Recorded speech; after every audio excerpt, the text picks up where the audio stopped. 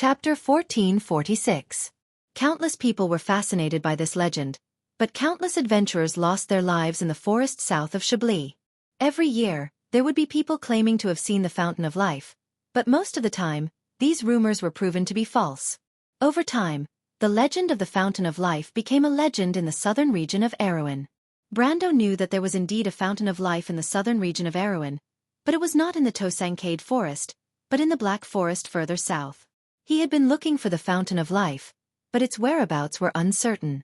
It did not stay in one place forever, and it was hard to find it. It was normal for him to lose his composure in the face of such a legendary item. Brando was not surprised by his reaction. "Don't worry. If we're lucky enough to see the Fountain of Life, everyone will be able to benefit from it." Hearing Brando's words, Heinf finally calmed down. "Don't worry about me, Mr. Sophie. I'll be satisfied if I can see the Fountain of Life from afar." This was not an exaggeration. The Fountain of Life was not an inanimate object. If it did not like something, it would choose to avoid it. But this time, it might not be the Fountain of Life that they saw. The forest suddenly opened up in front of him, and a ruined city appeared in front of him. Or more accurately, it was the ruins of a city. Scattered stone foundations and broken wooden structures were buried between the vines and weeds, but he could still vaguely see the old crisscrossing roads, showing the scene before the passage of time. "This is the lost city," Heinf blurted out. It was said that the slaves in the mines south of the Tosancade forest had fled here after a riot. As time passed, it gradually became a city. It was only when the Southern Legion attacked this place that the local refugees gave up on the city and fled south into the depths of the Black Forest. One of those people built the present-day Malik, and this ruined city was described as a ghost city that disappeared in the forest. For the past 1 or 2 centuries, the legends about it had been shrouded in mystery. But in fact, it had always been there, and adventurers would occasionally pass by. This city was originally called Barb, and Cohen's group had passed by this place when they were on their way to Silman. Later, he mentioned this in a letter to Tonagel, and said that this place was not as strange as it was rumored to be. Brando naturally knew this better than anyone else. He raised his hand to stop Heinf from speaking and said in a low voice, "There are people inside."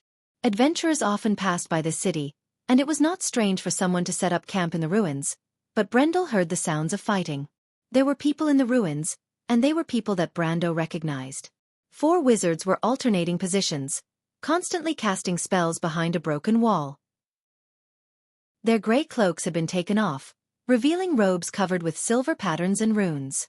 They were chanting, and silver beams of light shot out from their ivory staffs, hitting the broken wall and sending dust flying. Angry roars were heard in the smoke, and from time to time, a red shield flashed, as if something was trapped and was in a desperate situation. However, all of a sudden, a huge rock flew out from the smoke and dust. A magus was caught off guard and was hit by the rock. Just as the silver radiance of magic emerged from his body, he was sent flying and crashed into the ruins behind him. The sorcerer quickly crawled out from the dust and rubble. There was a silver sphere of light around him. The power of magic had saved his life, but even so, he was no longer as graceful as before. His ivory staff had been broken into 2 pieces, and the hood on his head had been torn apart.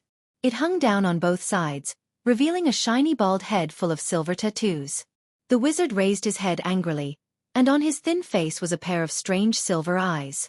There was only the white of his eyes, and there were no pupils.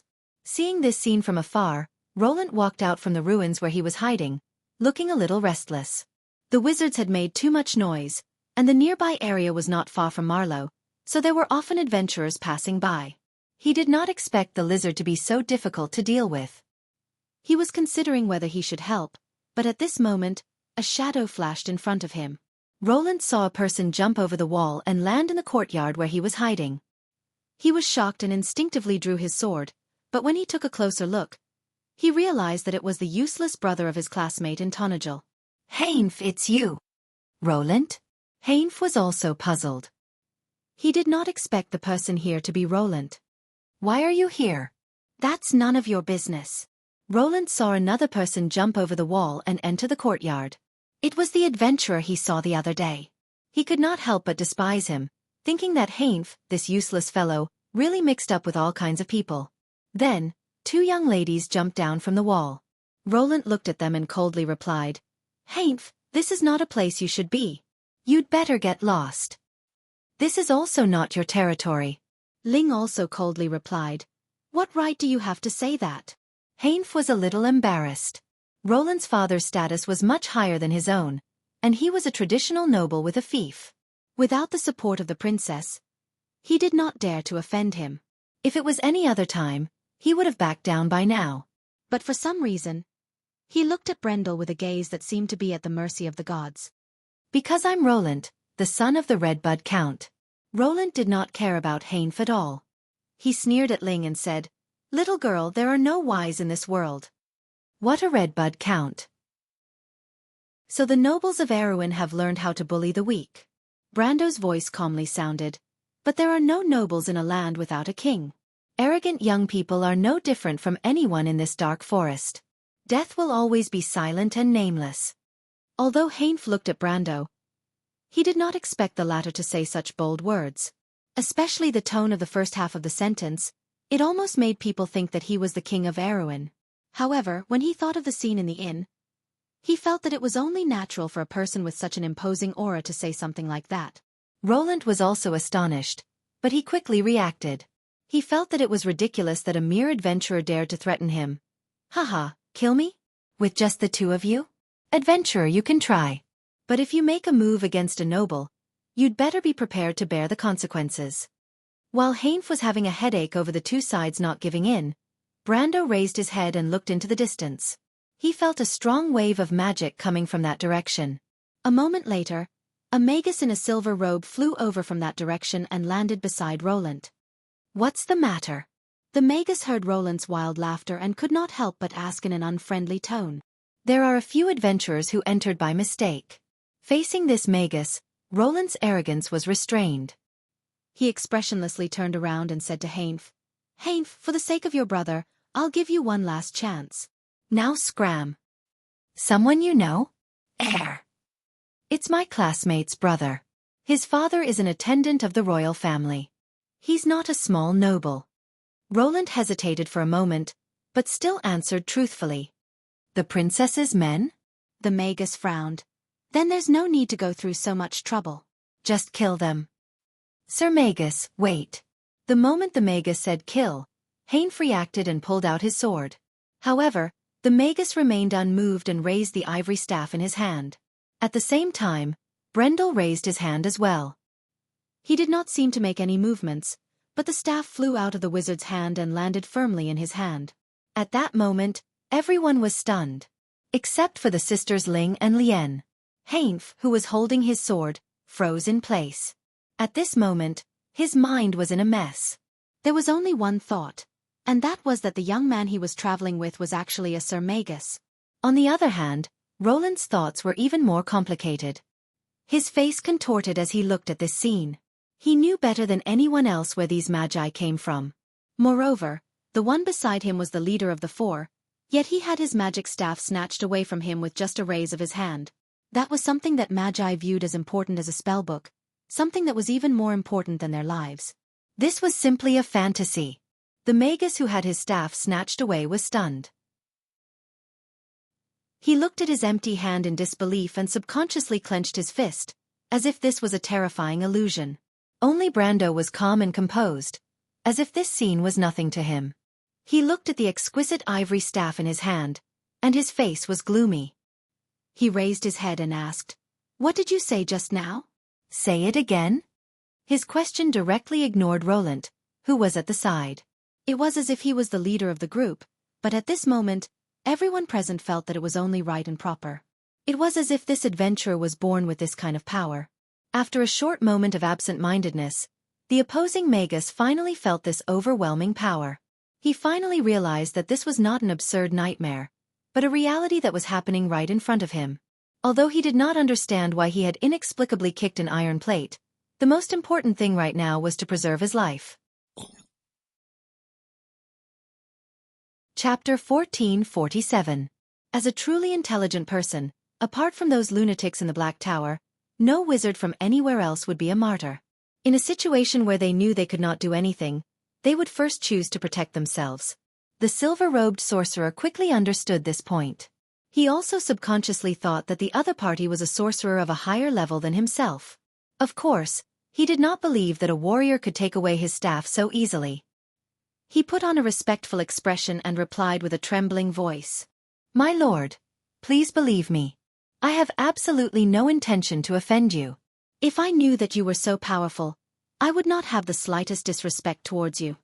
This sounded ridiculous, but it was the truth of the sorcerer world. In this world that pursued magic and power, the strong were respected, and those who had reached the top were first. If a strong sorcerer attacked a weak sorcerer, it was a matter of course, but to offend the dignity of a strong sorcerer was one of the stupidest things to do. Of course, wizards were often arrogant, especially the craftsman wizards of the Argent Society. They often agreed that they would not attack mortals. However, there were always people who did not abide by this agreement, especially when the mortals did not have eyes. Of course, this wizard would never have thought that one day he would become one of those people who did not have eyes. However, before he could finish his words, he was interrupted by Brando. "I don't care about your nonsense." The first sentence. The first sentence? The silver-robed wizard was stunned for a moment, but then he realized something. Roant, who was standing at the side, saw this insufferably arrogant person suddenly tremble. Seeing this scene, Brando already knew what was going on. He coldly opened his mouth and said, "The ivory staff, the guardian of the secret plane of the Tower Forest. If that is the case, you have already decided to attack Erewhon." Why? If the silver-robed wizard was only afraid before, then at this moment, he was on the verge of collapse. He looked at the young man standing in front of him with an incomparable fear in his eyes and screamed, "You? Who are you?" Brando was about to calm this guy down, but at this moment, a voice suddenly came from the sky. "Darien, why did you waste so much time?" The silver-robed wizard suddenly raised his head and screamed towards the sky. "Be careful, there is a companion." Before he finished his words, a zigzag of lightning had already descended from the sky like thousands of silver snakes, opening their mouths to bite Brando. However, Brando did not even move the corner of his clothes. The bright lightning did not even touch his body. It was like an illusion, automatically disappearing without a trace. The silver-robed wizard standing in front of him was so shocked that his eyeballs almost popped out. His mouth was wide enough to stuff a goose egg. "This is impossible." 3 silver-robed sorcerers appeared in the sky at the same time. One of them had a broken hood. It was the bald sorcerer from before. However, they immediately raised their staffs and subconsciously wanted to cast the next spell. Unfortunately, Brendel did not want to waste his time on them. He glanced at the direction and said, "Get the hell down here." As soon as he finished speaking, a gust of wind blew. The 3 silver-robed wizards lost their footing and fell from the sky like kites with a broken string, crashing to the ground. Brando's figure flashed, and before the silver-robed wizard leader named Darien could react, he saw his 3 companions being picked up by the other party and thrown to the ground like 3 dead pigs. Silence. For a moment, the scene was so quiet that one could hear a pin drop. At this time, even Heinf could see that the young man who was traveling with him was by no means an ordinary person. The silver-robed wizards in front of him were not insignificant characters at first glance. The key was that he saw the silver-white eyes on the bald wizard's face. The silver person. This detail was like a thunderbolt that landed in the depths of his heart, making his teeth chatter uncontrollably. There was only one silver person wizard in this world, and they were the craftsman wizards of the Buga people. Then who was this young man in front of him? Could it be that he was actually a giant dragon? Rolinti's face was also pale. The Earl's son's forehead was covered with dense beads of sweat. For the first time, he understood that the young man in front of him was not boasting, but could really crush him like an ant. For a moment, he did not know whether to be glad or afraid. At least he did not further anger the other party. Although some things have deviated, the inertia of history is still the same. It seems that this world's Rossard alliance is still established. Brando played with the ivory staff in his hand, his face as cold as ice. "I don't need you to answer, and I know your identity. You are the traitors of the Arcane Realm's law. You secretly betrayed your leader, Master Lone, and joined Rossard's henchmen. Isn't that right, Mr. Darien?" Rolinti heard a voice louder than his own teeth chattering. He turned his head with a pale face and found that the silver-robed wizard leader's teeth were chattering as if he had seen a ghost. "Who are you?" A woman on the ground screamed. One of the 4 silver-robed wizards was actually a woman, but Brando did not have the slightest pity for her. He waved his hand, and the female wizard suddenly screamed and crashed into the wall. The broken wall that had long been loosened should not have been able to cause any damage to a silver wizard, but Brendel had suppressed all the magical defenses on the female wizard's body, allowing her to crash into the wall with her mortal body. Even though the physique of a silver citizen was far stronger than that of a human, a wizard was still a wizard species after all. With this crash, the female wizard's body was left with only a few intact bones, and her eyes rolled back. Everyone present was suddenly silent. Even the sisters Ling and Lien, it was the first time they had seen Brando show such a cold side, and they were subconsciously afraid. But Brando's heart was not the slightest bit moved. He knew what kind of scum they were. At this time, another wizard war would not be allowed. Now it's time for me to ask and you to answer, Brando said coldly. Are you behind the incident at White Mountain? At this moment, he suddenly understood everything. The good things that the Sausage Alliance had done in history were still vivid in his mind. In order to fight for the war slate, the wizards came to the mortal world and divided into 2 camps, conquering each other. In the end, the Dark Eye Vladimir the Great betrayed the silver-robed people and threw himself into the arms of the Twilight Dragon. He secretly instigated the relationship between the elves of Saint Tassol and the undead, thus triggering the Battle of Oblique Forest. In the end, he also indirectly unlocked Ekis's seal, leading to the calamity of wolves. Although the history of this world had deviated, the inertia of the world line was still there. It seemed that after the appearance of the war slate, the Saucered Alliance was still established as in history, and the undead would not attack White Mountain at this time, so the only possibility left was the instigation of the wizards. After all, this was a precedent in the history of the Saucered Alliance. It was unknown whether it was because of Brando's thunderous methods, or because of Brando's ability to predict the future that shocked these people, but Darien did not have the intention to hide it and could only answer honestly. That was a good deed done by Lord Vladimir the Great and the wizards of Latakia. It has nothing to do with us, my respected lord. Then what are you doing here? We were ordered to stop a woman. She is Count Ranner's confidant, and she has a war slate in her hands. What's the woman's name? Her name is Scarlet. Before Darien could finish his words, he was sent flying into the air. He quickly screamed, My lord, don't kill me. Did you catch her? Brando asked as he fixed Darien in the air. No, not yet, Darien said in a panic. The mission was going smoothly, but we didn't expect a strange lizard to appear halfway. That lizard looked like a legendary planeswalker, and we fought with it. It wasn't easy to subdue it. Brando's heart skipped a beat, and he asked coldly, Did you kill it? No, we didn't. We suspect that it is a descendant of a planeswalker, and we plan to bring it back to Taraki. Brando turned around. Hain had already run out when he heard the conversation. He quickly shouted from outside, Mr. Sophie, over here. Brando glanced at Darien, who was fixed in the air, and walked out of the courtyard. He saw Hain standing in a large pit behind a broken wall. The Fireclaw lizard man Lord Ropar was lying in the deepest part of the pit with his eyes closed. His body was covered in a layer of silver runes, which was obviously sealed by the wizards. Brando felt a little strange. He had tested the strength of the wizards, and the weakest among them was at the peak of the Law Realm. It seemed that Ropar had fought with them. When did it have the ability to do so? Yesterday evening, he had contacted all his planeswalker creatures. Metasha and Hippamera should still be in the middle of the trial, but Mephistopheles and Ropar were not within the range of contact. The only one he could contact was the Shire. He didn't know where the vampire siblings were now, but he didn't expect Ropar to be so close to him, yet he couldn't contact him. What was going on? In theory, as long as there were no planes, there should not be any connection between a planeswalker and a planeswalker creature. Mr. Sophie, this is? Hain looked at the sturdy lizard with some doubt.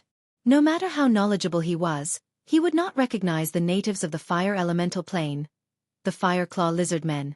But Brando just waved his hand and reached out to grab the silver runes on Ropar's body. The runes on the seal disappeared without a trace. Even though they had seen Brendel's miraculous abilities before, they were still shocked by this scene. Since when did Buga's silver wizard spells become so weak? My lord, Ropar opened his fiery red eyes, and there was a trace of surprise in his vertical pupils. Miss Scarlet has escaped. I know. Brando nodded and said gently, "Have a good rest. The runes have an energy absorption enchantment. After you recover, you can slowly tell me what happened." Only then did the lizard man lord slowly nod. Hain opened his mouth and said, "Mr. Sophie, you know it, and it called you my lord. So you are actually a noble?" "There are some things that you will understand in the end, but now is not the time, Mr. Hain," Brando replied. But although he looked calm, he was faintly uneasy in his heart. The claws of the Saucered Alliance appeared around Erwin. This was not a good sign. Moreover, Darien had clearly shown hostility to the princess. Was their goal only to appear on Erwin's war slate? Also, why would Vladimir the Great sow discord between the elves and the undead at this time? Wasn't Taraki City supposed to be in the arms of the Twilight Dragon after the Year of Sparks? One mystery after another took root in Brando's heart. Chapter 1448. The morning of White Mountain was shrouded in mist, and the air was filled with a bleak and cold aura. The mournful singing came from afar. The elves were cleaning up the corpses of their companions on the battlefield, and there were faint sobs, breaking the silence and tranquility under the morning light. A pair of wise eyes could see through the fog and see the darkness and tricks hidden behind it. It was this pair of dark eyes that silently watched the skeletons scattered around the battlefield. "Dear Your Majesty, let's go back. It's not safe here. Those crazy elves may rush up and tear us to pieces at any time." The Queen of Madara was unmoved. She bent down and grabbed a handful of dust from the ground with her snow-white hands, then opened her palms and let the gravel slide down from her slender fingers. "Did you see anything? It's indeed a trace of psychic black magic. It's a very clumsy framing. I can smell the stench of those rotten old guys from afar." Insusta replied. "But they don't think so." The queen pointed to the elves in the distance. Insusta could only shrug. "Let's go back," she said. "Are we really going back?" Insusta was stunned. He and Tarkus looked at each other and saw the doubt in each other's eyes. The queen was not a person who would listen to advice. Once she had her own opinion, then the empire would operate according to her will. "The matter is clear. What are we still doing here?" Her Majesty asked. "But how are we going to explain to those crazy tree thorns? In their eyes, the undead and us are on the same side." Insursta added, "In fact, we are on the same side. Don't talk nonsense. Follow me." "Your Majesty, did you notice something?" Tarkus asked. "The undead can't deal with White Mountain, not to mention they retreated before we could react. This kind of organizational ability doesn't seem to be at the level they should be at." "I don't think they dare." As expected of the youngest member of the Lagan family. "You are at least a little smarter than this guy, Tarkus." The Queen of Madara glanced at the one-eyed vampire. "It's the Bugas. There are deeper secrets hidden under the surface of psychic magic. I really want to find out what their purpose is." At this time, she saw someone coming from the other side of the fog, then turned and disappeared into the forest. Insursta and Tarkus looked at each other. The rotten wood of the undead actually colluded with the Bugas? Insursta asked in surprise. "What are the Bugas after?" "You'll have to ask Targus that question. He scored full marks in geography and strategy," the one-eyed vampire replied with a straight face before turning around. "But I was able to push him to the ground in my tactics class. That's why he's already the commander-in-chief of an army, while you're just a column commander. Some things can't be so straightforward, Tarkus." "I can't." Silver Dragon Harbor was burning fiercely. The water reflected the flames that soared into the sky. The creatures that were suddenly hit by the disaster were crying in the fire. The entire harbor was filled with the laughter of slaughter, the screams of despair, and the cries of women. Vladimir the Great was expressionless. His calm silver irises reflected the thousands of centaurs that poured into the harbor. The wealth that the harbor had accumulated over centuries was burned in an instant.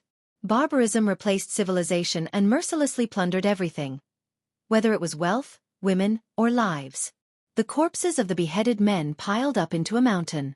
Blood flowed like a river, staining the steps and pouring into the bay. Then, the entire harbor was blood-red. But Vladimir the Great's exquisite red silk robe was spotless, as if it was so out of place with the tragic background. A centaur with green tattoos respectfully carried a waxy yellow head to him and bowed deeply. It threw the head in front of its conqueror according to centaur tradition. It bent its knees and half knelt forward, raised its hands above its head, and presented a blood-stained silver disc. Vladimir the Great glanced at the bloody head. The original owner of the harbor, who was rich enough to rival a country and had a powerful army, dared to refuse his request and hand over the war slate. Now, the entire harbor was buried with him. His daughter was now crying and screaming under the centaur's crotch. This was the result of angering the silver folk. Those ants who were still hesitating should take this as a warning. Although the Bugas had lost the sky, they were still the best people in the world. He slowly took the disc and said, "Your servant is not bad. I have a good use for him, but this is just the interest we paid for helping you in White Mountain. We are of equal status. You don't have to expect the silver folk to be your slaves like these ignorant creatures. They are just vassals of the demons. They are not my slaves," a voice said.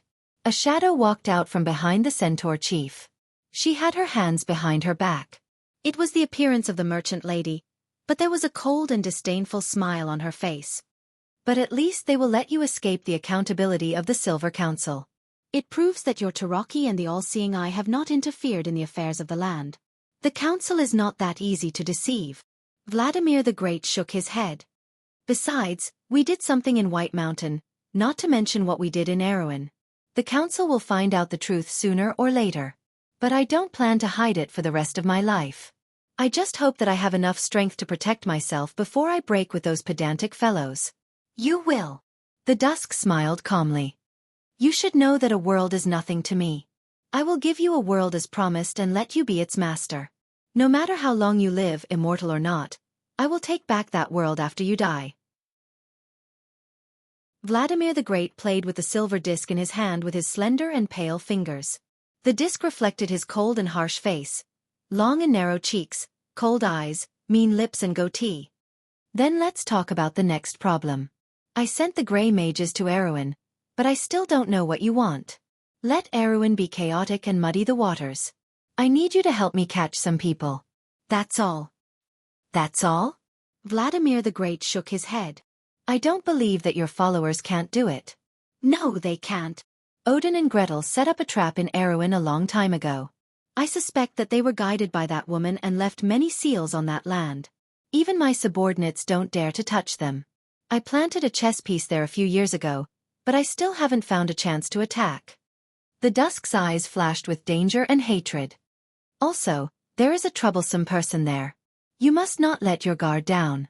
Vladimir the Great will be a very difficult opponent. You're talking about that newly risen Count Trentheim, right? I didn't expect you to value a mere mortal so much." "He is not a mortal. Vladimir the Great, if you think that way you will suffer a great loss." Vladimir the Great didn't care and nodded casually. "All right, since this is the content of the deal, then I'll do it this way. I'll send Wizard Rosador to Aween personally. He's the best at bewitching people among us, and causing chaos in a small country is just a small matter to him. He won't fail. If one of the 12 leaders of the Magi failed in a mere Aween, then the Buga people wouldn't be where they are today." "I hope so." The dusk took a deep look at him, and then her figure gradually disappeared into the air. Moments after she left, the centaur in front of Vladimir the Great disintegrated. Its eyeballs, hair, skin, muscles, and organs rolled down like melted wax, revealing the pale skeleton below. In the end, even the skeleton collapsed and turned into pieces on the ground. From the beginning to the end, the great Taoist master did not blink. Dilfari carefully stroked the rough stone wall in the dark and moved forward. The servant behind her wanted to raise the torch several times, but she refused. This dark and gloomy basement hid the deepest shadow in the heart of the Count Yenbao's daughter. This was Yenbao's dark prison. She was familiar with every inch of this place. Whenever she was immersed in the darkness, she could not help but recall the days when she learned and used demonic spells. The dark magic devoured her flesh and soul, and the screams from the deepest part of hell seemed to still linger in her ears. Several times, she almost became a sacrifice to the demons, and her best childhood playmate also died in a magic experiment. She still did not dare to recall the bloody scene, the snow-white body parts scattered in the dark room, the unwilling eyes, piercing her heart like the tip of a knife. But revenge burned her heart like a flame. Only in this way, only by selling her soul, could she take back her father's family business and save him. She suddenly stopped in front of a cell, and the faint sound of metal chains came from the darkness. At that moment, the moonlight just happened to pass through the iron bars of the skylight above the dark prison, and the pale light fell on Dilfri's face. After a quarter of an hour that seemed to last forever, a weak and incredulous voice came from the darkness. "Dilfri, is that you? Did they capture you too?" "It's me, father. I'm back." A white-haired old man groped and slowly moved from the other side of the prison to his daughter. Dilfri remembered the last time she saw her father. He was high-spirited and a handsome middle-aged man, but only 4 years of prison life destroyed all his energy and body. Chapter 1449. But there was still a pair of cloudy eyes, burning with the strongest desire to survive in the darkness. The old man reached out his trembling hand through the wooden fence and grabbed his daughter's hand. "Is this true?" Dilfri felt the big hand that was like dry bark rubbing her hand, and tears finally came out of her eyes. The torment she had suffered night after night seemed to be repaid at this moment.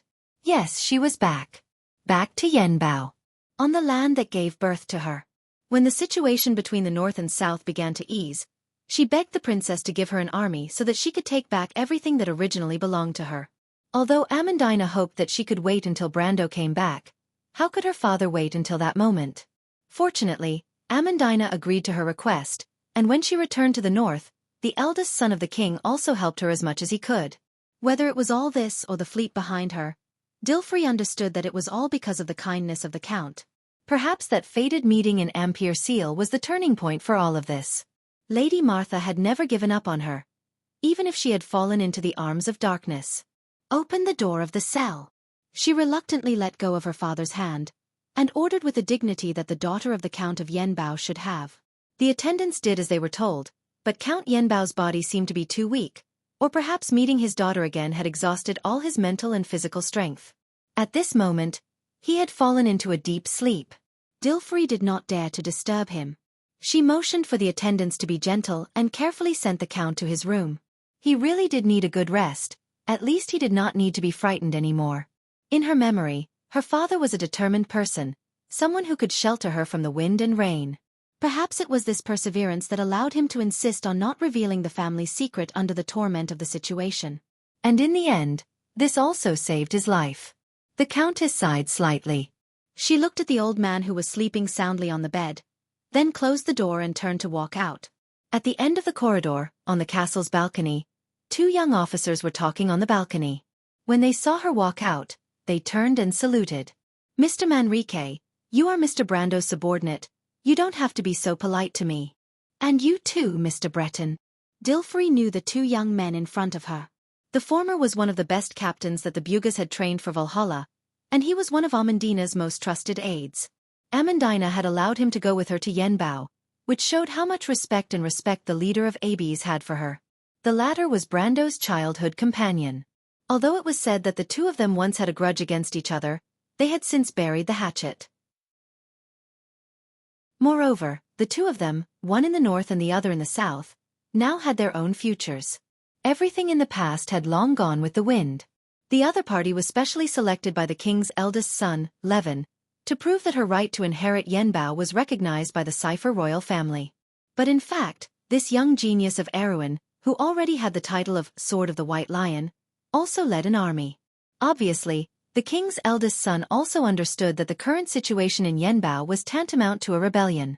But the expected battles along the way did not happen. The rebels in Yanbao seemed to have received news in advance. Other than encountering slight resistance when they reclaimed the family's castle, everything else was considered smooth sailing. Dilfri was originally worried that her sinister uncle would take her father away, but Count Yanbao seemed to have been forgotten in a corner of the dark prison. After they reclaimed the castle, they rescued him from the damp and dark underground. Everything went unbelievably smoothly, and even made people feel a little uneasy. Even Dilfri herself did not understand where her uncle, her father's brother, the usurper, had gone. What about the residents of Yanbao, the army? It seemed that they had all disappeared overnight. When Breton heard Dilfri mention that person's name, he could not help but shake his head. He could not help but feel the vicissitudes of the past rising in his heart. Who would have thought that this day would come? Captain Marden would never have dreamed that his 3 prized disciples would become the 3 superpowers of the kingdom. And the most useless of them all had the highest achievements today. Perhaps it was because of his background, or perhaps it was because of his identity as the descendant of Darius, but he had turned the tide in the Battle of Ampere Seal. No one could deny that it was a miracle. Brando, Freya, how are the two of you now? Thinking of that guy who had always been at odds with him, at this moment, had become a heavy memory that pressed down on his heart. Ever since the Battle of Ampere Seal, he understood that he had lost the final opportunity to fight with that despicable guy. So he withdrew from that battle and came to the north alone. Here he had a new beginning, a new love. Now, he had his own career and a direction to fight for. And all those feelings and memories of the past had now become the most beautiful fantasies of his youth. While Breton was distracted for a moment, Manrique had already bowed to Dilferi. You came at the right time, Miss Dilferi. We were just discussing something related to you. Oh, what's the matter? Look over here. Manrique came to the edge of the balcony and pointed at a forest not far away. These things are a little strange. Have they always been here? No, Dilferi shook her head. I've never seen these things before. At least, they didn't exist before I left Yanbao. It was a forest located in the north of Yanbao. In Dilferi's memory, it was a forest that was evergreen all year round. There was also a garden in the forest that carried her childhood memories. The forest that was lush in the summer would be dyed with a layer of ink in the winter, and then it would start to snow. When the ground and forest were covered in snow, it would be the annual hunting day in Yanbao. She still remembered the hustle and bustle of the place. Regardless of whether it was adults or children, their faces would be filled with happiness during the new year, as if they were looking forward to the coming year. But now, the forest had become twisted and terrifying. Purple crystals grew in the forest, and the surface of the tree bark reflected an unnatural luster. Under the moonlight, the luster was eerie. The cold light was like the gaze of a ghost, and it made people shudder. In the depths of the forest, there stood an ancient ruin. The huge dark building weighed down on everyone's hearts, making it hard to breathe. I've seen similar things in some areas in the north of Balta, Breton suddenly said. These ruins appeared in many places overnight, but the scholars haven't figured out their origins. They only suspect that it might be related to the fall of the Black Moon not long ago. You suspect that this place appeared overnight? Manrique asked. The changes in the forest might be related to these ruins? Miss Dilferi's answer also confirms our guess. No, I think the changes in the forest might be related to something else. What's wrong? Both of them turned to look at the Count's daughter at the same time. Long before I left Yanbao, I've heard some rumors. For example, there were monsters in the forest, and huge crystals, Dilferi recalled. The shadow of the past seemed to have shrouded her heart again. She frowned. Since then, the people in the territory have been in a state of panic. Miss Dilferi, do you have any misgivings? Breton said. Why don't you just say it? The Count's daughter hesitated. For a moment, she seemed to be a little weak, but soon became determined. Mr. Manrique, Mr. Breton, because this is related to a secret of my family, my father might have encountered all of this. I've always suspected this, but until today, I've decided to say it. Miss Dilferi, if this is your family's secret. No, the two of you, I trust Mr. Brando. You are his subordinates and friends, I think I can entrust this to you. Entrust us? Miss Dilferi, forgive us for not quite understanding. Please follow me.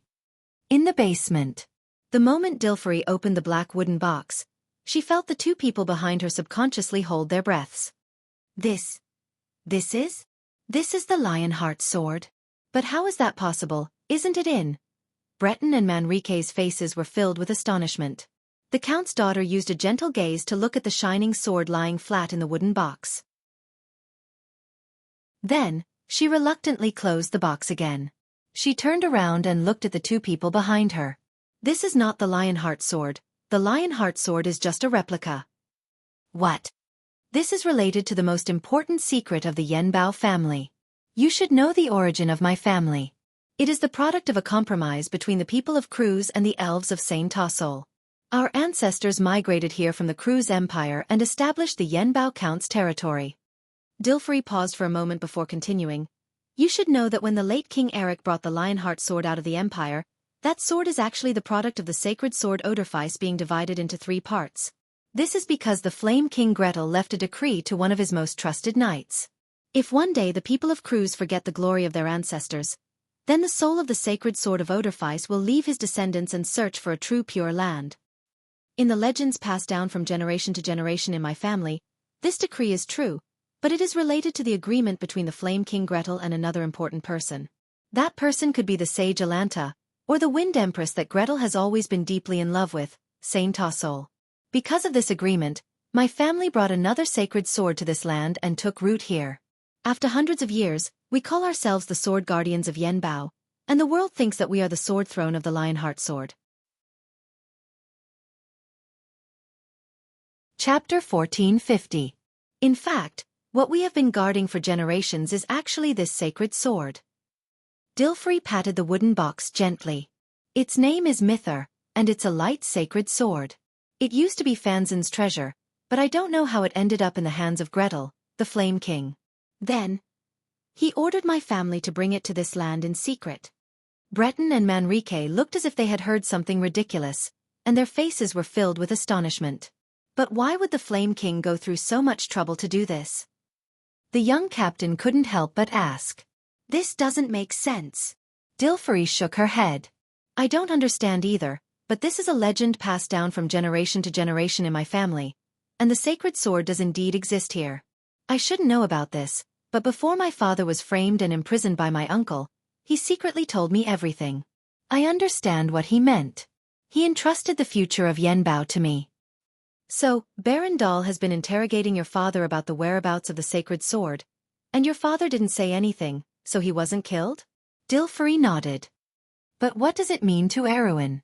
What does the Lionheart sword mean to him? Manrique still found it hard to accept that the sacred sword in the hands of the Valkyrie was a fake. Other than the Lord, she was the person he admired the most. Could it be that the Lionheart sword in the hands of the Cipher royal family and the Corvado royal family has always been fake? No, the Lionheart sword is real. Although it was forged in imitation of the brilliant light, it contains the soul of Osiris. But within it is the soul of the holy sword Oderfice, and it carries the faith of the late King Eric. The oath on the sword has always bound a ween, symbolizing the soul of this country. Then, what does this sacred sword mean? I think there is one person who may understand all of this. Dilfrey thought of something and said softly, My uncle's ambition is not small. I suspect that this is a conspiracy. Perhaps it is no longer safe for the sacred sword to stay in Yanbao today, so I hope you can take it to the south, to a safer place. You mean Brando? Breton asked. The Count once resonated with the holy sword Oderfice in Rushta. I think he must know something about the secret behind the holy sword of fire and the holy sword of light, Dilfrey replied. Breton and Manrique looked at each other. And you, Miss Dilfrey? Of course I'm staying here. My father hasn't recovered yet. After some time, I'll attend the peace conference in Ampere Seal. At that time, if Mr. Brando has already returned to Erwin, I will personally tell him everything. Manrique shook his head. It's not safe here, Miss Dilfrey. We didn't catch Baron Dahl. He might still be hiding in the dark. If we leave, it will be difficult to guarantee the safety of you and the Count. Maybe we can do this, Breton thought for a while and said. Yanbao's revival isn't something that can be done in a day. Maybe we can split into two groups. I'll escort Miss Dilfrey to Balta, where the royal family's territory is. You can go there as guests. As for the holy sword, Mr. Manrique will escort it to the south. Compared to our respective positions, he's more suitable for this task. That's not a bad idea, Manrique agreed with this suggestion. Dilfrey was slightly hesitant. She had finally returned to her homeland and reclaimed it. She didn't want to leave it so easily. But she also understood that Manrique and Breton had a point. She didn't have any soldiers at hand, and the old and weak servants in the castle were not enough to protect her and her father. She was about to nod, but at this moment, there was a knock on the door. Her knight Captain Ronan's voice came from outside. We might not be able to go anywhere, Mississippi. What happened? Breton frowned. Just now, when Nia was patrolling outside, she was attacked. An army suddenly surrounded Yanbao. That's impossible, Breton said angrily. Where are my subordinates? Aren't they stationed outside the city? The camp outside the city was attacked, my lord, Ronan replied calmly. I've already ordered my men to open the gate and let your men in. There are many enemies outside. Some very strange enemies. Strange? How is Nia? Dilfrey asked nervously. Is anyone hurt? There are many injured people, but Nia is fine, Ronan's voice paused. Mr. Breton, do you want to go up the wall and take a look? The three people in the secret room looked at each other. Of course. Breton pulled out his sword and replied in a deep voice. Capello Town had always been the only way to count Yenbao's territory from Corvado. During peacetime, Yenbao was one of the two important entrances to the empire. Thus, as a thoroughfare connecting the empire's central and border areas, Capello Town was once a flourishing and densely populated town. However, since the Frost Rebellion, the empire's ruling center had gradually shifted to Cipher and Ampere Seal. Capello Town's position was gradually replaced by Count Yenbao's territory in the south. It began to decline from prosperity. Since the beginning of the Yenbao Rebellion 4 years ago, the new ruler of Yenbao had doubled the exploitation of the passing merchants, and the commercial activities on this road had become more and more desolate. Until today, this place had become a trade center in the past, and had become a deserted and withered town. However, the town's original size still remained. The stronghold that was built to protect the merchants was still standing at the northern pass of Grey Mountain. This was the territory of the Corvado royal family, so there were night patrols here. However, there was something special today. The knight, who should have returned by now, was nowhere to be seen. War horses that had lost their masters wandered around the mountain pass. Battle robes with the emblem of the royal family of Stars, Moon, and Silver Lily were scattered among the rocks. Broken armors, broken swords, cold corpses, and flowing blood in the valley seemed to be telling the story of a tragic battle. A silent army was marching forward along the valley. The dense crowd of people seemed to occupy the entire field of vision. Occasionally, a few grey wolves of Corvado would pass through the rocks in the valley, watching the endless march with cold eyes. On Capello's watchtower, the sentinel Willian was finally awakened by his companion. The cold morning air made him shrink his neck involuntarily. Is it time to change shifts? He mumbled. But before he could finish his words, his companion covered his mouth. Ugh! Willian smelled a nauseating stench that almost made him roll his eyes. Damn it! What are you doing? Did you just poop? Shut up, Willian. Do you want to die? His companion's frightened gaze finally calmed him down. The man pointed outside and said, Look outside. Outside? Inside the valley. Damn it! What is that? Willian pushed his companion away and climbed to the top of the battlements. He gasped. Where did that army come from? Is it the army from before? Did they come back from Yenbao? That's the White Lion Legion. But these are different. Look at their flags.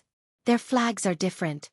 Willian squinted his eyes and tried to identify the black flags. He tried to compare the flags with the ones he could remember, but he couldn't find any that matched them. There was an explosion in his mind, and a thought that almost made him tremble suddenly flashed through his mind. Quick! Quick!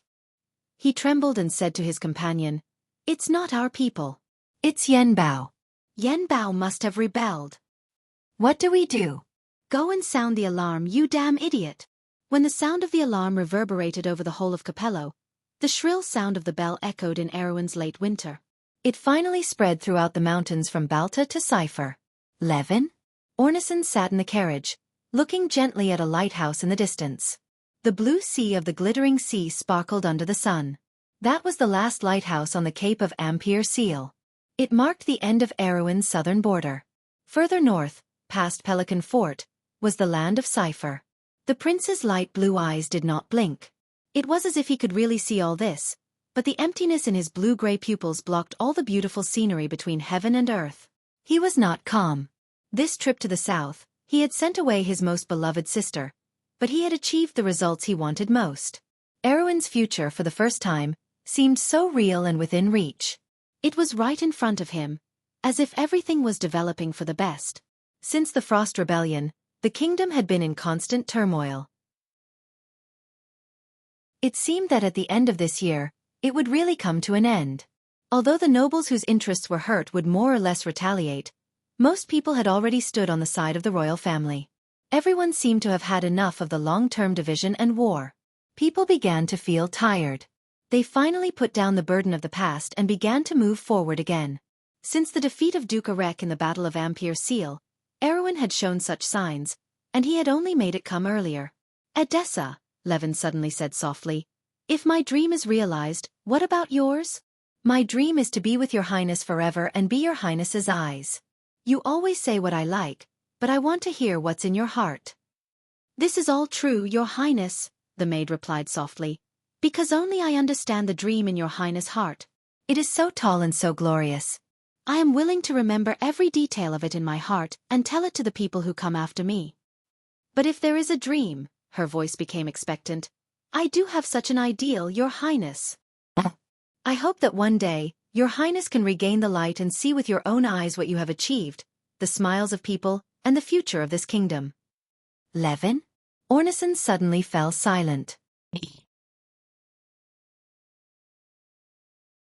Chapter 1451. Levin? Ornison suddenly fell silent. He felt a trickle of warmth flowing in his heart. He suddenly took his little maid's hand and held it tightly. I will see the long darkness, Edessa. In this way, you can always be by my side and be my eyes. Your highness. At this moment, the carriage was filled with silent warmth, as well as plans and hopes for the future. But good times were always so short. Suddenly, the carriage stopped. Your highness, there's a small accident ahead. The voice of the captain of the night came from outside the carriage. What's wrong? It seems that a noble gentleman's carriage has broken down.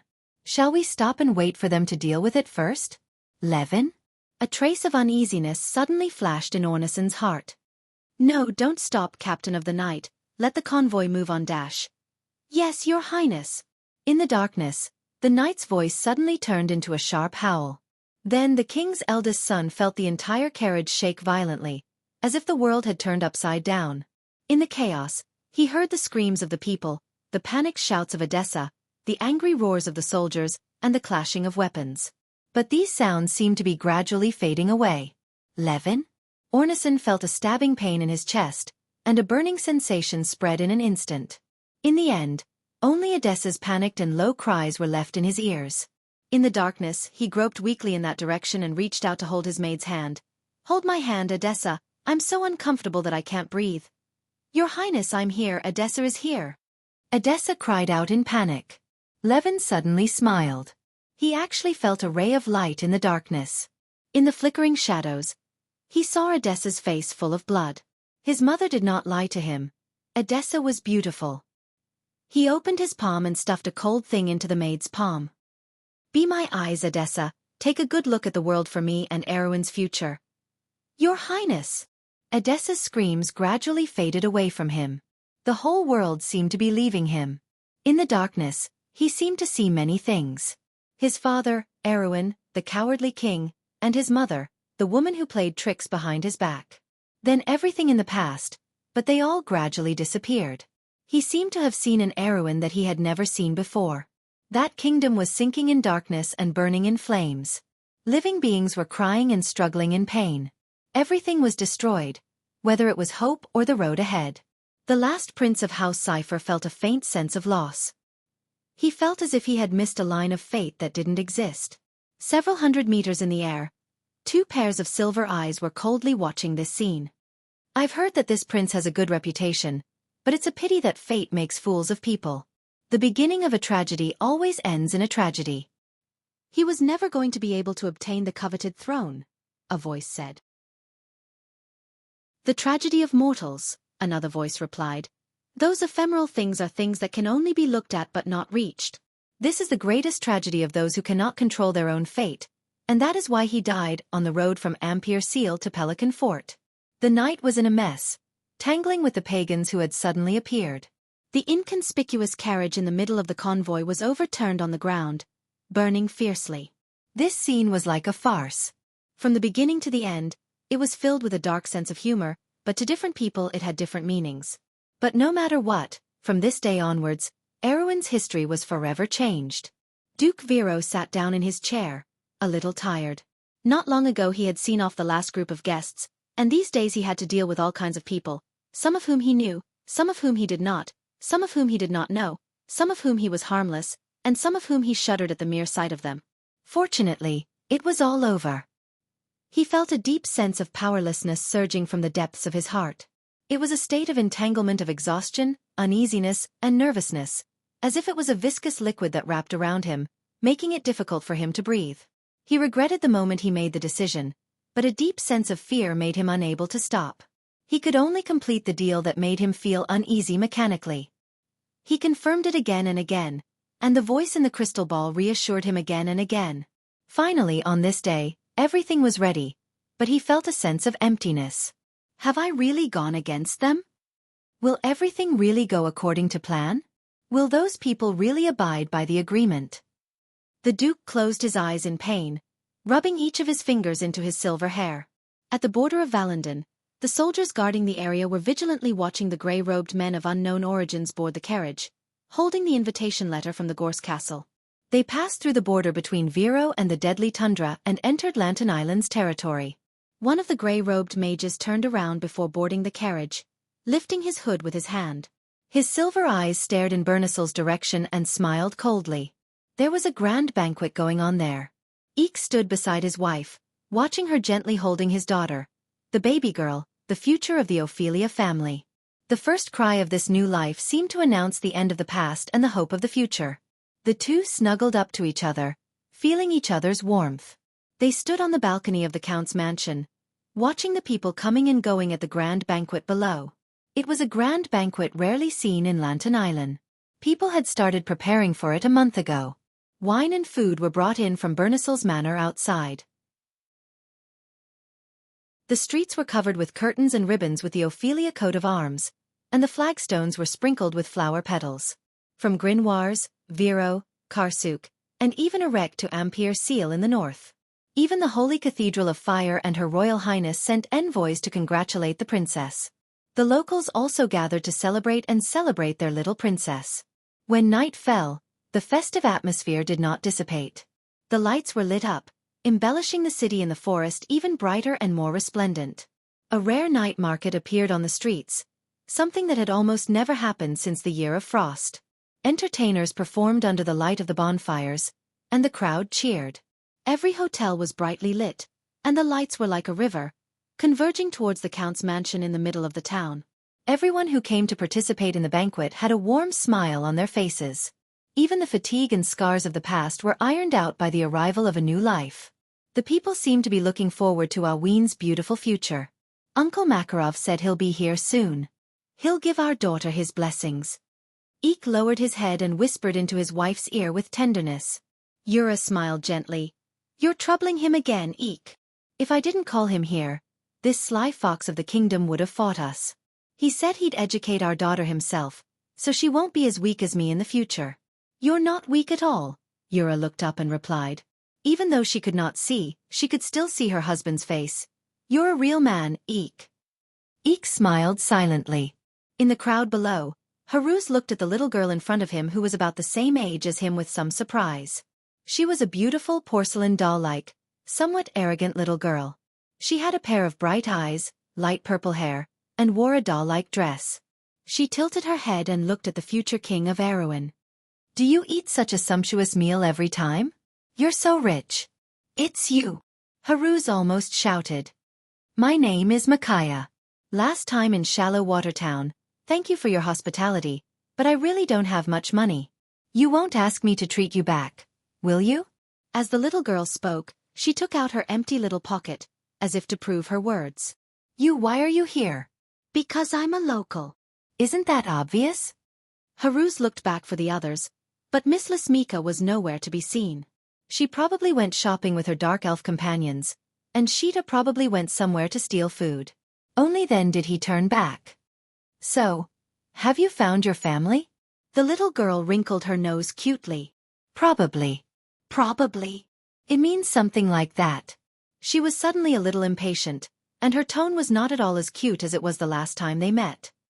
Do you always have so many questions? You're condescending, and it feels like you're ordering me around. Do I? Haruz asked a little guiltily. The girl nodded, and she suddenly grabbed the little prince's hand. Come with me. Wait. Haruz felt as if he had been hit by something all of a sudden, and he was so nervous that his heart felt like it was going to jump out of his chest. He subconsciously felt that he should stay at the banquet and wait for the others to come back and join him, but involuntarily, his steps were light as a feather as he followed the little girl out. "Where are we going?" he asked uneasily when he saw the little girl pulling him further and further away. "To save your life, of course." "What?" Before he finished speaking, a loud noise suddenly came from the Count's mansion behind him, and the vibration sent both of them flying, rolling a few times before they fell to the ground. When Haruz looked up in a daze, he only saw flames soaring into the sky in that direction. Amid the smoke, screams of the guests could be heard. Something happened. Haruz's heart quivered, and he immediately realized what had happened.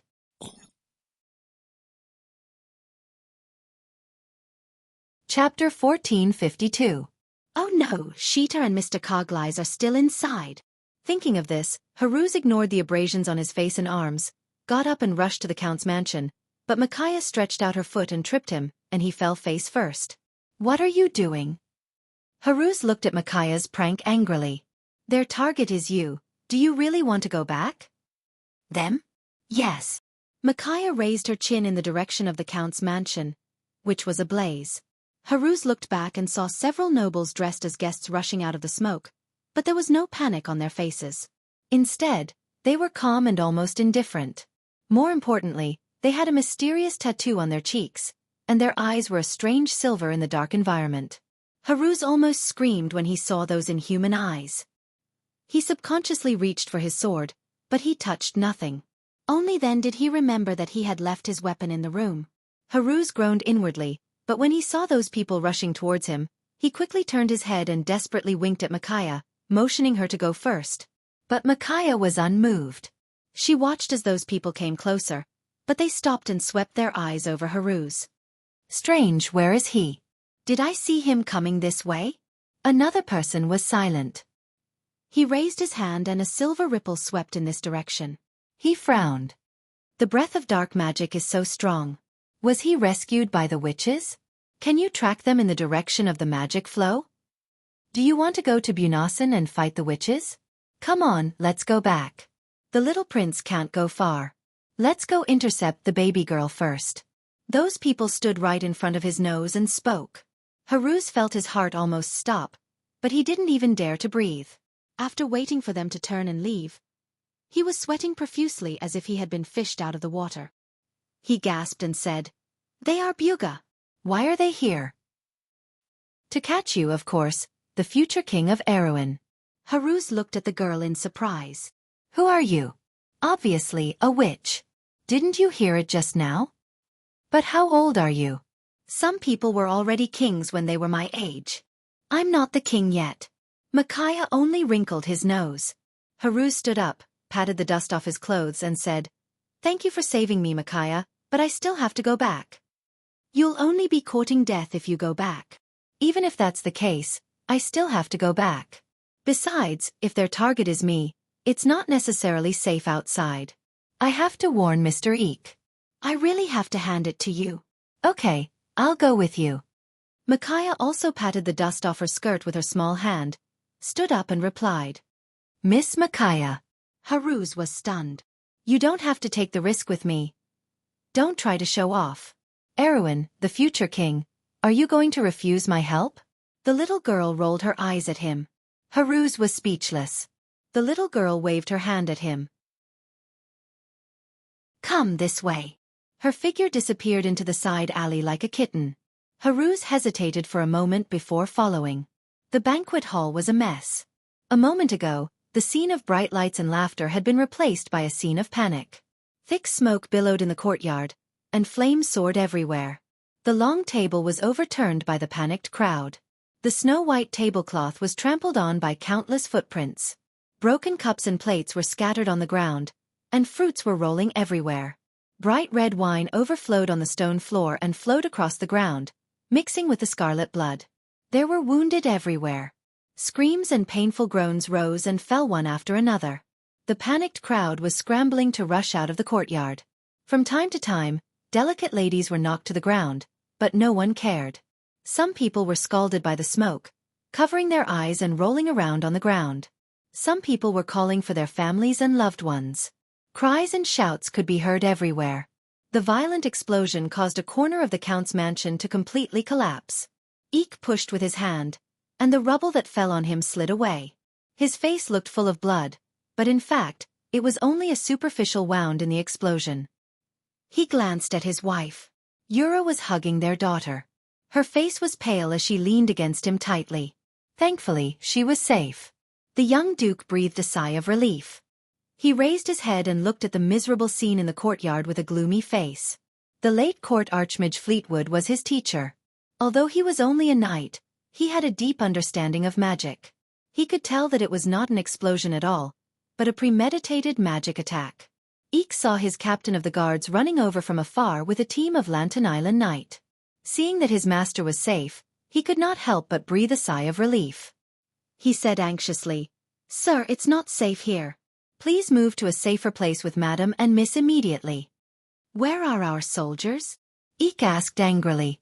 "How could so many people with bad intentions sneak into Bernasal and even enter my daughter's banquet?" "Sir, now is not the time to talk about this," the guard captain replied. "The patrolling cavalrymen have not responded yet. Sir Chanos might have been killed. Those people were disguised as guests at the banquet. Every one of them had proof of identity. This must be a despicable scheme," Eek replied with gritted teeth. He patted his captain's shoulder and said, "Hold on here for a while, my captain. As the lord of this place, I must stay. But before that, I must protect my wife and child." "As you wish, my lord." The captain of the guards bowed to him. "Yura, this way." Eek turned back to look at the burning courtyard one last time before leaving with his beloved wife. The captain watched the duke's figure disappear completely before he turned back and ordered the knight, "Guard this passage. Before the duke returns, no one is allowed to leave without permission." "Understood." Sheeta was hiding behind a low fence at the moment. He saw the knight spread out and set up a defense with his own eyes. The moment the explosion happened, he reacted and dived into the bushes.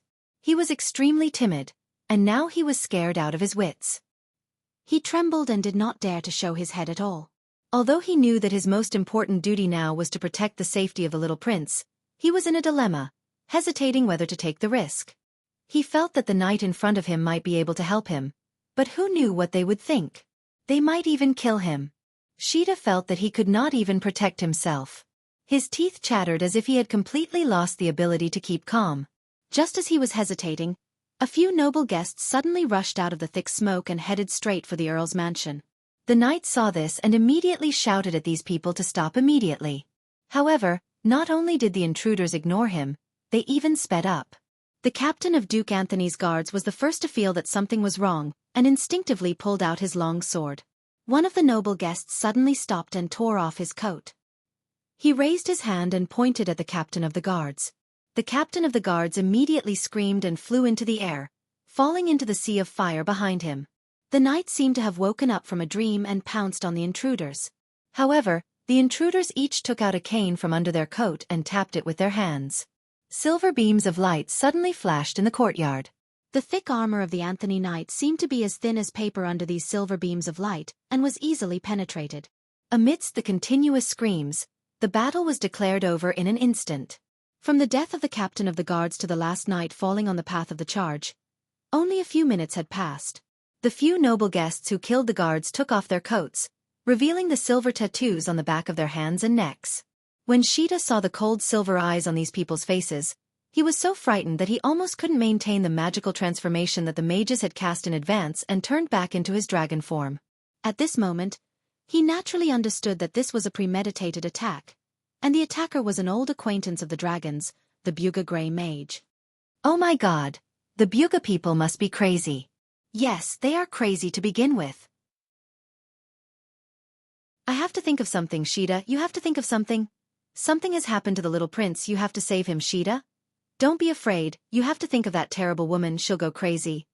No, but it's still too dangerous outside, I'll die. He was muttering nervously. Finally, when a grey mage turned his head, he found this guy hiding in the bushes with his butt sticking out. He turned and walked over in this direction. At that moment, Sheeta only felt that the sky was falling down. He felt that he was definitely going to die and that death had come to him. The boundless fear finally made him let out a shrill scream and turned his head to hit a nearby outer wall, directly smashing a hole in the outer wall. Then he fainted. The gray mage stopped and looked at all of this with his mouth agape. "What's wrong?" his companion asked.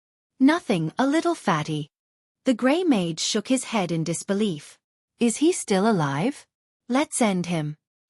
"No, I think he's already dead," said the gray mage, glancing at the gap in the wall with lingering fear. "Oh my God, this guy is really strong." Chapter 1453. When Karglais woke up from the violent concussion, he subconsciously touched his forehead. It was covered in blood, but after a careful examination of his body, he found that there were no external injuries. He groaned and pushed away the rubble on his body. Only then did he realize that the blood on his body came from the outside. A completely stiff corpse was lying face down on the rubble. It was an armored knight with the emblem of the Ophelia family on his gray armor. Karglais' mind was in a mess, but he still checked to see if the knight was still alive.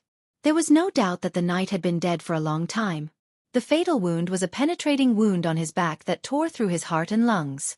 He touched the curled armor with his hand, deep in thought. It was impossible for this wound to be caused by an explosion. This meant that someone had artificially created the explosion and attacked the guards of the Count's mansion. Karglais' heart skipped a beat. The first thing he thought of was who these people were targeting. Was it Duke Anthony or the young prince? Shit. He was the accompanying military officer of this diplomatic group, and as the captain of the White Lion Guards who arrived in Lantern Island with the diplomatic group, it was his natural duty to protect His Highness Haruz. If anything happened to the young prince, not only would he be too ashamed to face his lord, but he would also be a sinner of Erewhon. Karglais broke out in a cold sweat. The pain in his body seemed to have disappeared in an instant. He got up from the ground, picked up the knight's sword, and walked out of the courtyard. There was no one in the courtyard. The half-collapsed Count's mansion was still burning, and the sound of something breaking could be heard from time to time. Dozens of the knight's corpses were scattered all over the place. Karglais couldn't help but take a deep breath. He had a new estimation of the scale of this attack. He suddenly thought of something and put his hand into his pocket. There was a ruby pin in it. The ruby was actually a communication crystal that could be used to communicate with each other within a certain distance. Karglais took out the pin and placed his hand on the ruby and the metal base of the pin. However, his mind was in a mess. He tried a few times but failed to activate the ruby's function. Just as he was getting anxious, a cry of surprise came from not far away. "Mr. Karglais." Karglais immediately looked up. He saw Haruz running towards him with Micaiah. "Mr. Karglais, it's great that you're all right." I should be the one saying that. Karglais felt as if he had been reborn. He looked at the future king of Erewhon from head to toe. After confirming that he was indeed unharmed, he let out a long sigh of relief. "Where have you been, Prince Haruz?" "Micaiah saved me," Haruz replied and introduced. "She is Micaiah. Teacher knows her too." In fact, they had only met Micaiah once in Shallow Water Town. However, Haruz knew that his elder sister did not like him hanging out with people of unknown origins. He felt a little guilty when he introduced Micaiah. However, Karglais did not mind at all. He was just a little surprised that his lord knew this little girl. He took a closer look at the little girl and thought that she was indeed a beauty. "Thank you very much, Miss Micaiah," said Karglais to Karglais. In front of a stranger, Micaiah was very well behaved. She lifted her skirt and bowed to Karglais. "Mr. Karglais, I'm afraid this was a premeditated attack." Haruz then told him what he saw. Karglais frowned. He had already expected this, but when he heard that the attackers were Bugas, he couldn't help but feel troubled. In the eyes of the average person, the Bugas were the descendants of the Silver family. Needless to say, as sorcerers, they were naturally strong. Their empire in the sky was unreachable to mortals. Of course, at this time of the year, not many people in Erewhon, including Karglais, knew that the Buga Sky Empire had been destroyed. However, no matter what, it was a suffocating matter to be an opponent of such a colossus. However, he was full of doubts. Tonajal and the Bugas had always been on good terms. The Bugas had even helped his lord build a fleet. Not to mention the relationship between Tumen and Erewhon. Could it be that Duke Anthony had offended the Bugas and caused them to seek revenge? However, this did not seem to explain why they were looking for the little prince. "What do we do next, Mr. Carglass?" Haruz asked. Carglass turned around and looked in the direction of the Earl's mansion. The main door of the mansion was wide open, and he could vaguely see the corpses of a few knights in the hall. It seemed that Duke Anthony had left first, and the attackers had gone in that direction. However, he was curious as to why the attackers were interested in Alara, the newborn baby girl. "If all of this is true," he replied, "then Bernacle may not be safe. It won't be easy for us to escape from here. Your Highness Haruz, you have a good idea. If we can contact Mr. Eek and the others, it is indeed a feasible way. Even though this place was attacked, the Lantonians still have troops in Bernacle." He paused and couldn't help but complain, "It's a pity that we don't know where they went. We also don't know where Miss Lismika and her friends went. Of course, there's also that bastard Sheeta."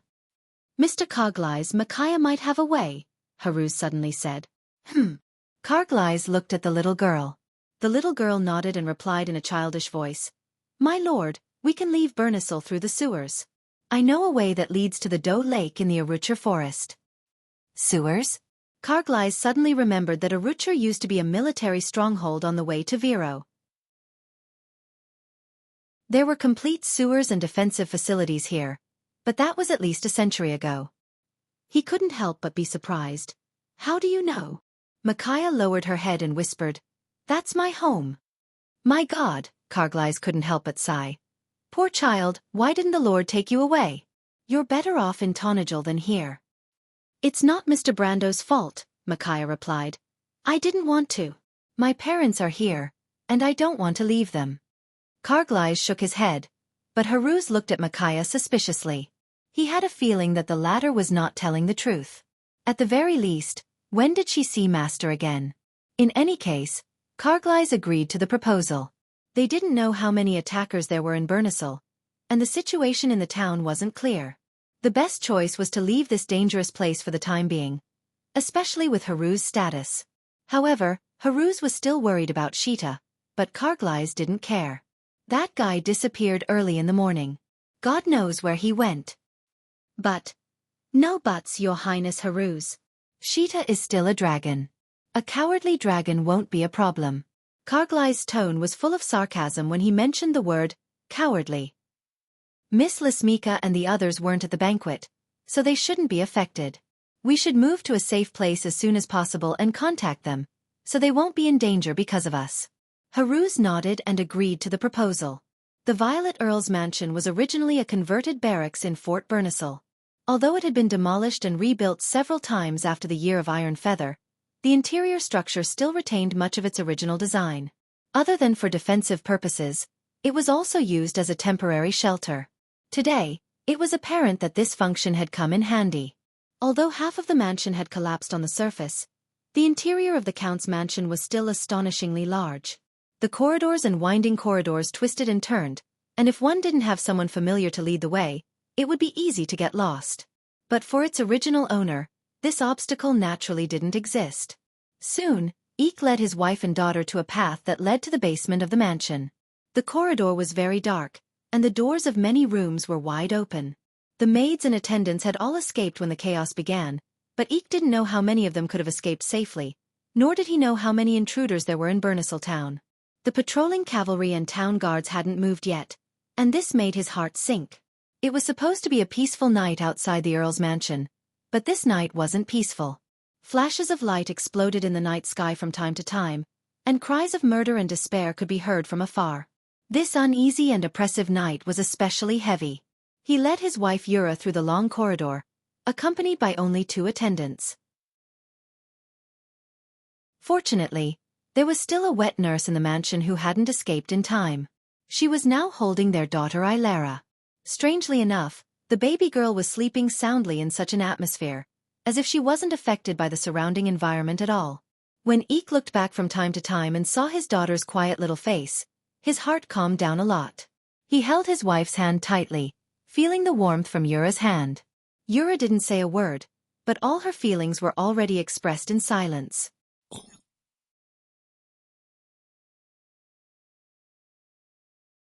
Chapter 1454. Yura, Eek suddenly said. Take our daughter and leave first. I have to stay. I'm the master of this place, and I have to be responsible for the guests. If I leave, Bernisil will be in chaos. The prince is still here, and he's here because the princess trusts us. I have to ensure their safety. Yura nodded silently. Be careful. I understand, Eek smiled gently. Even if it's for our daughter, I won't risk my life so easily. If things go south, I'll catch up with you. Yura finally relaxed. Her expression was calm as usual, but she gripped her husband's pale hand tightly. It showed her true feelings. They soon arrived at the bottom of the mansion. In a secret room, a middle-aged knight was already waiting for them. He obviously entered through the secret passage that connected the mansion to the outside. When Eek saw the man, he was pleasantly surprised. Mr. Corsica, is Uncle Makarov here? Mr. Eek, you're finally here. The attack outside was out of our expectations. Mr. Makarov wanted to come himself, but we stopped him. He's now in the direction of the city hall. He asked me to bring you some words, but it's not the time for that. We've already guarded the entrance of the secret passage. Mister, please move to a safer place first before we talk. The middle-aged knight replied with a straight face. Eek held his wife's hand. After a moment of silence, he let go and took his daughter from the wet nurse. He solemnly handed the most precious treasure in the world to Yura. Go, Yura. It'll be fine. Yes. Mr. Eek, you? I'll stay, Mr. Corsica. Prince Haruz is still outside. Whether the knight has the situation under control or not, I have to go and take a look. The middle-aged knight looked at him with a complicated expression. All right, I'll go with you, Mr. Eek. He turned around and said to the knight beside him, Escort the lady and the young lady out of here. Protect them well. Understood, sir. The two knights nodded immediately. With that, the knight opened the secret tunnel. Yura carried Ella in first, followed by the wet nurse and the two servants. Finally, they followed in and closed the door from the inside. Thank you, Mr. Corsica, Eek said with a sense of loss after seeing his wife disappear behind the secret door. You're welcome, Master Eek. Let's go. I'll send you off. The middle-aged knight replied calmly. Eek was slightly stunned. Just as he was about to turn around, he suddenly felt a sharp pain in his back. The young Duke of Anthony widened his eyes in shock as he stared in disbelief at the bloody blade protruding from his chest. In an instant, he felt all the strength in his body leave him. He opened his mouth with difficulty, and immediately spat out a mouthful of blood mixed with pieces of his internal organs. Why? Mr. Makarov asked me to pass a message to you, Master Eek. He said that he regrets teaching you so much about the spirit of a knight. Your righteousness and kindness made him happy, but Erwin is not someone who can be saved by innocence and righteousness. The middle-aged knight replied calmly. Erwin is not the only Erwin of the Corvado royal family. Master Eek, do you want to see the Ophelia family reduced to ashes in your hands? So I'm sorry. Sometimes, only blood can redeem everything. Uncle Makarov. Grandmaster Fleetwood. Eek's eyes were filled with tears. He opened his mouth wide and tried to breathe as if he was trying to grab onto something. He slowly reached out his hand and seemed to see the face of his wife and daughter in the endless darkness. Yura. The candle was extinguished. It became silent in the darkness. The middle-aged knight sighed and gently pulled out the dagger from the young man's cold corpse. Then, he held him with both hands and carefully laid him flat on the ground. He drew a symbol of the golden flame on his chest and forehead with his hand and chanted something in a low voice. Finally, he took off his coat and covered the body of the young duke who would sleep forever. Erwin's future, he said softly.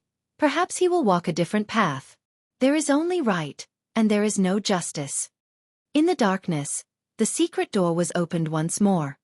He stepped in and took one last look at the room before closing the secret door. Everything in the basement returned to eternal silence at this moment. Behind the secret door, the middle-aged knight walked silently in a long corridor. He took off his bloody gloves and threw them away. Soon, a light appeared in front of him. His knight subordinates were waiting for him there. However, the knight was obviously a little flustered, and his face was even a little pale. When he saw this, his expression changed slightly, and he subconsciously looked around. There were 4 corpses lying on the ground.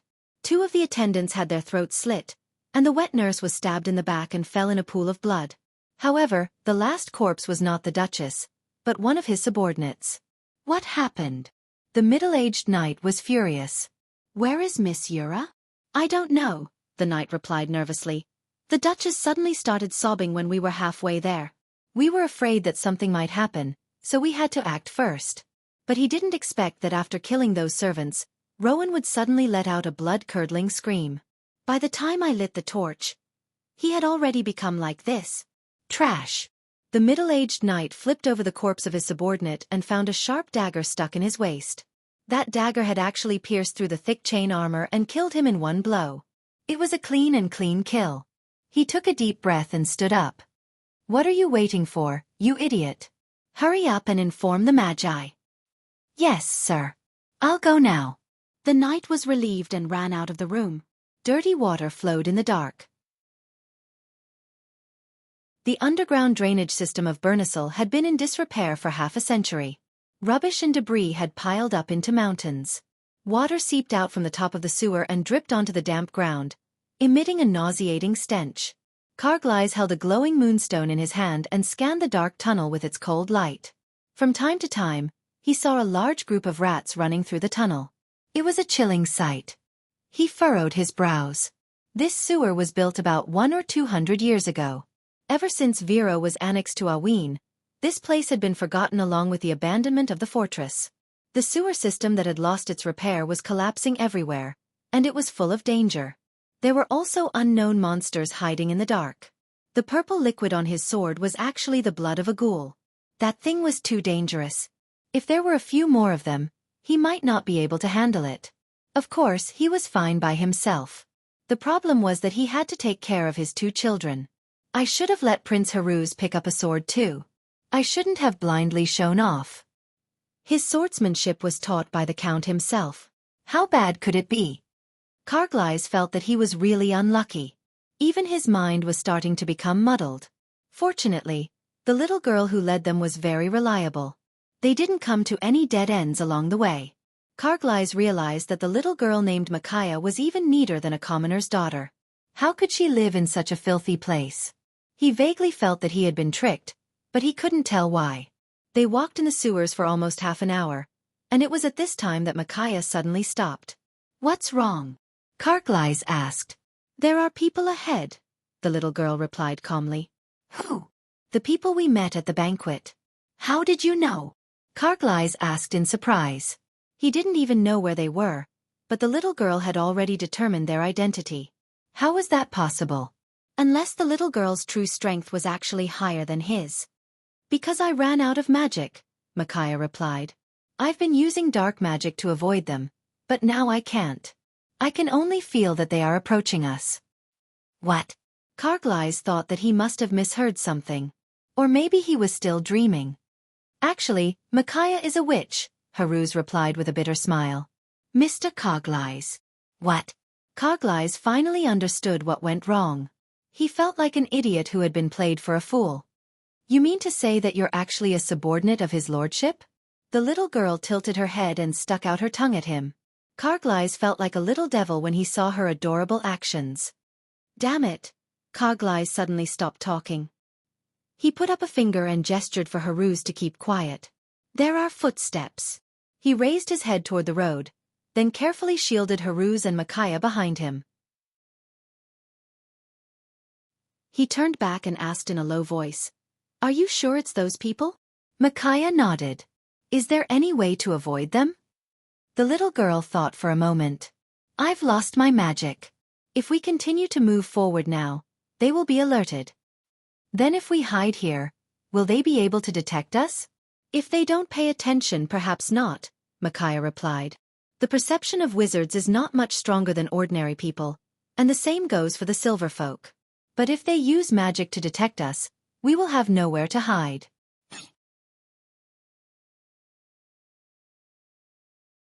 Chapter 1455. Carglass's face darkened. He gritted his teeth and decided that he was not going to take the risk. Thinking of this, he said, You guys stay here. I'll lure them away. If there's a chance, you guys run. Do you understand? Mr. Coglies, you can't. Shut up. The sloppy young noble from Trentheim showed a serious expression for the first time. He even interrupted Haruz without mercy. Your Highness Haruz, now is not the time to discuss whether or not we can do it. Every one of us is in danger, but if we don't try our best to fight for it, we will really die here. He patted Haruz's shoulder. Do you understand, Your Majesty? Aye. Haruz nodded. I understand, Mr. Coglies. Then it's settled. Coglies turned the sword around and handed it to Haruz. If I can't escape, this sword means nothing to me. Take it and protect the lady beside you. Haruz nodded resolutely. He wanted to say something, but Coglies waved his hand at him and disappeared into the darkness. Haruz closed his mouth tightly. He held the sword tightly in his hand as if it was the only thing he could rely on. His knuckles turned white as he tried to hold back his tears. His teacher had told him that a man should not cry easily. Then he felt a cold hand on the back of his hand. That guy, he'll be fine. Haruz turned his head in surprise and looked at Micaiah, who had a calm face. Lady Marcia is fair to everything in this world. He's an idiot, so his luck will definitely be better. The little girl replied softly as if she was telling a truth. Lady Marcia is fair to everything in this world. He's a fool, so his luck will definitely be better. Ha! Micaiah made a gesture at him. Haruz was so scared that he shut his mouth again. He turned around and heard an angry voice coming from the darkness. The footsteps seemed to be fading away. Haruz could feel his heart beating so fast that it felt like it was going to explode. He bit his lower lip and prayed for Coglies. But after a while, all the sounds disappeared, and the darkness returned to silence. Micaiah suddenly grabbed his wrist. Let's go, she said quickly. Before Haruz could react, a dazzling light swept over from the darkness. Although it did not shine on the two of them, their hiding place was exposed. A sharp voice rang out. There are still some fish that escaped the net. Come out. At that moment, Haruz felt his mind go blank. He thought he was going to die, but everything he had learned seemed to appear naturally in his mind. He did not even have to think about it. He subconsciously raised his hand to the ceiling of the underground tunnel and shouted, I'm going to kill you. Eem. A black light shot out from the prince's palm and hit the ceiling that had long been eroded by the underground water. There was a loud bang, and a bucket of dirty water burst out from the ceiling. Large pieces of rubble fell from the ceiling and quickly turned into a large area of collapse. In an instant, it was as if the entire ceiling had fallen. The torrent instantly sent Haruz and Micaiah flying. The former hit a stone pillar and almost screamed out in pain. But at this time, Haruz didn't dare to stop. Ignoring the pain in his back that felt like it was breaking, he jumped out of the water, rushed over and grabbed Micaiah's hand, shouting, Run! The two stumbled forward, and a moment later, there was the sound of a second explosion behind them. The flying stones crossed a distance of tens of meters and hit the wall. Some stones even hit Haruz's back, turning him purple and black in an instant. But he did not dare to stop. He knew that the second explosion must be the Grey Mage catching up. Sure enough, an angry voice came from that direction. Black magic. The sharp voice shouted. Very well, I'd like to see who it is. Haruz felt his soul leaving his body. He knew very well that with his level of strength, he was no match for the Buga Silver person. He could only hope that the intricate terrain here would make the other party confused, although it seemed unlikely. The two of them quickly ran until they were out of breath, but Micaiah was unexpectedly strong. The little girl didn't say a word from beginning to end, although it was clearly because of him that she was in danger. I'm sorry, Micaiah. Haruz panted and apologized. I can't run anymore. It's all because of me that you're like this. He originally thought that Micaiah would retort, but he didn't expect that his hand would grab empty air. Haruz was so scared that he almost screamed. He thought that the Grey Mage had caught up and subconsciously raised his sword to stab behind him. But unexpectedly, a hand reached out from the darkness, knocked the long sword out of his hand, and then grabbed his arm and pulled him over. Haruz opened his mouth to scream in fright, but his mouth was covered by a soft hand, so that he could only let out a whimper. But at this time, he finally realized that the person who grabbed him was not the Grey Mage, because he clearly felt that the hand covering his mouth was a woman's hand. Sister Lismika? Haruz asked subconsciously, but a gentle voice, completely different from Lady Medusa's, rang out in the darkness. Don't talk, Your Highness. Haruz was slightly startled. He looked around and realized that he was in a narrow secret room. Not only him, but Micaiah was also in this place. Between the two of them was a very tall woman. She held Haruz in her arms with her eyes closed, and in her other hand was a baby girl in swaddling clothes. Haruz recognized who the other party was in an instant. "Oh, Madam Ophelia?" "Shoo," Yura said softly, and she gently let go of Haruz. Only then did Haruz notice that the other party was injured. A wound extended from her shoulder to her chest, and blood had already soaked her clothes. She frowned, as if her previous movements had affected the wound, but even so, she bent down slightly, held the baby girl in her arms with both hands, and then handed her to Haruz. "This is—" In the darkness, Haruz's silver eyes sparkled, and he asked the Duchess with a puzzled look. "We can't hide," Yura said softly. Eula replied softly. "You are a guest of Lantern Island. Eichel and I must ensure your safety." Before she finished speaking, as if to confirm her words, the previous sharp voice came from outside the secret room. "How ridiculous, trying to hide in front of a real wizard, like a mouse with nowhere to hide under the light. Come out." Yura stretched out her hand and stopped Haruz. "The guest follows the host's wishes," she replied softly. "This is the ancient saying of the 9 phoenixes." With that, she gently touched her daughter's forehead, stood up, opened the door of the secret room, and walked out. The heavy stone door closed with a rumble in front of Haruz and Micaiah's eyes. Haruz clenched his teeth and held the baby girl in his arms tightly. His chest rose and fell slightly, but he could not make the slightest sound. Finally, the voice of the Grey Wizard came from outside the door again. "Eh." The other party seemed a little surprised. "Look at what I found. This is not a small prey. A person of the 9 phoenix, a person chosen by the heavens, and a blind person. Then, this lady should be Duchess Ophelia, right?" Lady Yura did not seem to answer. Then the voice asked again, "Where is your daughter, Lady Yura? As a mother, do you think I would give my daughter to people like you, a Buga, to be so self-degrading?" The man seemed to be strangely silent for a moment because of this sentence. Then he said, "I admit that you are right, Duchess, but the silver folk also have their own choices. It may be a little dishonorable, but in this world, everything cannot be won fair and square. Otherwise, how could we, the descendants of the ancient people, have fallen to such a state today?" "Everyone has their own choices, yes," Yura replied. "But some people are noble because of it, and some are despicable because of it. Do you know what I have gained the most from coming to this land, Mr. Wizard?" "What is that?" "It is all the love in this world, deep and passionate, plain and noble. Do you understand all this, Mr. Wizard?" "Ah," the Grey Wizard sighed. "I understand, Lady Yura. You will certainly choose to sacrifice yourself to protect your daughter, but you have to understand that it means nothing to us." There was a moment of silence outside the door. Yura seemed to say something in a low voice. It was the ancient saying of the 9 phoenixes. The Grey Wizard was slightly surprised. "What did you say?" But this sentence stopped abruptly and suddenly turned into a scream of horror. "Damn it, what are you doing? Stop it!" At that moment, Haruz felt the scorching heat in the secret room, but in his hands, the baby girl still had her eyes closed, as peaceful as a dream. A moment later, there was a shrill scream outside the door, and then everything was quiet. In the darkness, Micaiah was surprisingly calm. "It's all over." At that moment, Haruz suddenly understood something. He trembled slightly and closed his eyes in pain. A drop of tear rolled down his long eyelashes and fell on the forehead of the baby girl in his arms. The baby girl suddenly woke up, her eyes still closed. She cried out and reached out her little hand, even touching the edge of Haruz's palm. Haruz bit his lips so hard that it almost bled.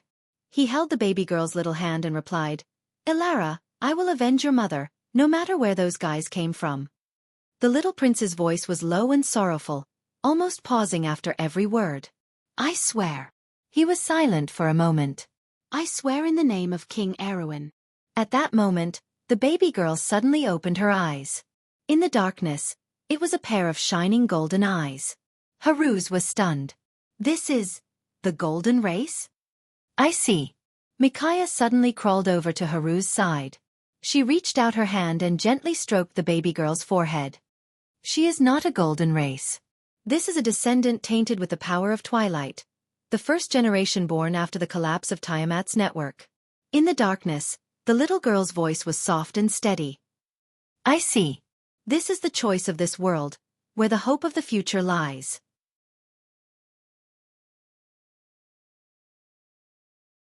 Chapter 1456. Early in the morning, the dew that had accumulated overnight rolled down from the olive leaves. Startled birds flew out of the forest, and the sound of horse hooves approached from afar. On the main road near Castle Grey Pine, Maggie saw a grey knight galloping towards them. The castle lowered the drawbridge and pulled up the gate. The knight went straight into the gate and then dismounted from his horse. He didn't care about sweating profusely. He handed his mount to the guard and took off his cloak. He walked up the tower and handed a letter to the clerk sitting there. After the clerk verified that the mark was correct, his expression changed. He reached out to ring the bell, then got up, opened the door behind him, and hurried out. The urgent document was passed between the towers, and soon it fell into the hands of the servants in the inner court. Under the lead of 2 female officials, the servants knocked on the heavy wooden door of Castle Greypine's Lothar Palace. The few people inside the door stopped talking and turned to look at them in unison. Is this news from Lantern Island? Amandina asked with a serious expression when she saw the blue ribbon on the scroll in the servant's hand. Yes, Madam Amandina, Your Highness, this is urgent news from Lantern Island. Freya looked at Princess Griffine. The half-elf girl had an uneasy look on her face. Only then did she walk down the steps and take the tray. After Levan-One's son returned to Cipher, the process of the unification of the North and the South had already been put on the table, but the nobles in the South still had doubts about it. Many of them expressed their wish to communicate with the royal family before the peace talks in Ampere Seal. Although Allium Japonicum had doubts about this matter, because Ranner was too close to Grenoires, and now in this southern province, the activities of the pagans were becoming more and more active. But she also understood that the situation in the south had reached a boiling point, and the royal family's statement was necessary to ease the increasing tension.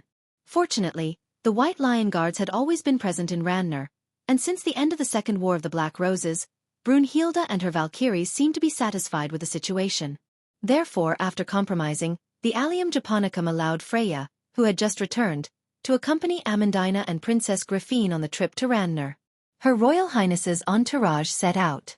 The ambassadors of Bilantonalin left Fraudepeshi a week later, and did not reach Radnor until the latter part of the month of the slumber. At this time, it was already around the new year, but after the baptism of war, there was no New Year's atmosphere. The situation in the south seemed to be more serious than expected. Just after the end of the year, there was a pagan riot in the Win Omar region. Coupled with the sudden interruption of news from Lantern Island's shallow water town, the White Lion Guard's defense and attention were diverted to the east. This alerted Amandina. Under her suggestion, Brunhilde and her Valkyrie riders had moved their garrisons 3 times in a row, and now they were extremely close to the north of Grey Pine Castle. However, the tense situation and the lack of news from Lantern Island made Princess Griffine more and more worried about the safety of her brother, the future King Erwin. These days, she had less and less time to sleep peacefully. And this urgent letter from Lantern Island seemed to faintly indicate something, causing the entire high-arched hall of Lothargar Palace to fall silent. The air seemed to be filled with an uneasy message. Amandina's gaze moved back and forth between the letter and her Royal Highness. She pursed her lips, faintly calculating something in her heart. Freya carried the tray with both hands and walked back to her Royal Highness. Griffine nodded to her. Although she tried to appear calm, her slightly furrowed brows showed the fluctuations in her heart. She picked up the letter, opened the wax seal, and shook out the real secret letter. She had only read 2 lines when her hand trembled slightly, and she accidentally knocked over the gold-plated cup on the table. With a crisp bang, the cup rolled to the ground, clinking all the way to Freya's feet. Only then did the Valkyrie bend down and reach out to hold it down, stopping the sudden noise in the empty hall. Griffine's face was as white as a sheet, and she almost fell backward with her head raised. Fortunately, Amandina was quick to react and rushed forward to support the former. Your Royal Highness? Freya picked up the cup and looked up. Only then did she see this scene and could not help but be startled. Your Royal Highness! The maids and chamberlains also exclaimed. But Amandina sternly reprimanded these servants. Leave, inform the priest to come over immediately, and remember to keep your mouths shut. Amandina was no longer the destitute noble daughter who brags. A few months ago, the heads that rolled on the ground in Ranner had forged her reputation here. The chamberlains and maids did not dare to disobey her orders and immediately retreated in fear. Go see if the door is closed, Freya. Amandina helped the pale-faced princess sit down and then instructed. The Valkyrie understood and immediately checked to see if anyone was eavesdropping. Then she turned around and shook her head. Go find out the news. Amandina gave her a look. Freya nodded, then pushed the door open and walked out. After Freya left, Amandina asked, Your Royal Highness? Something happened to Haruz. Princess Griffine murmured. What happened? There was a rebellion in Bernisel, and the thugs took over the city. Old Duke Tonalin's army has now surrounded the city, but they have not attacked the city. Ever since this letter was sent, Haruz has lost contact with Duke Aiko and the others for 3 days.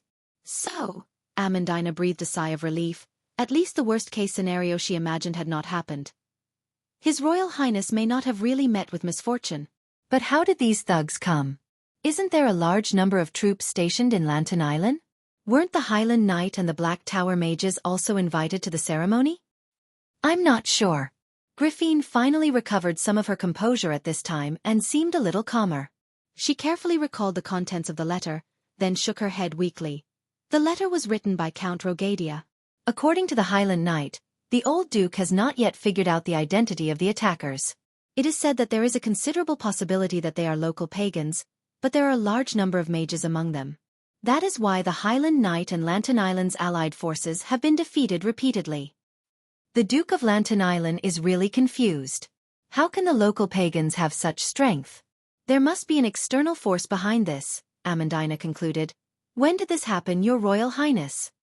It has been a week since the letter was sent, Princess Griffine frowned at this time.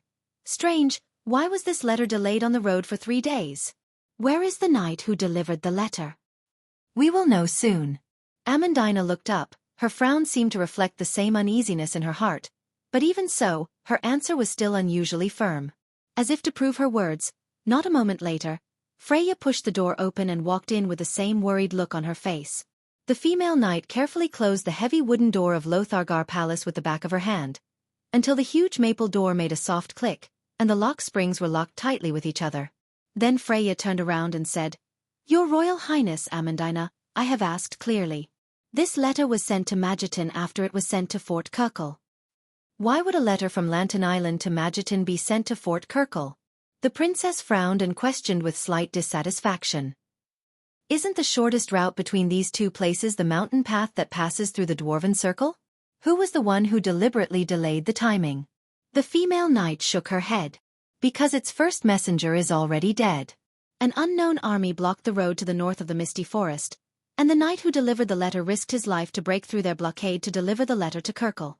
Then, it was sent to us by Lord Sherman Cohen's men. Actually, Freya said with a frown, we may be in trouble, Your Royal Highness. Amandina could not help but interrupt. Freya, you said that an unknown army was inserted to the north of Magiton. Are you sure that the messenger is telling the truth? I have confirmed his secret signal, and the magic method used is exactly the method that Lord Sherman taught Cohen. Amandina sucked in a breath of cold air. But why did the White Lion Guards not know anything about it? Because the movement of the believers of Manowar's All for One attracted our attention. Freya had clearly sorted out her thoughts. So this can only be the army of Duke Grinwars and the Southern Legion. Other than that, there is no other army of such strength in the south. Amandina thought for a moment and said, This is obviously a premeditated move. The other party may be in cahoots with the rebels of Lantern Island, and they can order the believers of All for One in Erewhon. More importantly, they can march in secret under our noses, which means that they at least have the help of the local nobles. Amandina felt her scalp tingle. The nobles of the south colluding with each other was the last thing she wanted to see. It almost meant a coup d'état and rebellion. But now there was no such thing as luck. The other party's large-scale mobilization in the south was definitely not as simple as an armed parade. And the most chilling thing was that Valhalla's military and administrative forces were completely kept in the dark in this incident. This was not something that could be explained by an intelligence failure. This could only mean that the other party's organization was more efficient and stronger than Valhalla. This may be pardonable, After all, Valhalla's intelligence system was only gradually established after Lord Sherman Cohen joined. Although there was some support from the Bugas, it was still a short time after all.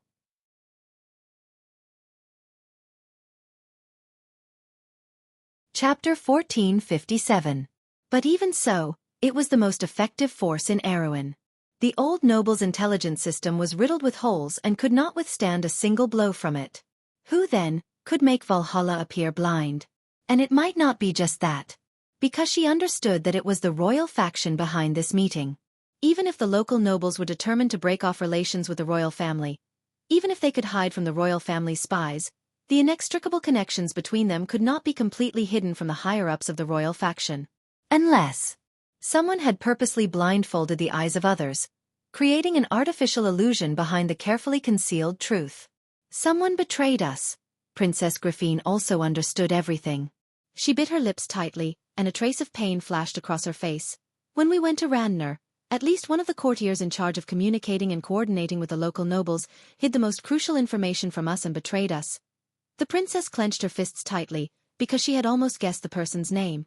That was the elder she once trusted the most, the teacher and senior in her eyes, and the example of the nobles in Erewhon whom she had always admired the most. She almost did not want to say that name, because it would hurt all her fantasies and memories of the kingdom's past. Maybe it's not necessarily that person. Amandina instantly understood what she meant, and softly comforted her.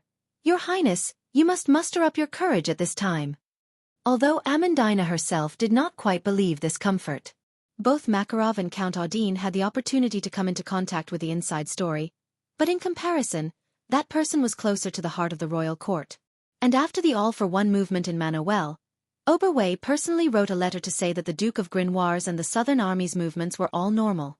Now, this letter seemed to have become the bloody handprint on the evidence of the crime.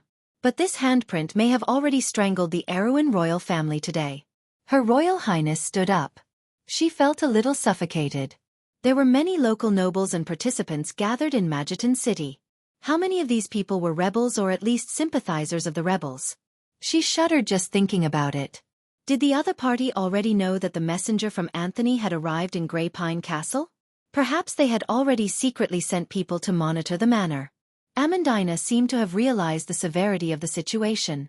She cautiously looked out of the arched window at the side of the hall and whispered, "We have to find a way to move to a safe place. Fortunately, Lady Brunhilde's camp is not far from here, and there are trustworthy White Lion guards in the castle." Griffine shook her head. There were too few White Lion guards in the city.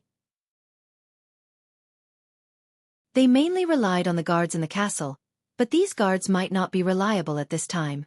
She asked, "Can you find a way to contact Ms. Brunhild?" "There's a messaging crystal." Freya immediately removed the White Lion brooch from her chest, but when she turned it over, her expression changed. On the other side of the silver brooch, there was a dark red gem embedded in it. At that moment, it was dull, as though it had lost its effectiveness. Someone blocked the magic network in this area. Amandina and Griffine's expressions changed at the same time. The other party had already made a move, and the matter of the messenger could not be hidden. It was normal for there to be a potential informant in the castle, but it also meant that their current situation was very dangerous. "We have to leave this place immediately."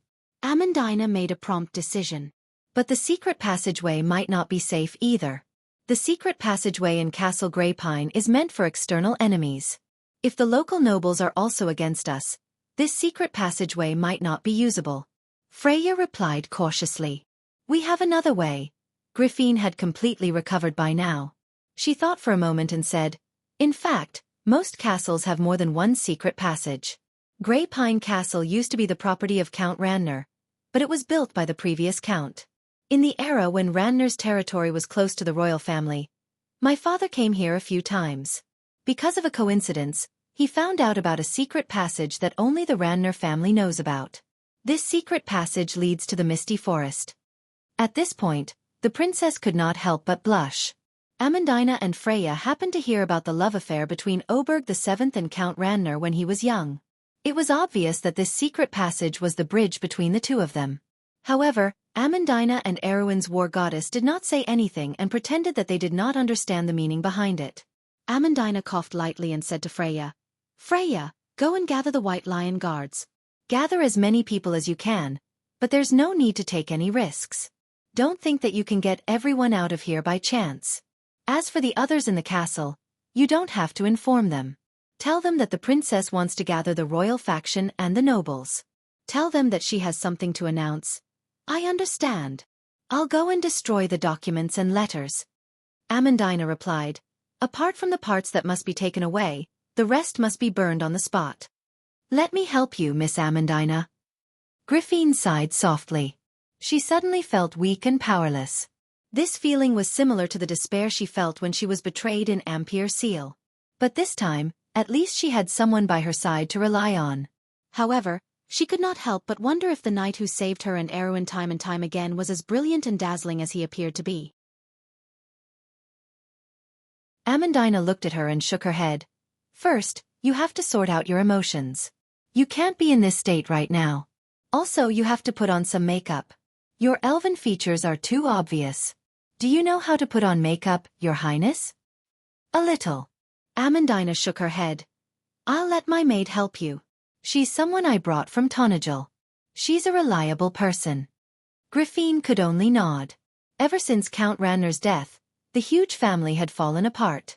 Their immediate family members were either imprisoned or hanged by the royal faction in the name of rebellion. It took Griffin some time to find the entrance to the secret passage in the Count's study. It was obvious that the princess' father did not mention much about it. The entrance to the secret passage was in the wall behind the fireplace. The fireplace was cleverly designed to be movable. Once it was opened, it revealed a dark entrance behind it. Griffin was certain that the passage had not been opened since that era because it represented a disgraceful history for the Ranner family. When she saw the thick layer of dust and cobwebs at the entrance, she knew that her guess was correct. However, standing in front of the entrance, the princess felt a moment of absent-mindedness. She thought that perhaps decades ago, her father had also stepped into this pitch-black staircase when he was young. A father and a daughter, at two different times and with two different emotions, stepped into the same secret passage. It gave her a sense of dislocation in time.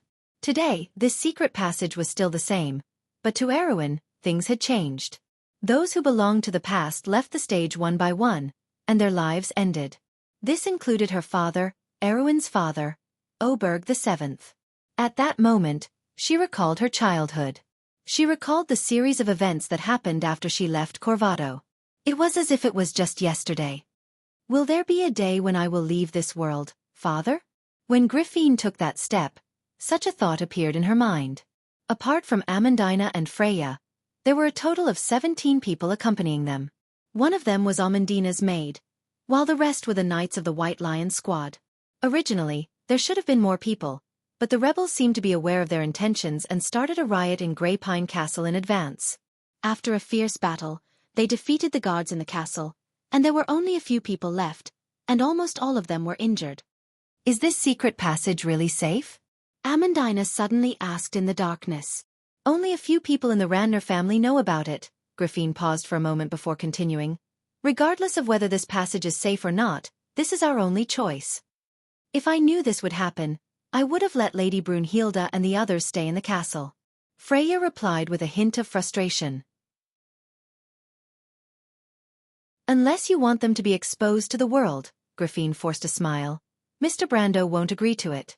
Besides, Lady Brunhilde and the others are indeed a little special. There was silence in the darkness. The Buddhists only spoke a few words to ease the uneasiness between them, but the ladies soon stopped talking to each other. Only the sound of chaotic footsteps could be heard. The passage was a flight of stairs that led downwards. The knights used gems that emitted a cold light to illuminate the stairs. Soon, they found themselves in a natural cave. Fortunately, the terrain here was not too complicated. The underground water of Castle Greypine seemed to be stored under the karst cave. In the darkness, there were large pools of water. Stalactites rose from the pools and densely covered the ceiling of the cave. The cave was as rumored to lead straight to the north, and there were traces of man-made carvings along the way. Griffin breathed a sigh of relief. Her father did not tell her about the anecdotes of his youth, and she was only able to determine the location of this place through fragments of words. She was afraid that her judgment would be wrong, but fortunately, everything was developing in a good direction.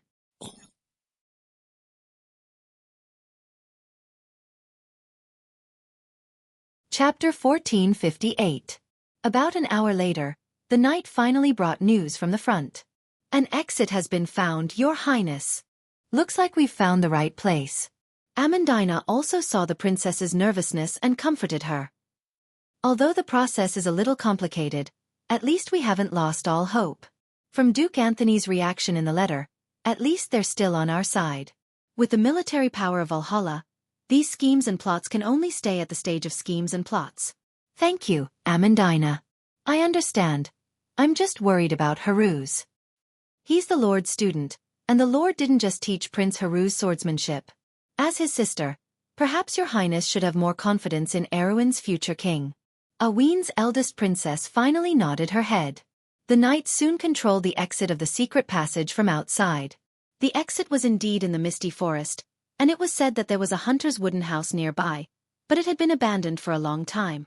The Knight of the White Lion Guards found a lot of military standard weapons in the wooden house. Although they had long rusted, it seemed that this was a secret stronghold of the Ranner family, and the appearance was just a cover.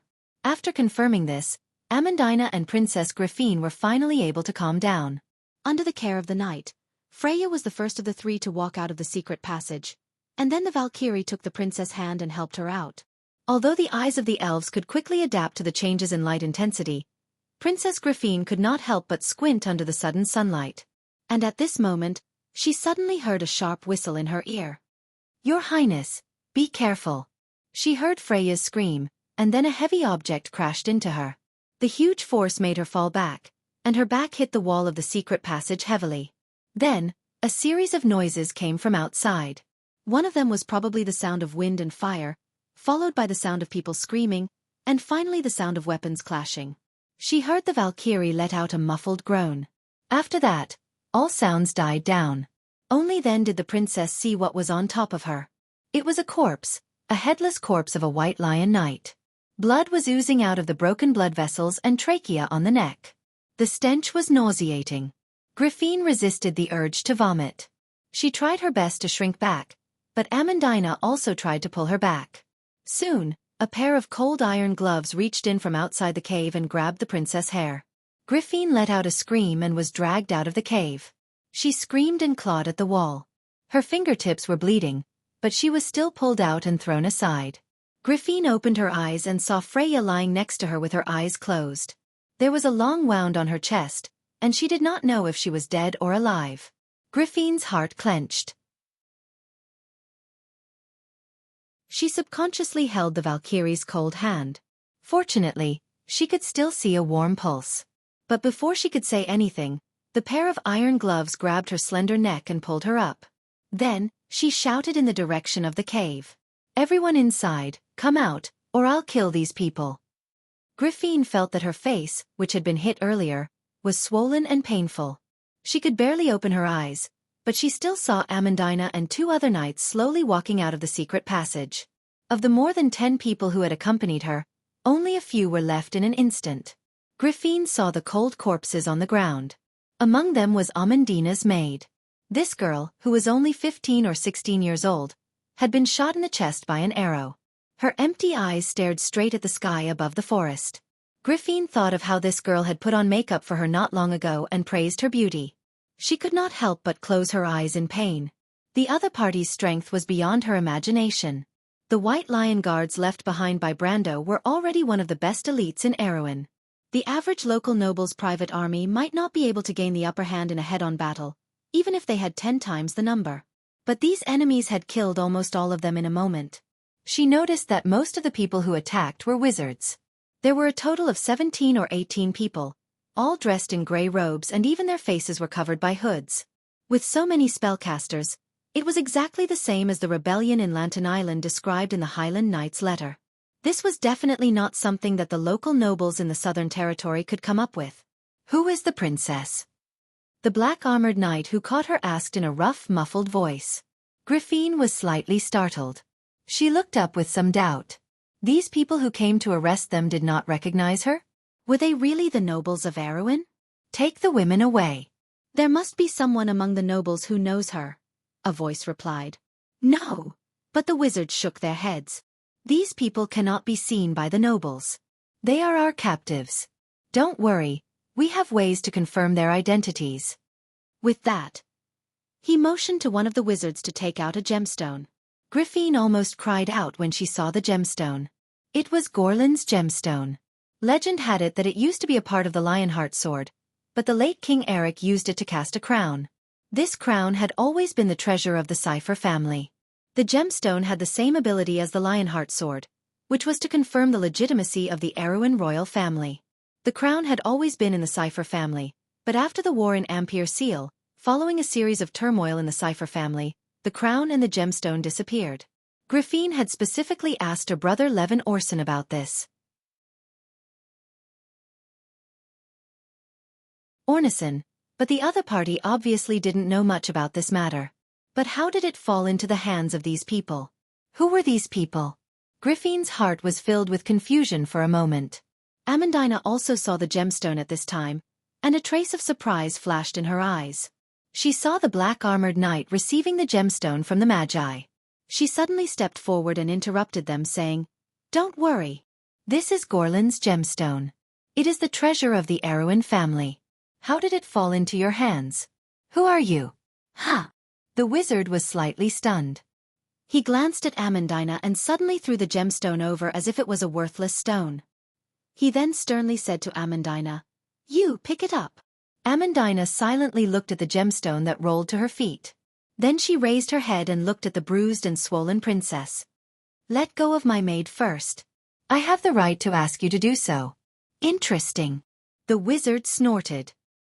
He gestured to the black-armored knight, and the latter immediately let go of Griffin. The half-fairy princess knelt on the ground. She held her chest with tears in her eyes, and there was a purple mark on her neck. She could hardly speak and could only gasp for breath. Amandina couldn't bear to look at the princess. She hesitated for a moment, then slowly bent down and picked up the gem. "Amandina, don't." Princess Griffin was anxious. She could not speak and could only desperately signal to Amandina with her eyes. These people were extremely cold and ruthless. If they found out that Amandina was deceiving them, she was afraid that they would tear her to pieces in an instant. Right now, they did not know whether Miss Freya was alive or dead. If Amandina died here, she did not know how to explain it to Brando. But it was at this time that the princess suddenly froze. In everyone's eyes, the flawlessly cut golden gemstone was slowly burning in Amandina's hand. The center of the gemstone seemed to light up with a flame that slowly expanded outwards. Finally, it became bright and flawless, emitting a soft light in all directions. "How beautiful!" The magus couldn't help but praise when he saw this scene. Then he bent down and bowed to Amandina. "Then, Your Highness, I will have to trouble you to come with us." "This golden gemstone? You may take it," the wizard replied politely, his previous arrogance gone. "This is the end of its usefulness to us." With that, the magus turned around and ordered all the black-armored knights in the forest, "Clean up the battlefield and leave this place. Take away all the people who are still alive. Don't forget about the young lady and her sword." He pointed to Freya and the Lionheart on the ground. Amandina held the golden gemstone in her hand and silently watched this scene. Her gaze slowly moved to Princess Griffin, but saw that the half-elf girl was staring at her blankly. Her silver eyes were full of pity and helplessness. Waking up from all the darkness, ignorance, and chaos was often the dream of mortals. When Griffin opened her eyes due to exhaustion, all she saw was darkness. The tent blocked the misty forest's bright night sky and the twinkling stars. Outside the tent, the sound of insects' wings could be heard. Creak, creak, creak, like a nocturne. The sound of a woman's scream and cry came from the camp in the distance. The princess' heart could not help but tighten. She seemed to have entered another nightmare, but the latter was more realistic, like a knife cutting open her heart. She could hear her heart thumping loudly in her chest. This was proof that she was still alive. She was afraid that she would recognize Amandina's cries, but fortunately, as an important captive, Amandina was currently being carefully protected. With that in mind, Princess Griffin ignored the pain in her body and got up from the ground. As the princess's maid, she was given special treatment. The rebels had prepared a blanket for her and Freya, but that was all.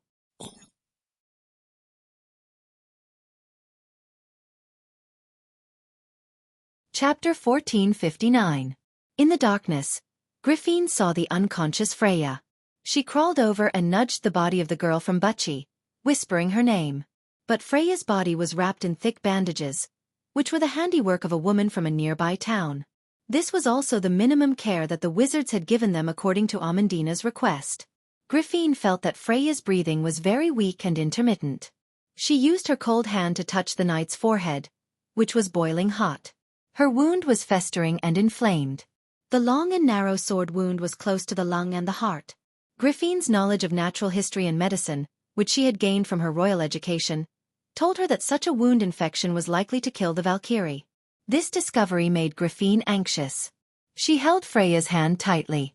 The knight needed a qualified priestess, or at least a priest who could cast healing spells to stabilize her injury. But the people outside might not care about their lives, and the soldiers in the camp were different from the learned wizards. These private soldiers of the nobles who had not received much education were potential dangers. The wizard who brought them here had warned her not to leave her tent as much as possible, or else she would have to bear the consequences. In the darkness, Griffin finally remembered something. Her hand moved down her neck inch by inch, and finally, she touched the pendant of the necklace at her collarbone. Perhaps it was out of confidence, or perhaps it was because they did not care about this maid at all. The wizards did not search her body. They only took away her and Freya's weapons, including the Lionheart sword. Griffin's heart seemed to calm down. The necklace was her birthday gift. Her father had solemnly given it to her on her 7th birthday. This necklace could save her life in a critical moment. Every member of the royal family had something similar. Haruz had a set of rings with this necklace. It was also the proof of the two siblings. Griffin carefully took the necklace out from under her clothes, held the shiny pendant in her hand, and placed it on Freya's chest. But at this time, a strong wind seemed to have appeared in the forest, and the tent was rustling. Then, there was a chaotic sound of people and horses neighing from the camp, and the noise quickly became one. Griffin was shocked and stopped what she was doing. She looked up in the direction of the camp, and the light from the camp seemed to have become brighter, and the sky seemed to be burning. The noise quickly turned into the sound of fighting. The princess immediately understood that the camp had been attacked, but she was still not sure if the attackers were her allies. But the chaos in front of her made Griffin's heart skip a beat. She sensed that this might be an opportunity. But before she could act, there was a sudden sound of disorderly footsteps in the distance, and the sound quickly approached. There was a shout outside the tent, followed by angry scolding, and then the sound of swords clashing, fighting, short screams, and finally the sound of a heavy object falling to the ground. Griffin's heart was in her mouth for a moment. She was not an ignorant little girl, and of course, she knew what was going on outside. At this time, there was a soft sound, and the tent was opened by a dirty noble swordsman. The man with a fierce face saw the scene in the tent and could not help but whistle. "Oh, there are two beautiful little doe here." Griffin's heart sank when she saw the other party's outfit, but she stood up and asked in a low voice, "Who are you?" "Haha." The noble swordsman looked at Griffin's body with a greedy gaze. "Who do you think you are, little girl, the princess of Erewhon?" After that, he reached out and grabbed Griffin's shoulder, and was about to press her to the ground. Princess Griffin almost forgot to resist due to her shock and anger. With a tearing sound, she felt a cold sensation on her chest. In that instant, the instincts that she had trained for 10 years returned to her body. The princess arched her body like a vigorous leopard, lifting her leg to knee the disgusting man in the crotch.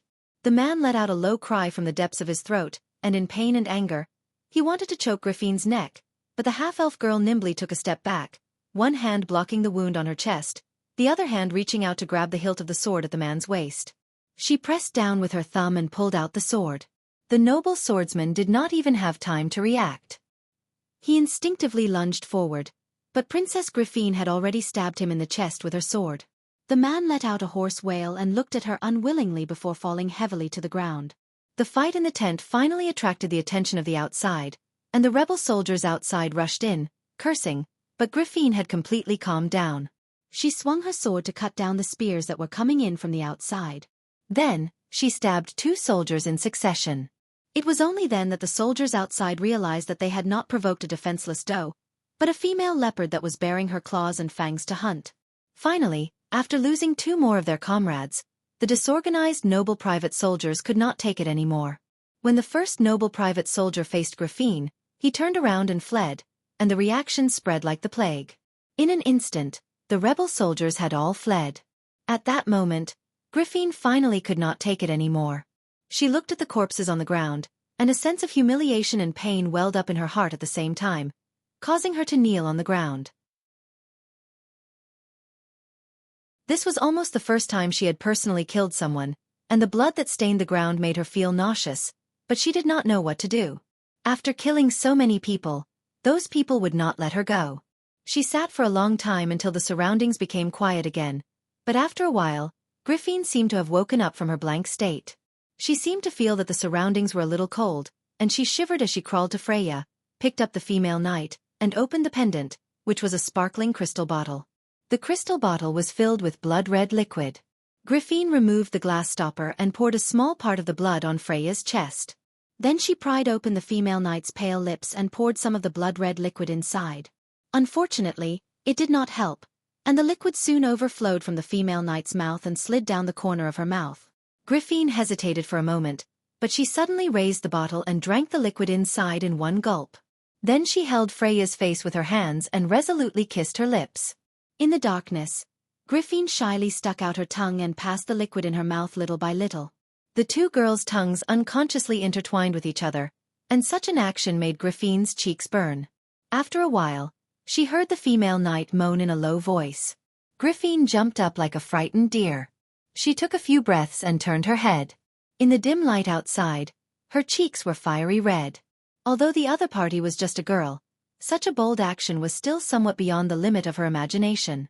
She touched her face and was stunned for a while before she realized something. She hurriedly looked outside, and except for the scattered spears around the tent, there was no one.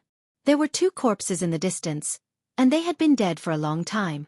At this time, Griffin confirmed that something had indeed happened in the direction of the camp.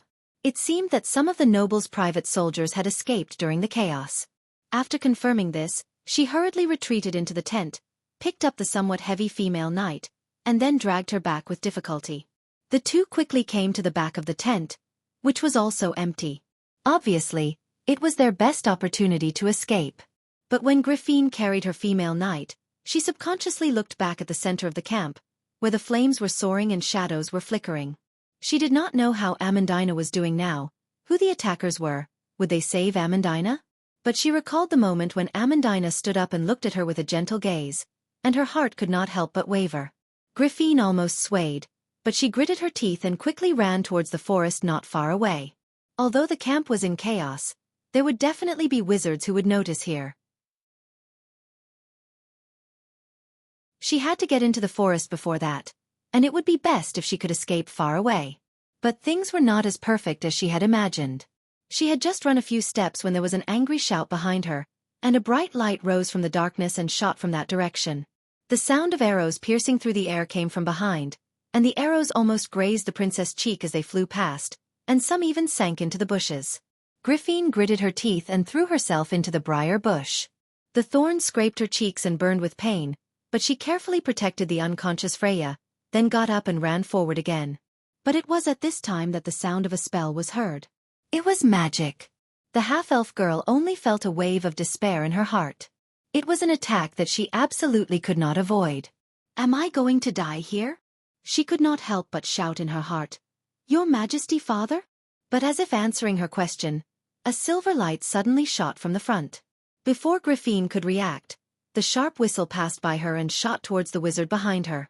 With a scream, the wizard turned over and fell to the ground. At the same time, a silver figure came to Griffin's side, one in each hand, and lifted her and Freya onto the back of a horse. Lady Brunhilde? When Griffin saw the horse king wrapped in silver flames, she immediately knew who had saved her. Brunhilde nodded and replied with a somewhat hollow voice. My sisters and I felt the disturbance in the direction of Castle Grey, so we rushed over, but we did not expect to be a step too late.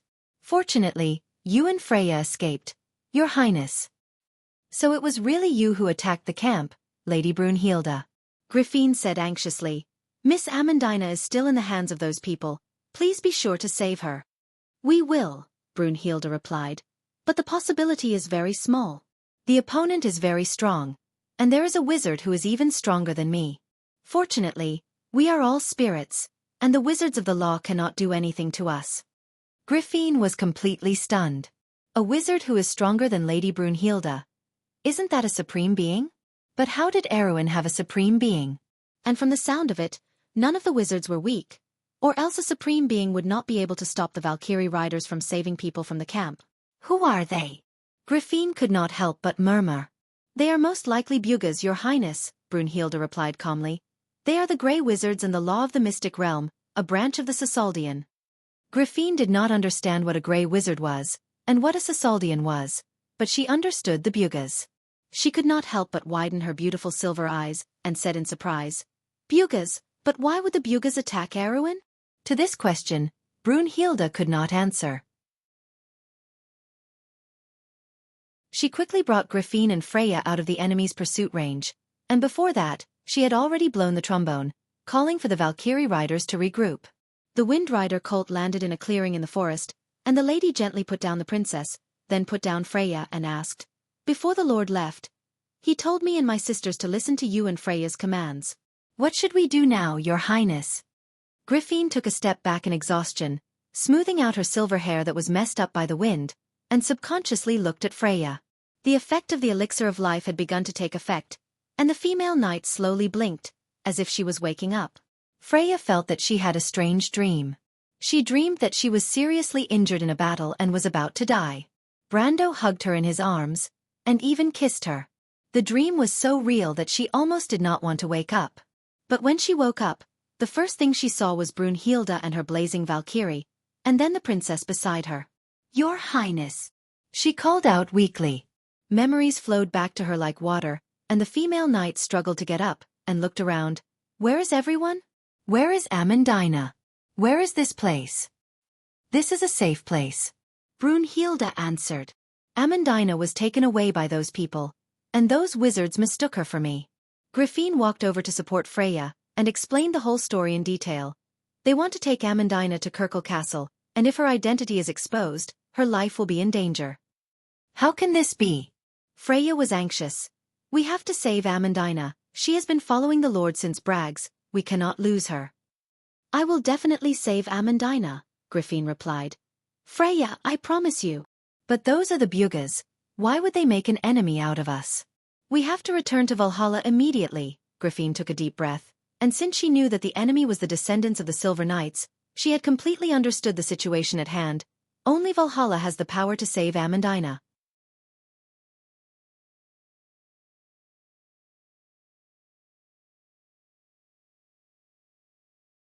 Chapter 1460. Heinf and Rollint sat on two separate beds, looking at each other in silence. It was a small wooden hut, but it was still comfortable. The interior was clean and tidy, even carpeted. There were woolen paintings hanging on the walls, depicting abstract scenes of Mount Greyhar.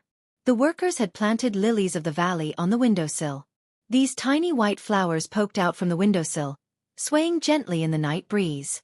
These little flowers that were rarely seen in this season were nothing special in the Black Forest. In the loop of trade winds, as long as the long winter in the forest had yet to arrive, all kinds of flowers could be seen throughout the year. Heinf looked out of the window. A stream of light gathered in the darkness far away, like stars falling on the ground, giving people some warmth in the endless darkness. It was the light of the town. The locals called this new town Sarnan, which meant gem of light, to describe its scene in the night. The town was prosperous because of the mining industry. People from all over the world came here and settled down, forming the scale it was today. But now, there were no longer only refugees here. There were also gold miners and merchants who were attracted here. A market had formed spontaneously in the densely populated settlement. Surrounding Salnan, there were small villages in the dark forest.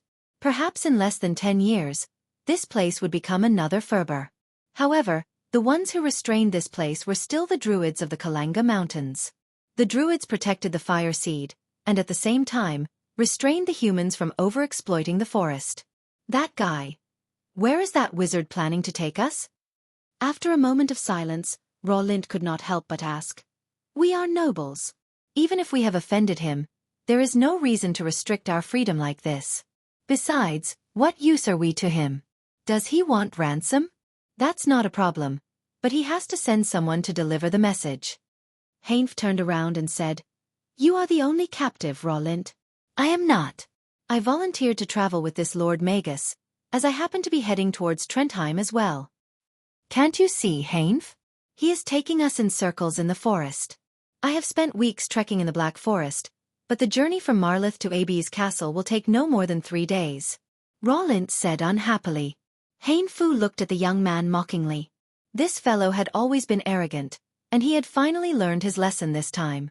He took out a drawing board and a charcoal pencil from his backpack and began to scribble in front of the beautiful night view of Salnan. At the same time he replied, "It's up to the Lord. Besides, I don't think this is a waste of time. We saved a beautiful lady, didn't we? From the hands of your evil companions.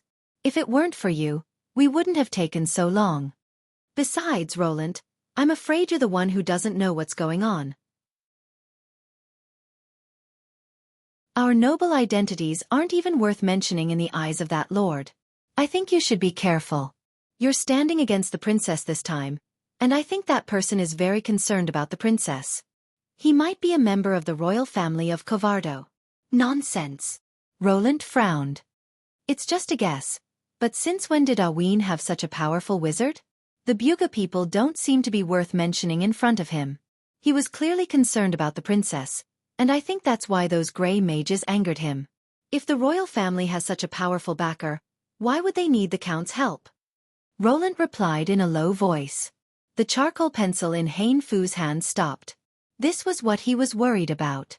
His family relied on the rise of Erwin's royal power, but he himself was an admirer of the count.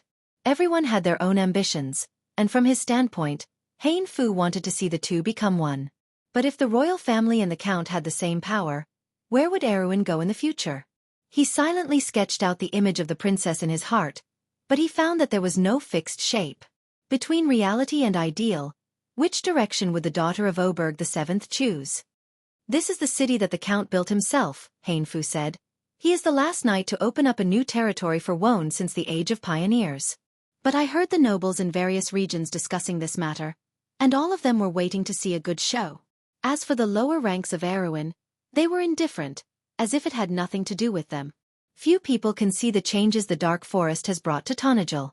This nameless southern border is now one of the most prosperous areas after Ampere Seal. The merchants are more sensitive to this. They have followed the count's footsteps into the Dark Forest. But most people, including these people, think that the count is lucky, but a person's luck is limited. Just like an investment, it can make money, but it can also lose money. But if those people were here today, they might be speechless about their own thoughts." He turned around and said, "Roland, why do you think the nobles of Erwin today have such a different vision from the count?" Roland was silent. He worshipped the count because of his outstanding martial arts and military prowess, as well as his powerful strength and legendary personal experience. All of these made the blood of the young people of this era boil. But more importantly, he was neither servile nor overbearing in front of crews. He was completely in line with the image of a hero in the hearts of the young people of Erwin. But no one was perfect, and the same was true for heroes. The count's legendary rise was due to his good luck in the Dark Forest. This was understandable, and there was a sense of mystery that was predestined. Perhaps it was Lady Martha who sent this hero to Erwin to save this ancient and fallen kingdom. This feeling of destiny was more in line with the noble's aesthetic. But today, all of his previous views had been overturned. A local merchant had personally done the math for them. It was Salnan's profit and investment in maintaining the Pyro Company within a single season. These were two astronomical figures that were equally unimaginable. It was an inconceivable plan in the eyes of the nobles. To them, most of the wealth that the count had plundered from the Dark Forest had been reinvested into the maintenance of his territory. It was simply a laughable arithmetic problem. But in fact, Roland saw the scattered towns in the Dark Forest taking root in the forest step by step. They were like giant trees that were sprouting, absorbing nutrients from the ground and feeding back to the land. And one day, this place would become Erwin's territory. Since the pioneer era, this was the slimmest hope in the darkness, but it was so real here. At that moment, Roland truly felt a great sense of mission that breathed in the future and destiny of a common future. It was a long-term vision that made one's soul tremble. It would take decades or even hundreds of years, a generation, or even several generations of effort to complete all of this. A long-term plan about the future of the kingdom, and even the future of civilization and order of the world. It was just a small step in Tonajul, but it was like opening the door to a vast world for people. The infighting of the people of Erewhon in the small land, and even the conflicts in the entire Wond, were extremely laughable behind this door. Roland seemed to have gotten to know Heinf all over again. Heinf, I didn't expect you to care about this too. It's not profound. It's just that some people don't want to understand it. Heinf used a charcoal pencil to draw a long ridge on a piece of paper as he replied.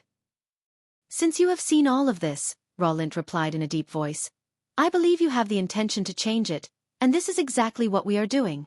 After the Count left, Her Highness did all kinds of things to erode the strongest power in the kingdom. If Tonajul falls apart because of this, everything that we have seen in the dark forest will one day become a bubble. He paused for a moment. If you are still bothered by what happened before, I can apologize to you for it. Heinf, I think we have the same ideals. Why don't you join the royal faction with me? Heinf turned around and looked at him mockingly. Do you really think the royal faction can change Erewhon, Roland? The royal faction only hopes to turn Erewhon back into the Erewhon of the past. They are immersed in the so-called prosperous period before the War of Frost, where the royal family and nobles ruled together. But in that so-called best era, how much has Erewhon changed? It hasn't changed, Heinf replied. Because the nobles actually don't want to change. They just want to maintain the status quo. In that era, we had outstanding figures like Sword Saint Darius and Tulman. But in fact, the so-called resurgence is only because of people and also because of people. Roland, it's the same today. In Erewhon where the nobles rule, Tonajul's miracle is only a flash in the pan. The lessons of Lord Tulman and Lord Darius have been deliberately ignored by some people. Preposterous. Nonsense. The young man frowned. He was struggling in his heart. It was as if there was a voice in his head telling him that Heinf's words were correct. But everything he saw and heard since he was young, his class, his family, and his birth made him have a good impression of Erewhon. You know very well, Roland. The Count has already given us the answer. Oh.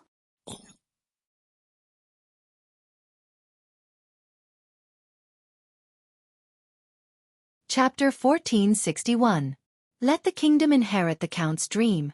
This dream will be the whole of Erewhon, not Tonajul, or any other noble's territory. You should understand the short-sightedness of those people. Only the kingdom's vision is long-term. We can't expect everyone to be like the Count, but everyone in Erewhon understands the meaning of strength and dignity. Rowan's eyes were filled with disbelief. He had never heard of such a thing before, and it made him feel as if he was meeting the brother of a classmate he used to look down on for the first time. He subconsciously fell silent. But the Count is no longer here. It doesn't matter, but his will is still there, and we still have His Highness. I believe Prince Haruz must understand the Count's ambition. What do you want to do?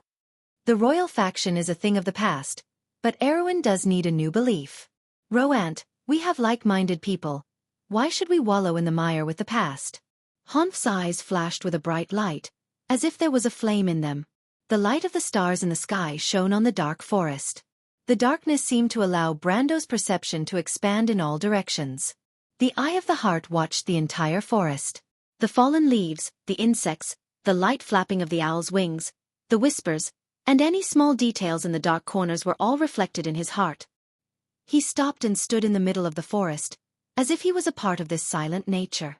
Although he was seriously injured and almost lost his life in the battle with Akentu in the realm of stagnation, but ever since Martha healed his injuries and returned to Wond, he felt that he was getting closer to the laws of this world.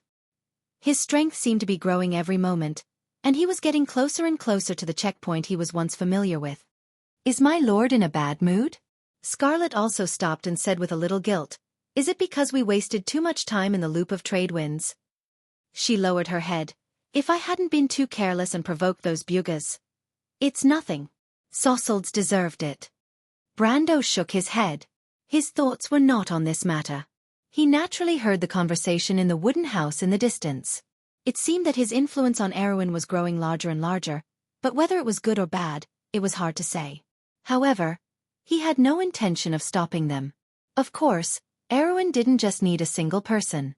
This ancient kingdom still had its future and its next generation. At the very least, these people had already developed different ideas from their parents. It was like a pool of stagnant water that was rippling with new ripples. Qian? Brando suddenly said. Can I invite my guard captain to walk with me? The mountain maiden was stunned. Sir, aren't we walking? Of course not, Brando replied. Although I'm inviting my captain of the guards, I'm taking up her rest time. You can't keep this face all the time, right? Qian showed a puzzled look. Brando smiled and stretched out his hand. Come to my side, don't always follow behind me. Do I look scary? Qian stared blankly at Brando's outstretched hand. She hesitated for a while before putting her hand on it. When Brando held her hand, the girl's movements were obviously stiff, but soon, she softened. Brando looked at Qian's awkward walking movements and couldn't help but find it funny. Is my captain of the guards actually a puppet? Under the bright moonlight, Qian seemed to have lost the ability to speak. She lowered her head and said nothing. Brando smiled and shook his head, but his thoughts were a little unpredictable. He had been dreaming a lot these days. He dreamed of the past, of the night in Wuxia, of the Roman, and also of his senior sister and the princess. He dreamed of fighting and escaping in the darkness. The dreams were grotesque and variegated. Some were real, some were absurd. In every dream, there seemed to be someone trying to talk to him, telling him everything about the past and the future. He couldn't help but think of the Sasaldian alliance. Those wizards had been secretly imprisoned, but they went missing in the loop of trade winds. It might be a little troublesome for the Sasaldians to investigate. Therefore, he handed those people over to the Druids. The power of the loop of the world was not inferior to the Silver Alliance. The Druids owed him a favor for the loop of trade winds, and the two had always cooperated well. This small matter was not worth mentioning. He interrogated those people and found out a lot of things. The Sasaldians coveted the war slate.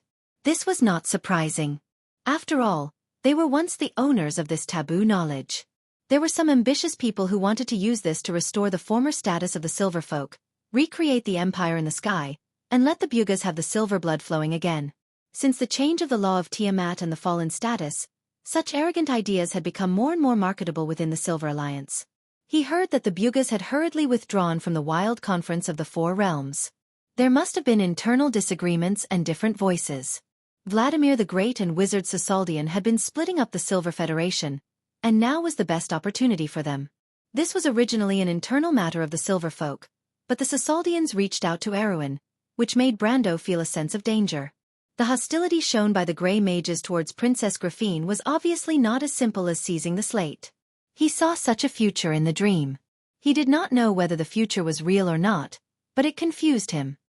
He subconsciously stretched out his hand, as if trying to grasp the world. The moonlight passed through his fingers, making it look a little hazy. The forest in the distance was still immersed in darkness, but it was not difficult to see the undulating shadows of the Greyhill Mountains. There was a sparkling stream through the forest, making the pebbles glow brightly in the moonlight. A few fawns were flashing through the forest. Out of Sarnan, he set foot on the land of the Abes.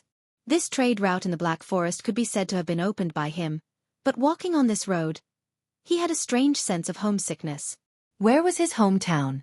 Tonajal, Braggs, or Wuxia? Was it the past or the present? Scarlet, what do you think the world is like?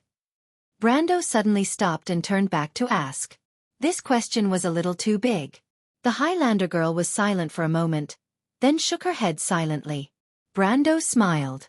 He actually did not expect to get the answer, or rather, he already got the answer. The world in people's hearts had different meanings in people's hearts. It became bright or dark according to people's hearts. For different people, there was no fixed answer. What kind of world did he want? Brando silently thought about the answer to this question. But the same question seemed to have triggered some thoughts in the Highlander girl's heart. Brando suddenly felt a pair of hands hugging him from behind.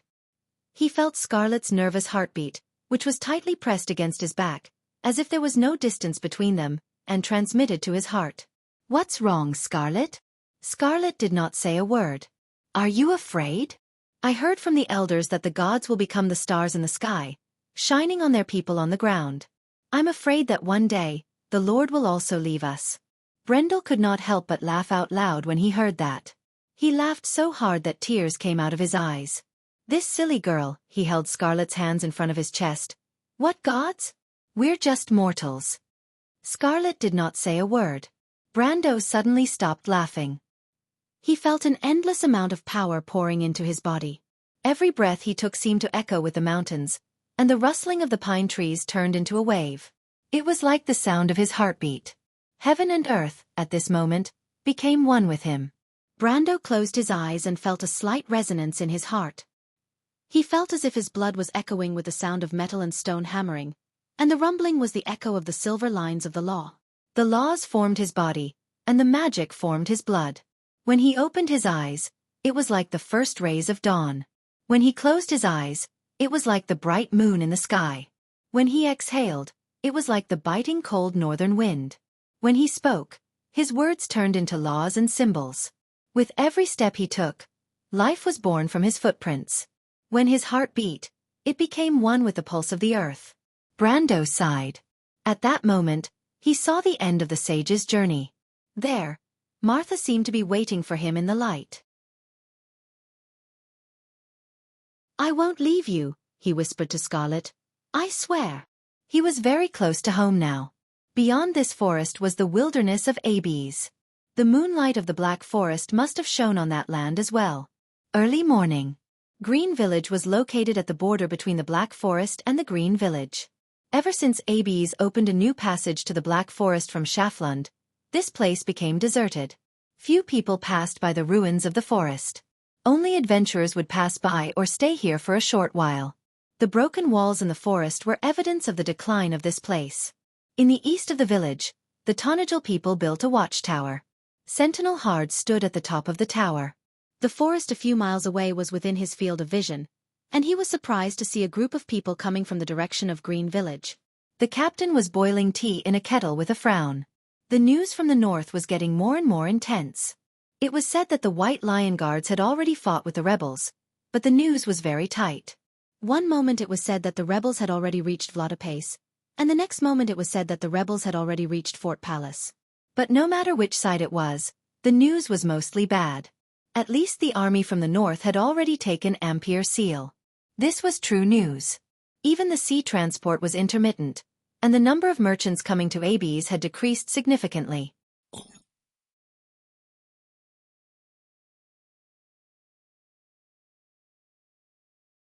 Chapter 1462. It was said that this was related to the changes in the Cruz Empire.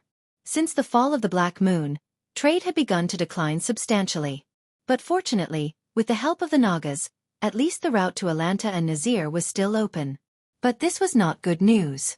The army of Abes had already left for the north, and according to the letter from home, Menta and Old had begun to evacuate south, crossing the Gus River. Now the refugees were gathering in Abes, and some were gathering in Gree. The harsh winter had not passed, and it was as if they had returned to the time before the year of flowers and summer leaves. Every time this happened, the captain could not help but miss the time when the Lord was still in the territory. Recently, rumors about Princess Amandina and Amandina began to circulate in the fief, vividly describing how the two women had usurped the count's position. Although the captain thought it was ridiculous, everyone could see that Amandina was loyal to the count. But he also felt that since the Lord left, Tonajal's days had indeed become harder and harder. This might be related to the turmoil in the south, but it made it difficult for people to trust the princess' ability. These days made him feel anxious. Although the struggle for power between the nobles and the royal family had nothing to do with them, the bottom of the Erewhon, no Tonajal was willing to return to the past. Captain, I heard that the army in the north is full of monsters? The youngest sentry in the sentry tower stared at the dark red flame in the darkness, and there seemed to be a ball of fire in his dark eyes. He looked at the gurgling lid of the teapot and suddenly said, "Don't talk nonsense. Where did the monsters come from?" "I heard it from a merchant. He came from the north. He heard that the nobles in the north colluded with the monsters and killed the king's eldest son. Otherwise, why would they fight here? The king's eldest son has already made peace with us." The captain glared at him. Nonsense. However, he also felt uneasy. It seemed that there had indeed been a massacre in Ampere Seal. Many of the merchants who had come from the north to seek refuge here were in a state of panic. Some of them vividly described the tragic scene of the battle. However, such rumors also increased the tension in Tonajul. The sentinel added a branch to the stove, and a spark burst out from the flames. He then asked, "Captain, do you think Maynard can win?" "Of course, what nonsense are you talking about?" The captain replied snappily, "We have the White Lion Guards, the subterrane dwellers, and the Buga fleet. Who in Aween is our match?" "But no one is sure." "Have you heard, Captain? I heard that the rebels have the support of the Bugas. The Bugas are also divided into many groups. Didn't Lady Maynard say that the ones involved in the rebellion are only a small part of them? By the time the rest of the Bugas react, they'll be finished. What if we lose before the other Bugas realize what's going on?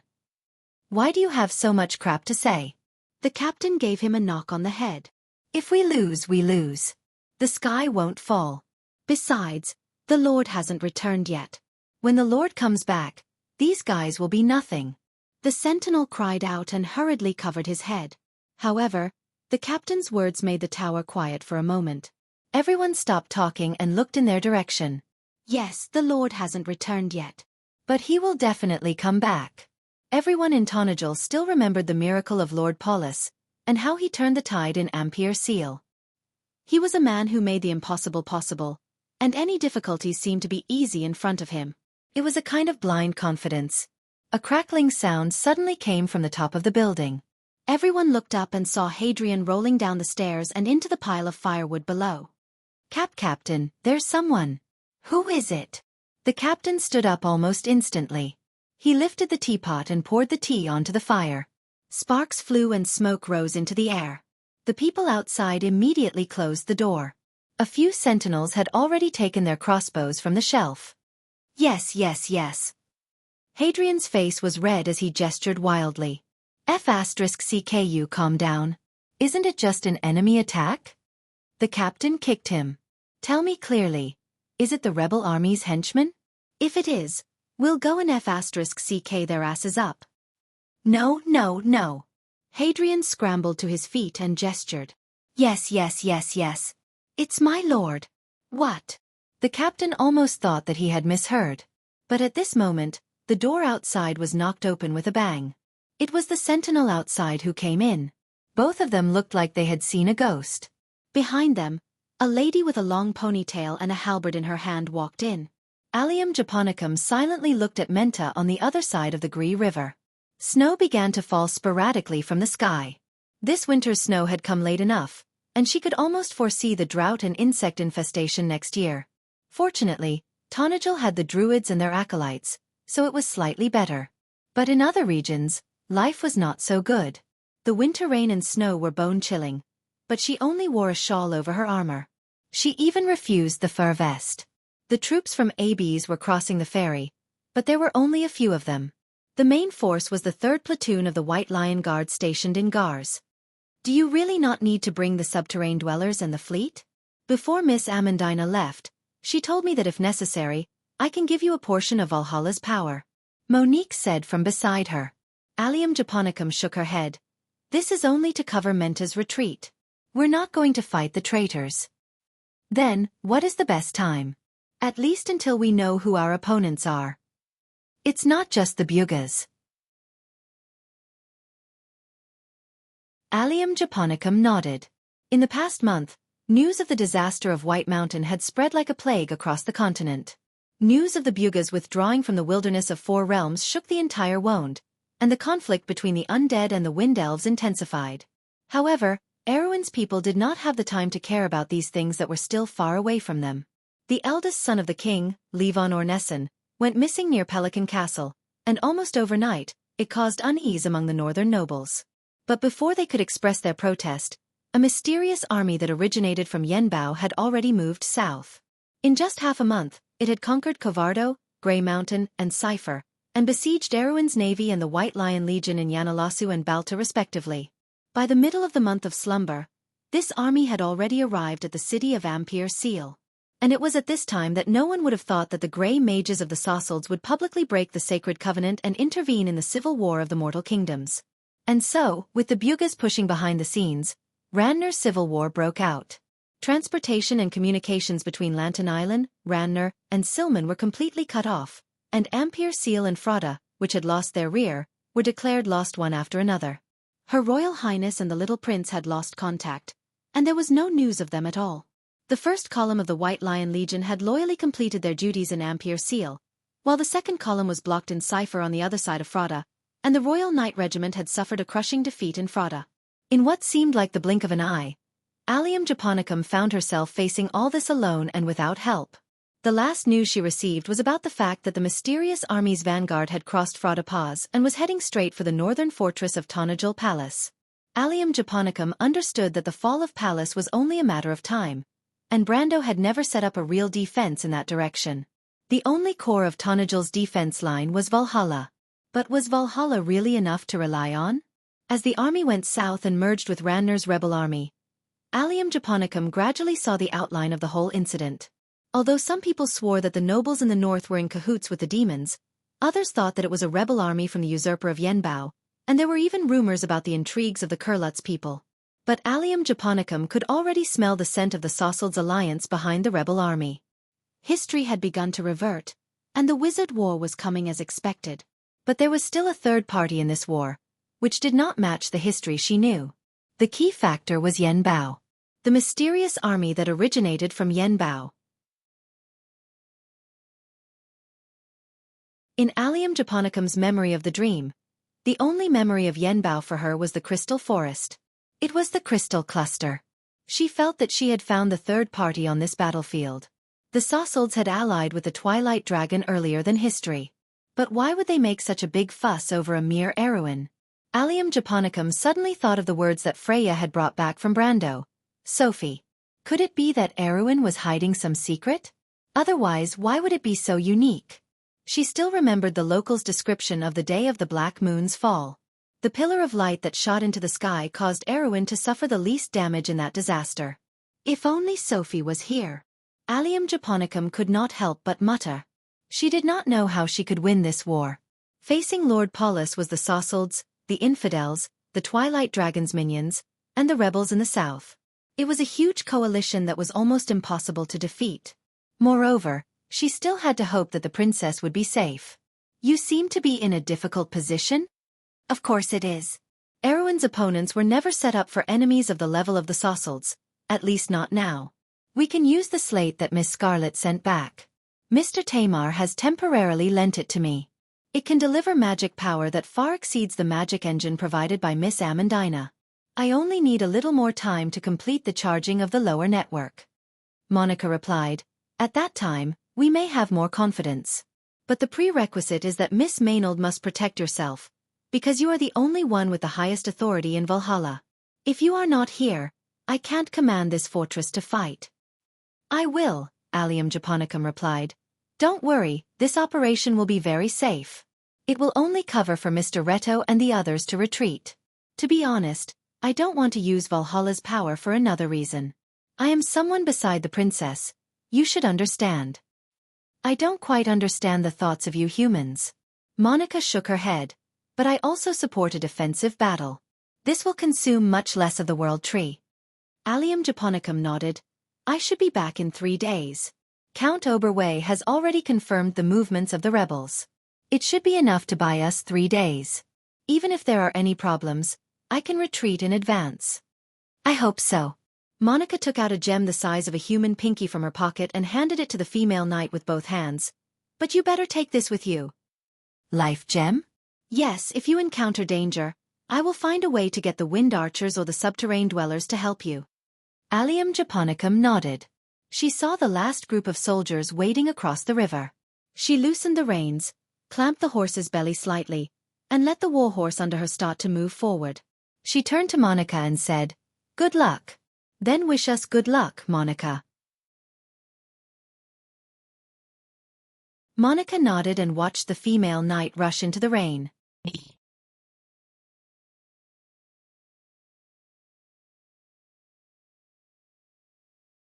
Chapter 1463. Snow fluttered on the ground, and soon a thin layer of snow accumulated outside the gates of Abes. The scattered white seemed to be washing away the filth of the old world, adding a touch of freshness to the kingdom. Then we'll say goodbye here, Hainf. Outside the gates of Cold Shirt, Brando said, I'm really sorry for taking up so much of your time. It's nothing, my lord, this is also my own request, Hainf smiled carelessly. I just came out to relax, there's nothing particularly important. He looked at Ling and Lotus and waved to the two sisters. Ling, Lotus, take care of yourselves, I'll come to Lantern Island to see you when I have the chance. You too, Mr. Hainf. Lotus bowed in return. Ling was still expressionless and silent, his hands tightly holding the bag full of dried Dracaena moss. See you later, my lord. See you later. Hainf took one last look at Roland before turning and disappearing into the crowd. Roland bared his teeth and asked Brando, Where are you going to take me, respected wizard? Your father is the Redbud Count? Wysick, the deputy commander of the Southern Legion? Brando glanced at him and asked, Yes. Then why did he send you to Tonajil? If I remember correctly, your family has a deep relationship with the royal faction. Didn't your father disagree with Princess Griffine's ideals? On the one hand, it's to learn. After all, the Count is famous in Erewhon. It can be foreseen that no matter who is in power in the future, there will be a place for Tonajil at the top of Erewhon. On the other hand, it's to obtain some information, mainly regarding Her Highness the Princess. My father wants to know the true relationship between Her Highness the eldest princess and the people of Trentheim. Roland replied without hesitation. However, after seeing Brando's interrogation methods, he did not expect to hide anything. He did not want to become an idiot like those Bugas. What do you think? There are rumors that Her Royal Highness will marry Count Tonajil Ranner, but Her Royal Highness has never expressed her stance, and I heard that Count Ranner already has a wife. Who did you hear that from? Brando interrupted him. The Count is a Highland knight and has been married since he was a child. He was already in his 40s when he participated in the Ampere Seal Peace Conference, so he should be married by now. I heard that the Count also has a daughter called Sifrid. What did you say? Brando almost choked. He thought to himself, what kind of ridiculous rumor is this? He turned around and saw that Lien's little face had turned red. Ling also looked at him with a strange look. What's wrong? Did I say something wrong? Noticing the strange expressions on everyone's faces, Roland could not help but stop. No, I didn't, Brando replied weakly. It's only been less than a week, and I'm already 10 years older. Gossips are really scary. But it seems like I do have a marriage arranged before I was born, but as for the person... Go on, Roland continued. If Her Royal Highness does not intend to marry Count Tonajil, then she is undoubtedly too close to the Count's retainers. The strange thing is that the Count himself does not seem to mind and even agreed to the request of being an ambassador to the Empire. Is this your own judgment? That's what the nobles think. Brando thought to himself. These people sure have a rich imagination. Being nobles seems to be a waste of talent for them. Why don't I just let Her Royal Highness arrest them and force them to become screenwriters, novelists or something? That would save them from causing trouble all day long. Nonsense. Scarlet finally could not hold it in anymore and sneered coldly. The Count's trip to cruise was obviously for her, but these schemers gave him an inexplicable reason. This is based on facts, ouch. Roland tried to defend himself, but before he could finish, he was hit by a halberd. Fortunately, Scarlet, kind-heartedly, used the handle of the halberd, or else his abdomen would have been split open. Brando looked sympathetically at the youth who was bent over like a shrimp on the ground. He shook his head and signaled Ropar to help him up. I'll give you 2 pieces of advice. First, don't reason with a lady. Especially a beautiful lady who is stronger than you. Second, don't overcomplicate things. Sometimes, the simplest reason may be the truth of the matter. Brando finished and turned to walk towards Cold Shirt Castle in the snow. What did you say, wizard? Roland did not hear clearly. He held his stomach and got up to ask. Brando did not answer his question. Instead, he looked at the streets of Abi's castle. He had not been here for some time. Cold Shirt Castle had expanded a lot, but the streets were somewhat desolate. Night patrols and soldiers could be seen everywhere. It was full of the aura of war. Before Brando entered the city, he had heard about the war in the north and the rebellion of the nobles. He was a little surprised by the latter. The action of the nobles was somewhat beyond his expectations. However, considering the shadow of the Sossalds behind them, it was not surprising. He asked about the army that came from the north, but not many people could explain it clearly. It was said that the army set a fire in Ampere Seal, burning a third of the port to the ground. This rumor made Brando's face darken. Those who were familiar with him might understand that Brando had already sentenced some people to death in his heart. It seemed that those people were still alive and kicking, but Scarlet knew that someone was about to be unlucky. Brando was more worried about what happened to Randner. He could only hope that the Duke of Grinoires would not go too far. If something happened to Her Highness, Amandina, and the others, then he would let these people know what a real disaster was. But in the end, this debt would be settled with the Sossalds. He did not blame his senior, Her Highness, and the others for their mistakes. After all, the Bugas were opponents of a different level. Erwin was far from having the ability to wrestle with them, even if he was prepared. But fortunately, he was back.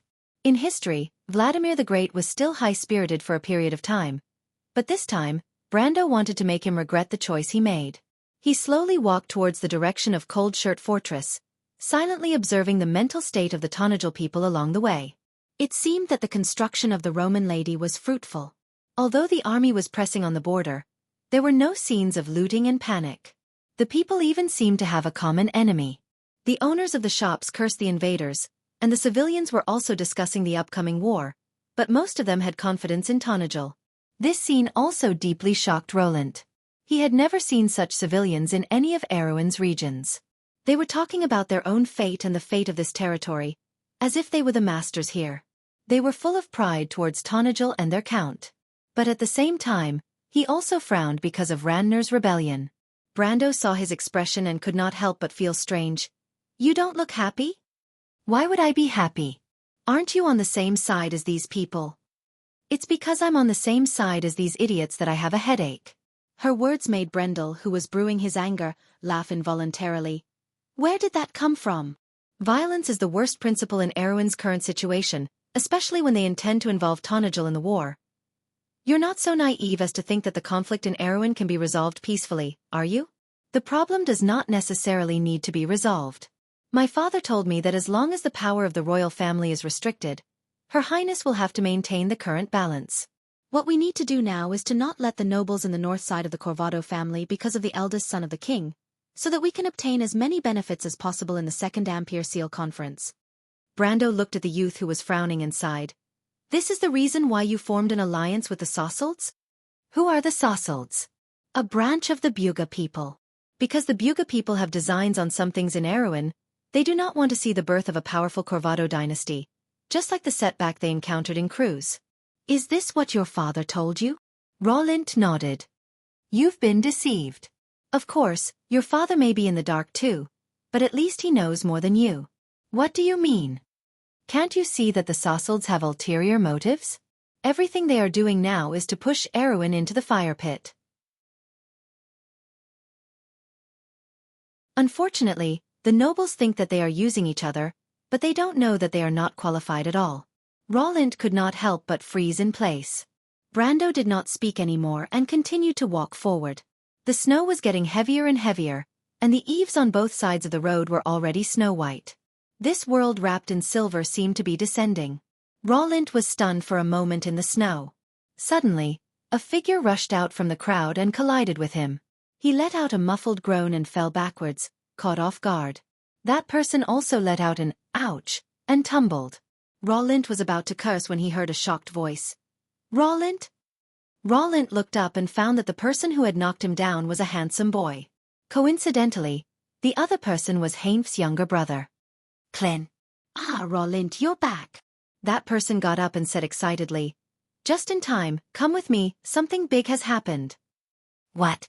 Roland frowned and looked at this pair of brothers who were haunting him. "I heard that Count Tonajal has returned."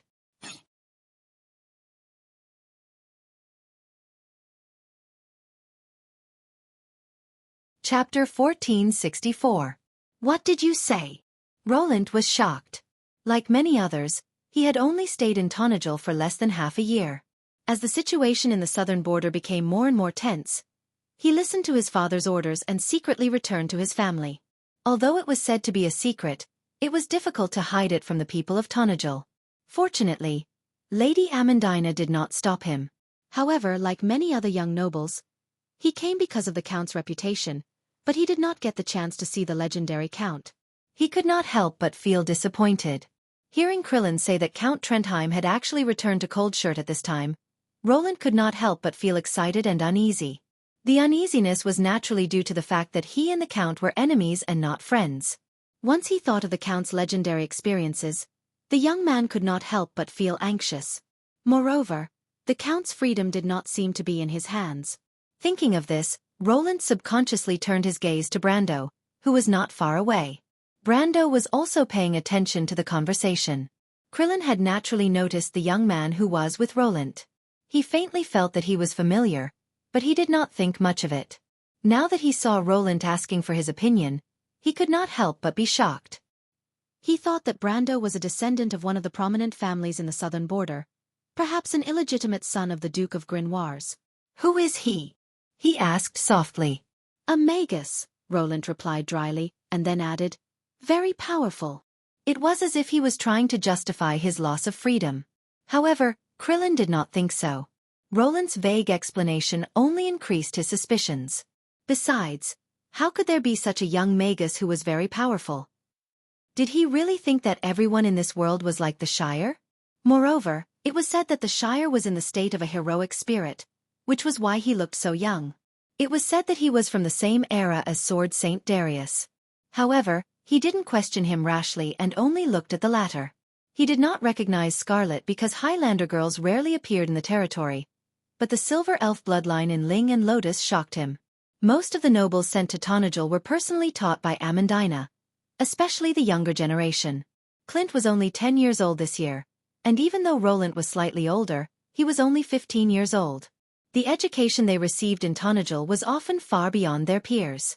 Amandina herself was knowledgeable, and most of her knowledge about Erwin came from Brando.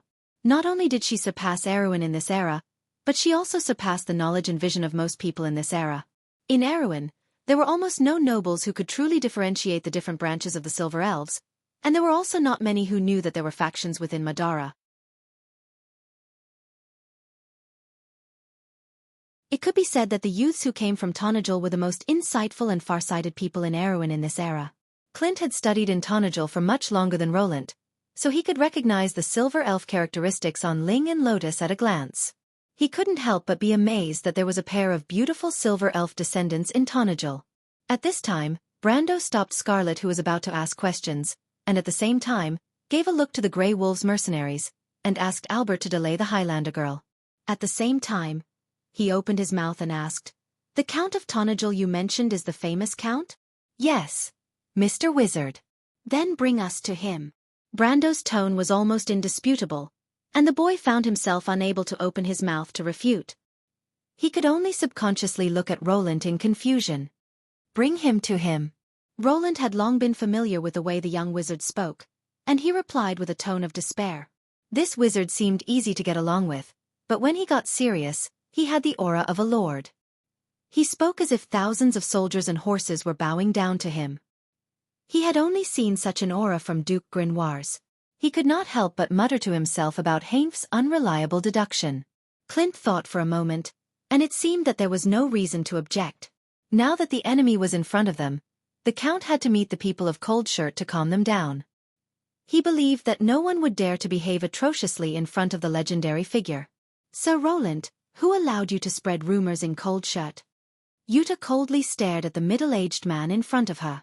The lonely winter sun passed through the skylight and formed a beam of light that fell on the dark hall of Castle Abes. The arched door leading to the courtyard was wide open, and the sunlight that fell on the ground was shockingly bright. The middle-aged man standing in front of Yuta had a thick beard above his lips. He was dressed in a neat suit, and there was a faint sneer on his face. "Madam Yuta, I did spread some news outside, but I'm afraid it's not all rumors, right? This is Tonajul, and there's no need for you to go beyond your authority." "What's wrong?" Roland pretended to be surprised and replied, "Even the Count's return to his territory is a secret that needs to be kept?" "Ridiculous! How could the Lord come back at this time? Yuta suddenly realized that it was a secret and subconsciously closed her mouth. She looked at the other party with her emerald eyes and took a deep breath. Her towering breasts gently rose and fell, and then she replied, "In short, I hope you can abide by the rules that guests should abide by, or I'll have to send you out of the country." "Oh, so the one who really has the right to speak in this land is no longer the Count of Tonajal. Has Madame Yuta decided to disobey your lord, or have you already colluded with that woman to have such an intention? Sir Roland, pay attention to your words. I'll report everything that happened here today to Count Corvado. Maybe you've drunk too much. I'll let you go out and sober up." Yuta didn't know what was wrong with this guy.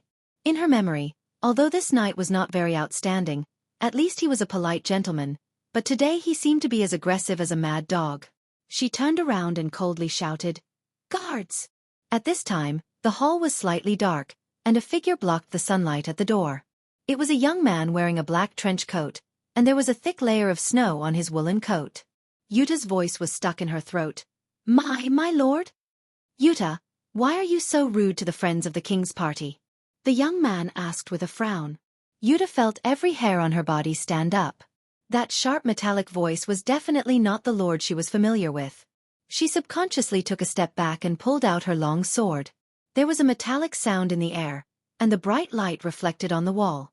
The tip of the sword shook slightly and pointed directly at the two people opposite her. Yuta held the sword that Brando gave her, and the leather gloves engraved with a black pine emblem rubbed the mithril hilt and guard. She shouted, "Guards, catch these two people!"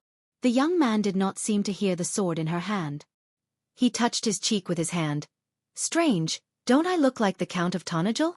Yuta could not bear it any more. She growled and stabbed the sword, but she felt that her sword had pierced a layer of barrier and could not go any further. The young man raised his hand, and a sharp airflow swept across her abdomen. Yuta only felt that her vision turned black, and a tearing pain came from her lower abdomen. Her legs were weak, and she could not hold the sword in her hand. It fell to the ground with a clang, and she subconsciously knelt down. At that moment, the entire hall seemed to spin in front of her eyes. As the world spun, she felt herself falling to the ground. In her field of vision, a dazzling and eye-catching smear of blood was slowly spreading, like a flower blooming in the autumn forest. Pain and struggle were reflected in the female knight's eyes. She tried her best to get up and grab onto something, but her blood-stained fingers eventually stopped moving. Not far away, the sword that the lord gave her was lying quietly on the ground. The sword was slender, and the blade was reflecting the cold winter sun. Rosebud looked indifferently at the female knight lying in a pool of blood. The young man beside him had turned in another direction. The guard who was rushing over with a halberd suddenly flew back and hit the long table.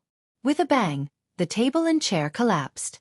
It seemed that it was just a moment, and the hall immersed in darkness was quiet again. Sir Rosebud squatted down and used his finger to check Yuta's breath. "She's not dead yet. It doesn't matter. We still need her anyway." He stood up again and snapped his fingers. Several black knights in heavy armor came in from the outside and moved the unconscious female knight away from the pool of blood. The young man looked at Yuta's sword at his feet. He thought for a moment, stepped on it, and broke the blade in two. There was a soft sound. At the other end of the hall, someone seemed to have knocked down the candlestick. "Who is it?" Rosebud quickly looked in that direction, and could only see the back of a black-haired girl. He knew the girl. She was a girl from Bucci named Sue. She was the daughter of Copper Dragon Reto and a guest of AB's castle. "Catch her, don't let her leave AB's castle." A wind blade had already left the young man's hand, but this time it hit the stone pillar at the other end of the hall, stirring up a cloud of gravel. Sue had already opened the back door in that direction and escaped from there. "Catch her!" Rosebud did not expect such an accident to happen, and could not help but shout in exasperation.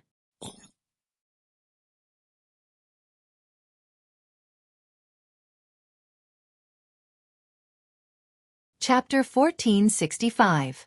The young man did not move, but the Black Knight stood up and chased in that direction. Sir Roseborn tugged at his collar and wanted to follow, but the young man beside him grabbed his arm. "You can't go. We'll be in big trouble if she escapes." "She won't be able to escape. Calm down, my friend. That little girl is at most an iron-ranked warrior. If it's the Banksian's knight, they won't be of much use, but at least they can handle such a small matter. Roseborn thought about it and calmed down. You're right. Get ready. I'll accompany you to the square. The young man smiled. Although I don't know who this count is, he should be proud of himself. To think that I would have to play the role of a mortal. He tilted his head. This feeling, to be honest, is a little strange. He's not a simple human. Be careful, he's quite close to William and Tullman. The ones who should be worried are the Grey Mages. I heard that the fortress designed by the mortal is quite unique. Roseborn could hear the ridicule in the Buga's voice and could not help but laugh. The fortress that the mortal was so proud of was a joke. The square outside the main gate of Castle Abes was already crowded with people.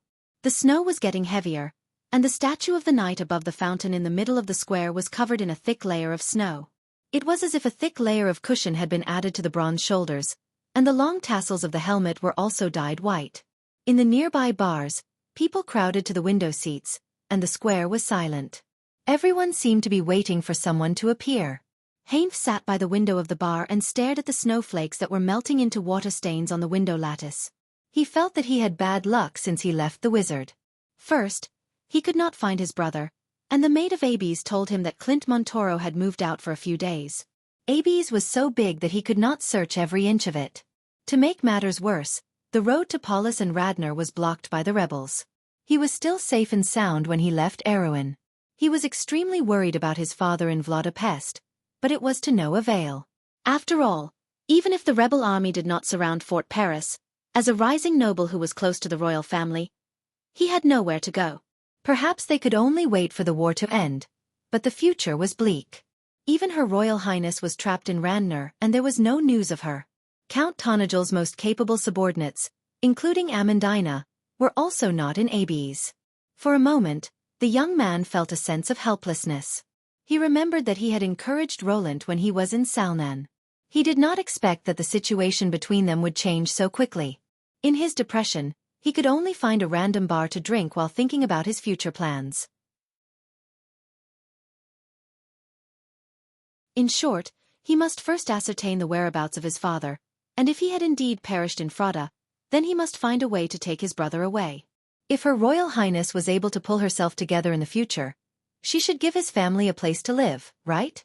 Just as Heinf was about to get drunk, news about the Count came back. It was as if his luck had changed from that moment onwards. He realized that he had chosen a wise position.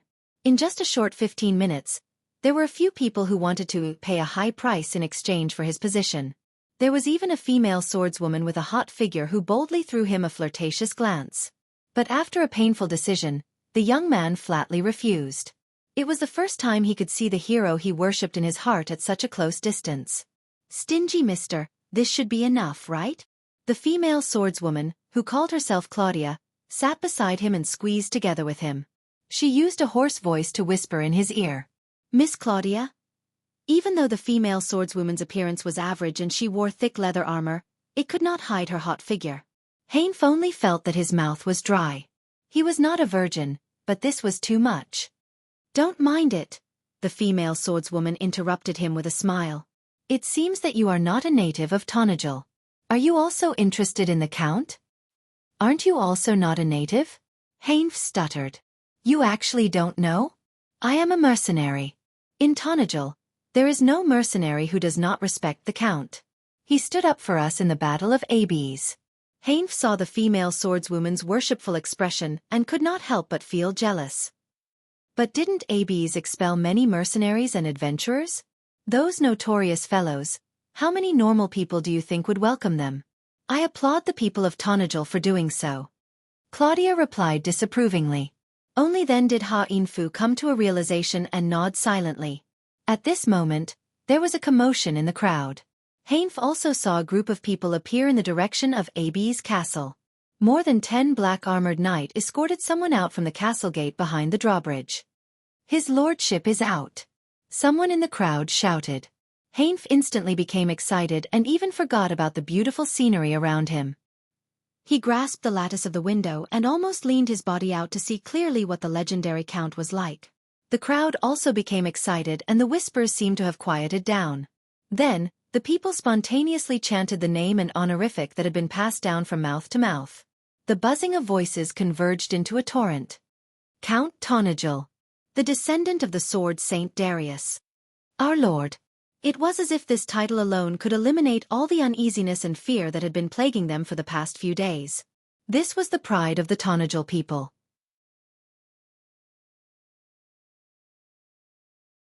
This pride made them understand that as long as its owner did not leave them, then today's predicament would become a thing of the past. It would become a memory of yesterday. My lord! My lord!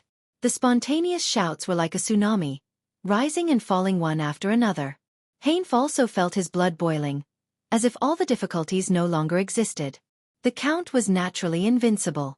What were the Buga people in front of him? He also joined in the shouting. But the swordswoman asked in his ear, "Have you seen the Count?" "Ah, no." Heinf shivered slightly. "But I have heard every rumor about him. He is our kingdom's greatest knight of this era." "Yes," the swordswoman also looked in that direction. "I only saw him once a year ago from afar. The Count is a very special noble." The young man rode on a highland horse from Grinoires, calmly enjoying the cheers of the crowd. "I'm a little surprised." He looked back and said to Sir Rosebin, "This mortal has such a high reputation here. He must be a guy who is good at bewitching people." "Mortals see this as a kind of power," Rosebin replied with a cold face. "That's why there are so many deceivers, but they don't understand what real power is." The young man only smiled and shook his head. Clint dragged Roland forward in the fanatical crowd, trying to get closer to the Count, but it was a little futile. Brando shook his head helplessly and pointed with his finger. An invisible force separated the crowd so that they could continue to move forward. The snow was getting heavier and heavier, and the sky was a vast expanse of white. Brando was not as enthusiastic as the two teenagers. He had silently put on his hood. Seeing this, Scarlet also pulled up her gray hood and stood behind him. Both of them saw the Count of Tonagel in the distance. "My lord, should we squeeze past him?" Albert frowned. "That guy must be a fake." "Of course he's a fake." Scarlet gave Albert a slap on the head. "Do I need you to tell me that?" "Big sister, Albert felt that he had been wronged. Wasn't he just trying to make His Excellency angry? He wasn't speaking for the enemy. "Why is Miss Yuta there?" Scarlet frowned and whispered. "Was she deceived or coerced?" "That's not her." Brando shook his head. His face had already darkened. He turned to Albert and the others and said, "Albert, take the Grey Wolves mercenaries to AB's castle, but don't act rashly. If there are enemies, find out what happened in AB's castle and what happened to Miss Yuta." "My lord, leave it to me." Albert immediately nodded and whistled. He immediately turned and left in another direction with the rest of the Grey Wolves mercenaries. "Do I have to go too?" Scarlet tightened her grip on the halberd and couldn't help but ask. "No," Brando shook his head. "Let's wait and see what this guy wants to do." He raised his head and looked in the direction of AB's castle with a gloomy face. He had to first determine who the other enemies were. For them to be able to enter Tonagel and put on such a show, it definitely wasn't as simple as the nobles of the southern border. Roland and Clint, who were in the front of the group, shivered. "What's wrong? Why didn't that wizard follow us?" Clint touched his neck and looked behind him strangely. "Isn't he with you?" "Don't worry about him." Roland considered whether to run away, but after thinking about it, he gave up on this futile plan. "He's a strange guy." Clint shrugged. "Let's walk faster. We're already very close to the Count. Heavens, now I have something to talk about. Let's see if those fellows still dare to pretend to be experienced in front of me." Roland snorted at this little guy's attitude, but he was also a little excited. Although the matters in the north troubled him, at least it wasn't the matter at hand, right?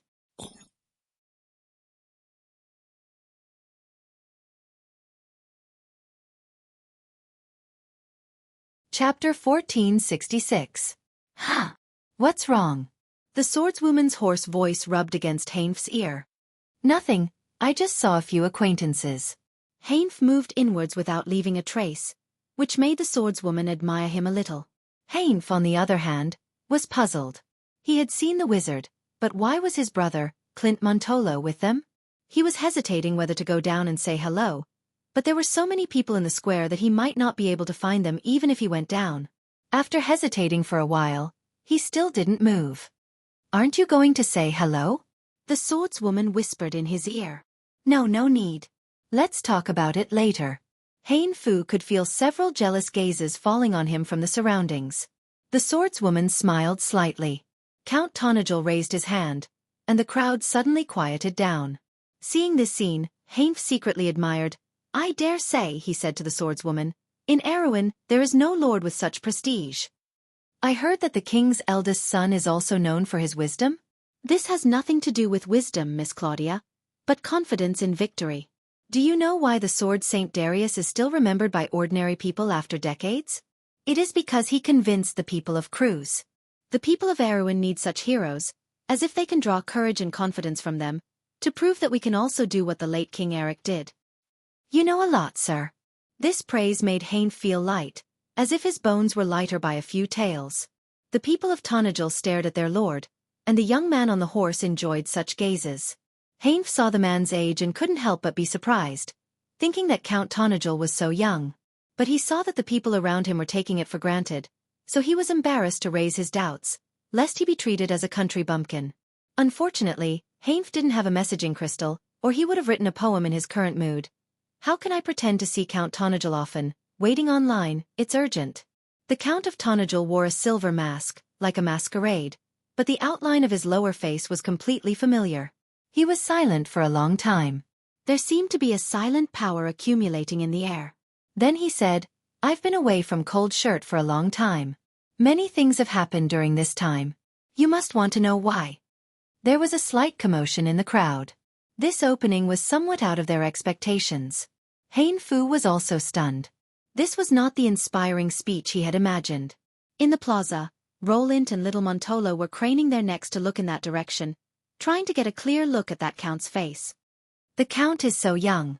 Strange, why does he look so familiar? Shoo! Their whispering attracted the angry stares of the people around them. If looks could kill, Scarlet's cold glare would have pierced through the impostor and sent him tumbling off his horse. She retracted her gaze and proceeded to kill the two blind students in front of her. Brando held her hand and turned around to look at the other side of the plaza. The words of Count Tonajul still echoed in the plaza, buzzing. The reason is simple. The young man sneered. He used magic to amplify his every word to the entire Cold Shirt Castle. His voice boomed in the sky. Because someone betrayed me. It was the ungrateful Corvado royal family. Like a gust of wind blowing through the plaza suddenly became silent. Silence. Absolute silence. The plaza where thousands of people gathered was so quiet that even a pin drop could be heard. Clang. Hein stood up from his seat, losing his composure. The chair behind him flipped over and tripped him. Hein fell heavily on the floor. The swordswoman let out a scream and rushed over to help him up from the ground. The commotion here was like the first domino that had fallen, triggering a chain reaction. It was like a bomb had been thrown into the crowd. After a moment of silence, the crowd erupted into noises that were 1,000 times louder than before. It was disbelief, followed by whispers that bordered on panic. More people fell into unease and confusion. They asked each other to make sure that they were not hallucinating. Hein was lying on the ground, and a voice was buzzing in his head. This is impossible. Erewhon is done for. Another gloomy thought hovered in his head. He even ignored the swordswoman's worried face. At that moment, Hein thought of a black death. The crowd finally stirred. But there was always silence in the midst of the chaos. Roant and little Montolo were like stone statues, standing still on the spot. How? Clint felt like his worldview had collapsed. Roant stood beside him, his eyes flickering with an unknown color. For some reason, the young man from the Redbud family turned around and looked at the wizard. Beside Brando, Scarlet finally could not bear it. How much effort did his lordship spend in Tonajul to get to where he was today? How could she allow others to taint all of it? She just took a step forward, but Brando firmly pressed her shoulder. Brando's face under the hood was unusually calm, as if everything that happened here had nothing to do with him. But in the depths of his dark eyes, the sea was reflecting bright lightning, like the gloomy sky before a storm. People could already foresee the fury of nature. He already understood this set of tricks in his heart and understood the approach of the person who had come. Then all that was left was to settle the score. Don't worry, Scarlet. But his lordship. Don't worry. Brando replied softly. A footstep came from afar. Looking at the restless crowd, every face was filled with anger, uneasiness, and fear. The young man and Rosebin looked at each other and smiled. The plan worked as it should. In order to throw Trentheim into chaos, they had to first destroy the beliefs in the hearts of the people. When they found out that everything they had persevered in the past was a lie, the heroes they had created themselves would be shattered by their own hands. Heroes are synonymous with fragility. When they are born, they are like meteors across the sky, and when they disappear, it is often accompanied by a tragic tragedy. Rosebin sighed. And all of this is the masterpiece of All for One, the young man smiled. Compared to 30 years ago in East Metz, this is not worth mentioning. Tree herders and cruise people were played by you. Dancing with the Fool is nothing to be proud of. Sir Rosebin could not hide his pride. Next, let's add fuel to the fire and let it burn Erewhon people. That's right. Happy cooperation. Happy cooperation. The young man narrowed his eyes and rode his horse to the front of the crowd. He was well-mannered, and his every move carried the elegance of a noble. It was a kind of satisfaction, but when he was about to speak, a sharp and calm voice interrupted him. He's lying. When the voice sounded from the crowd for the second time, the square suddenly quieted down. People looked at each other and turned their heads, looking in the direction of the voice. The crowd there avoided it as if it was the plague. A hole spontaneously formed in the crowded square. A girl dressed like a cobbler stood stubbornly in the hole, her hands clenched into fists. She stared at the young man on the horse, her dark brown eyes almost spitting fire. He's not my lord. Like a stone falling into a pool that was as flat as a mirror, a slight wave of uneasiness rippled through the square. Isn't that Sue, the town's archer? I know her, she's the daughter of the copper dragon Reto. Why is she here? She's Lady Freya's close friend, and she seems to be a guest at Cold Shirt Castle. The young man's face was as cold as ice, and he cursed the Bansi people in his heart for making him lose face. But it was because of this that he hated the fish that escaped the net. Sue, you betrayed me and Freya, and you still dare to appear here. He seemed to be laughing out of anger. Very well. Sue ignored his threat. She was alone and helpless, but she knew that the more she said the better. She could not be fooled by the young man. She said loudly, "My lord has been recognized by the Halran Gaia, and you don't have that in your hands." Ridiculous. A trace of anger flashed in the young man's heart. He did not expect the innkeeper's daughter to be so calm. "Do you think I'll waste my breath on you ungrateful people? Guards, capture her." The black-armored knight immediately parted the crowd and approached the girl. Sue looked at them in panic, but she quickly calmed down. She knew that she could not retreat, and she could not show her fear in front of the people.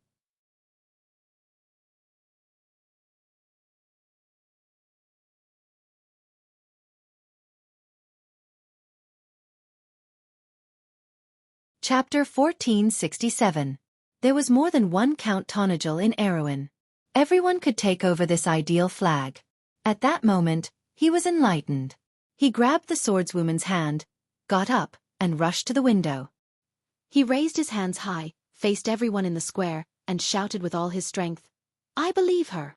I believe her! Everything she said is true!" His shout echoed in the square repeatedly, causing everyone to be alarmed. The black-armored knight who was on guard around the square also turned around.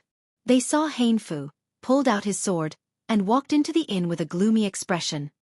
"Are you crazy, sir?" The swordswoman pulled Hainfu back with a stunned expression.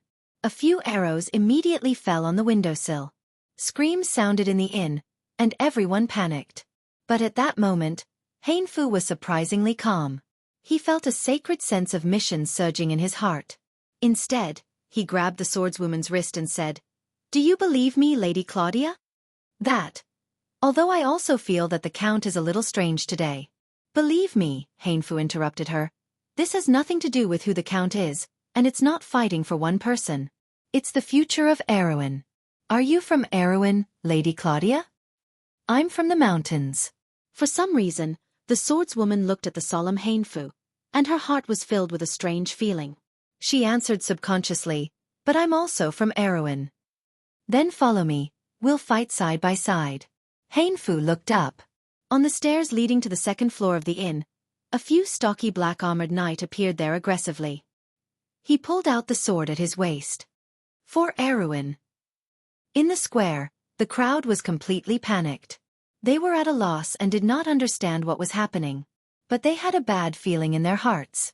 People pushed each other and began to flee in all directions of the square, trying to leave this place. However, the shoving only intensified the chaos in the crowd and even hindered the Black Knight's advance. Sue glanced in that direction and felt that she had achieved her goal. She looked at the window of the inn in surprise, curious as to who had helped her. In the face of this sudden chaos, a trace of anger and panic finally flashed across the young man's face. Sir Roseborn grabbed his hand and said in a low voice, "We can't wait any longer. If we create a massacre and push the blame to the princess, Tonagel will never have peace." The young man nodded heavily. He raised his hand and chanted a wind blade. The sharp cyclone fell into the crowd, and it looked like a tragedy was about to happen. However, at this moment something strange happened. It was as if the young man was being merciful. When the wind blade fell into the crowd, it didn't cause any damage at all. Instead, it only pushed people to the sides. "Damn it! Why are you still so soft-hearted at this time?" Roseborn was shocked and angry. "I didn't." The young man also panicked and couldn't help but angrily reply. The crowd parted to the left and right, coincidentally revealing Sue in the middle. Seeing this, the young man immediately shouted, "Catch her!" A look of panic appeared on Sue's face, and he subconsciously retreated. At this moment, there was a new change in the square. Among the crowd, little Montolo finally recognized the person who shouted in the inn. It was his father's eldest son, Heinf. "Why is my elder brother there?" "Who knows?" Roland replied in a bad mood. "Oh my God," little Montolo suddenly exclaimed. "Look at your friend, what is he doing?" "What kind of friend do I have? What are you making a fuss about?" Roland angrily pushed through the crowd. "Damn it, get out of my way." "It's that wizard. Oh, Martha above. This is impossible." Roland suddenly turned his head in that direction. He saw that Brando was walking forward, and as if there was an invisible force surrounding him, the crowd automatically parted to the sides. Roland opened his mouth wide. Following Brando's advance, the commotion in the square suddenly quieted down, as if a miracle had happened, and a path was formed in the sea of people. This scene shocked everyone, and more people stopped and turned their heads to see what was happening. What do we do?" Little Montolo found that he seemed to have become the center of attention, and immediately panicked. "Follow him." Roland gritted his teeth and replied, "Why, aren't we on the Count's side?" "Shut up." In the middle of the square, Sue finally jumped down from the fountain, but because she jumped too quickly, she accidentally sprained her ankle. Two Black Knights chased after her from behind, and the crowd retreated to the left and right. The young girl anxiously turned her head, her face finally showing a look of despair. The two knights drew their swords at the same time, and Sue was about to fall into a pool of blood. But at this moment, the crowd behind her suddenly parted to the left and right, and a person stepped out and raised his right hand. The two knights' movements froze in place. It was a magus. It was a wizard in a brown cloak and a low hood, but he held a sword in his hand. It was a heavy sword with a split blade on both sides. The blade was half an inch thick, and as wide as a palm. The pitch-black blade had silver runes engraved on it. "The earth is under his control." That was a different sword after all. The two Bancha Knight raised their heads at the same time, the runes on their faces shining brightly. These Isoldian servants probably did not expect that someone would dare to obstruct them, but what they saw was a pair of dark eyes that were at the same level as the brim of the hood. Those eyes were like the surface of the sea, flashing with a calm and vast radiance. Occasionally, lightning would cut through the clouds, igniting the anger in the depths of the eyes. As I said, everything is sealed in ice, and time and space are orderly. The sharp blade in the hands of a knight, the king in the country life and death, are separated by eternity, but in reality, it is only a moment. What you are holding is nothing more than decay. Brando said calmly. With a light cracking sound, the Bancha Knight was shocked to find that a layer of frost had formed on the magic swords in their hands. An obvious crack had appeared on the swords made of fine gold, and then, with a crisp sound like glass shattering, The swords turned into worthless metal shards. Brando came to their side and pushed them forward. The two of them collapsed like stone statues. They still had their mouths agape, their pupils dilated, and their hearts stopped beating.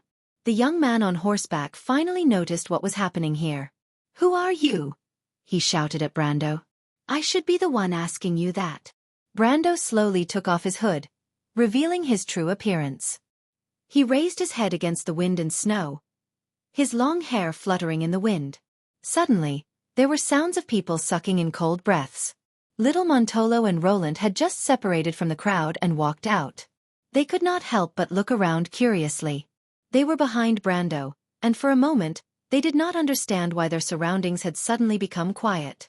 The young man squinted his eyes deeply. "This is good, Mr. Roseborn," his tone contained anger. "Since the original owner is here, we will kill this mortal here, and it will be the same for our plan." But this time, he did not get a response. Sir Roseborn was strangely silent. But at this moment, they could not stop, not to mention that he was just a mortal. The funny thing was that the other party was pretending to be a wizard in front of him. No one dared to call themselves a wizard in front of the Buga people. The young man made a gesture, and the knight around the square immediately surrounded them, holding long halberds in their hands and killing in the direction of Brando. Dragon Knight! Little Montolo was shocked. He found that the knight who surrounded him was the elite force of the Royal Knight Regiment. This was a military force that the royal faction rebuilt after the Ampere Seal War. Its members were all the top experts of the Royal Knight Regiment, and also included some of the outstanding Ranger Knights in Erewhon. The strength of this elite knight was not inferior to the main force of the White Lion Knight Regiment, and even surpassed it.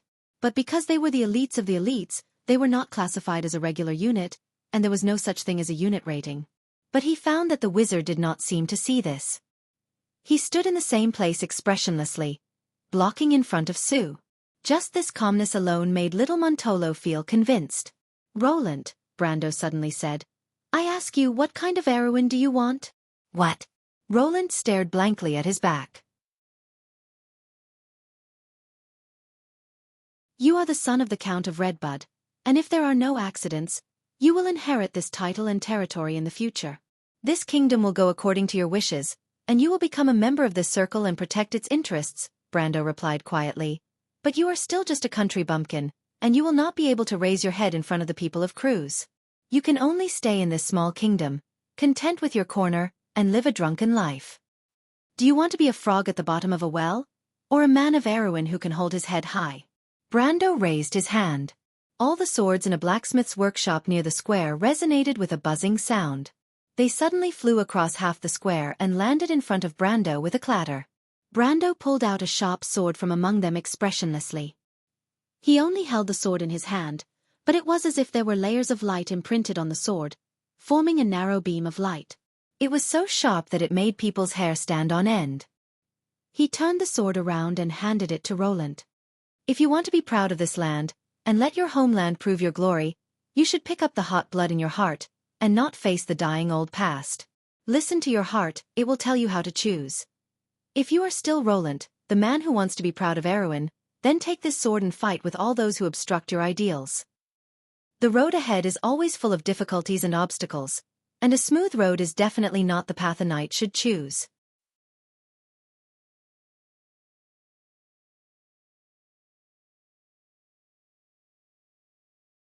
Chapter 1468. Roland was stunned. The surrounding people also held their breaths. The sword he saw seemed to no longer be a sword. It reflected his family, his ideals, and the great country he saw in his dreams. In the midst of his chaotic thoughts, he firmly grasped the hilt of the sword. At that moment his body suddenly trembled, his eyes widening as he abruptly raised his head. "Sir, this sword?" Brando nodded to him. At that moment, the hesitation in Roland's heart seemed to disappear, and his face seemed to be filled with a sacred and solemn color. The three Dragon Knight had already rushed in front of him, and the latter had already stepped in front of Brando to block him. The Dragon Knight did not recognize Roland, but even if they recognized him, he was holding a weapon in his hand. It looked like a very ordinary long sword.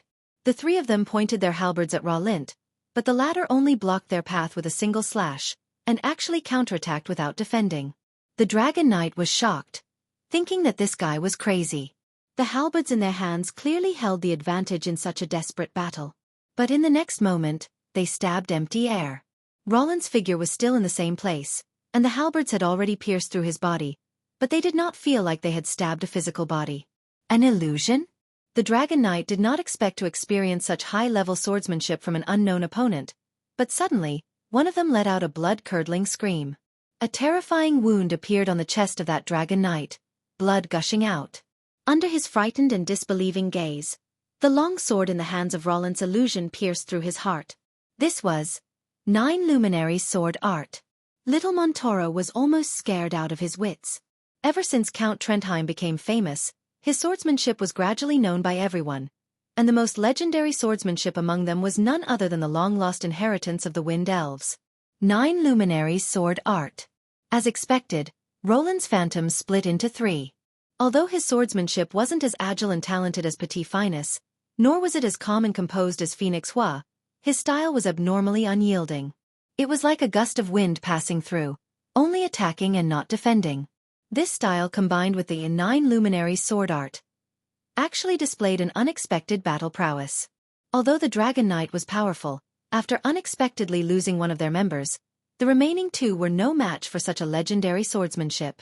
Not to mention, the ordinary steel sword in Roland's hand was like a godly weapon that could cut through iron like mud. After a few exchanges of blows, the halberds in their hands were reduced to short halberds. In the next moment, Roland used the wounds on his abdomen and thigh to cleanly kill the 2 of them. Roland, your swordsmanship! Little Montolo shouted in disbelief. Heavens, what have you experienced in the past few months? Roland himself seemed to have woken up from a dream. His body was bathed in blood, and he was so excited that he couldn't control himself. "Milord, this sword? It's called faith," Brando replied. "In front of true faith, there's nothing in this world that can't be broken." Roland lowered his head, deep in thought. Brando didn't even look at the Dragon Knight that was coming from other directions, and said to little Montolo, "Clint, why did you come to Tonajel?" "Of course it's for the Count, for Erwin," little Montolo answered without hesitation. Brando nodded, and took out another long sword. When the long sword passed through his hand, it was similarly sharp. He handed the sword to the little boy and said, "This is your Erwin, go fight for it." But little Montolo looked in the direction of the square. Although everything that happened here today confused him, he still hesitated.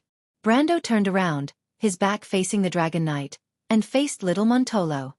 He said to the little boy sternly, "I'm very grateful for your loyalty and trust, Clint, but go fight for yourself. A knight should be loyal to his own ideal dash." Little Montolo's eyes widened. He looked at the young man in front of him in disbelief. At that moment, he finally remembered why he found this wizard familiar. Because his portrait, his statue, was in every corner of Castle Abies. "You?" Brendel smiled faintly. "Be careful." Little Montolo suddenly saw the Dragon Knight launching an attack behind Brando. He subconsciously took the long sword and blocked the enemy. But at that moment, it was as if the sky and earth of the square had dimmed. In the darkness, the only thing people could see was a straight silver line extending forward, dividing the world into 2. When little Montolo came back to his senses, his enemies had all fallen to the ground. All of their wounds were on their throats. "This is Flash Strike sword art." The young man finally reacted and screamed, "Damn it, why do you know Flash Strike sword art?" "In this world, there are many people who have mastered this kind of skill and knowledge." Brando turned around again and looked up at him calmly. "It's not only the Bugas who are worthy of pride. Although the silver folk are favored by the heavens, it's a pity that your actions have tarnished such glory." This sentence finally made the young man feel a chill that went deep into his bones. He looked back at Sir Rosebin and roared, "Who the hell is he, and how does he know all this?" But the young man suddenly stopped talking because he saw the originally proud all-for-one believer, Sir Rosebin, had a pale face and his gums were chattering. He finally understood why he did not get a response from the other party before. "Damn it, do you have to be so afraid? He's just a mortal," the young man could not help but rage. He turned back and looked at Brando coldly. "I admit that you've turned the tables, human, but this is where your ignorance lies. You know who we are and still dare to show up. I admire your courage, And I'll let you see why the Bugas are called silver folk wizards. Kill him. The young man roared. Suddenly, 7 or 8 wizards in grey robes rose from the buildings around the square. But looking at these colleagues, the young man was not happy at all. He did not intend to use these backup forces, which meant that their methods of bewitching people were completely ineffective. But the effect of killing the count was the same. It would just be a little embarrassing. When little Montolo saw these wizards, he could not help but scream, "Grey wizards! Count, go quickly, they are the elite wizards of the Cisaldians." But next to him, Roland could not help but grin. He had seen the mentor of these 7 or 8 grey wizards. And that man was now imprisoned in the Druid's Tree prison in the Loop of Trade Winds, and he was almost half crazy. Brando looked at the young man calmly, as if he did not see the threat in the sky. He opened his mouth and replied, word by word. "This is what I want to say to you, Cisaldian. The account between me and you has just begun to be settled." Arrogant! The young man felt that this guy was simply unreasonable. He tore off the mask on his face and threw it to the ground. Although his appearance was changed to be exactly the same as Brando's with illusion, people could see that this man's eyes had a layer of silver irises. That was the most distinctive feature of the silver folk, which could not be concealed even with magic, just like their blood. There was a burst of exclamations in the square. And it was at this time that the grey wizards in the air finally launched their attack. Chants intertwined in the air above the square, and silver lightning flashed. The square was filled with screams, and the people panicked once again. But Brando only glanced at this scene indifferently. He turned his hand and inserted Halran Gaia into the ground of the square, and another long sword appeared in his hand. When the young man saw that sword, he felt the hair all over his body stand on end. It was a thin sword less than 3 feet long, with a thin blade that seemed to flicker with a pale blue light. Its guard was an ice sculpture of a fairy spreading its wings and about to fly. Its spread wings wrapped around the hilt of the holy sword. The sword's hammer was a gem called Frost Storm. The young man had only heard of the sword's name in legends. It was the soul of the shallow sea, the azure holy sword, the frost chant, Sinna.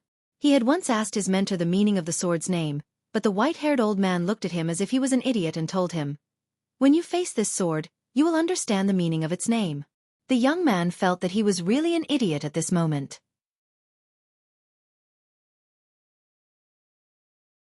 He raised his head and screamed at his colleagues in the air, "Get out of the way!" But it was too late. Brando swung the holy sword upwards, and snowflakes were falling from the sky above Castle Abes. When the sword pointed to the sky, the snowstorm suddenly reversed, and even the snow on the ground was lifted up, forming an inverted glacier. And the ice and snow in the sky seemed to be controlled by an invisible hand. The north wind screamed, and it was like the melodious song of the legendary Ice Queen. When the blue light swept across the entire sky, the grey mages did not even have time to react. They realized that the lines of law that they were controlling had also been frozen. Their magical light shields were frozen into solid powder in the extreme cold, and the powder fell to the ground. Their faces still maintained the last moment of surprise, and then their bodies exploded, turning into dry snow powder and scattered on the ground. Brando put down the sword. The snowstorm stopped in an instant. The dark clouds in the sky parted, and a ray of sunlight fell on the square. At that moment, the whole square was silent. Everyone, including Roant and little Montolo, looked at this scene in a daze.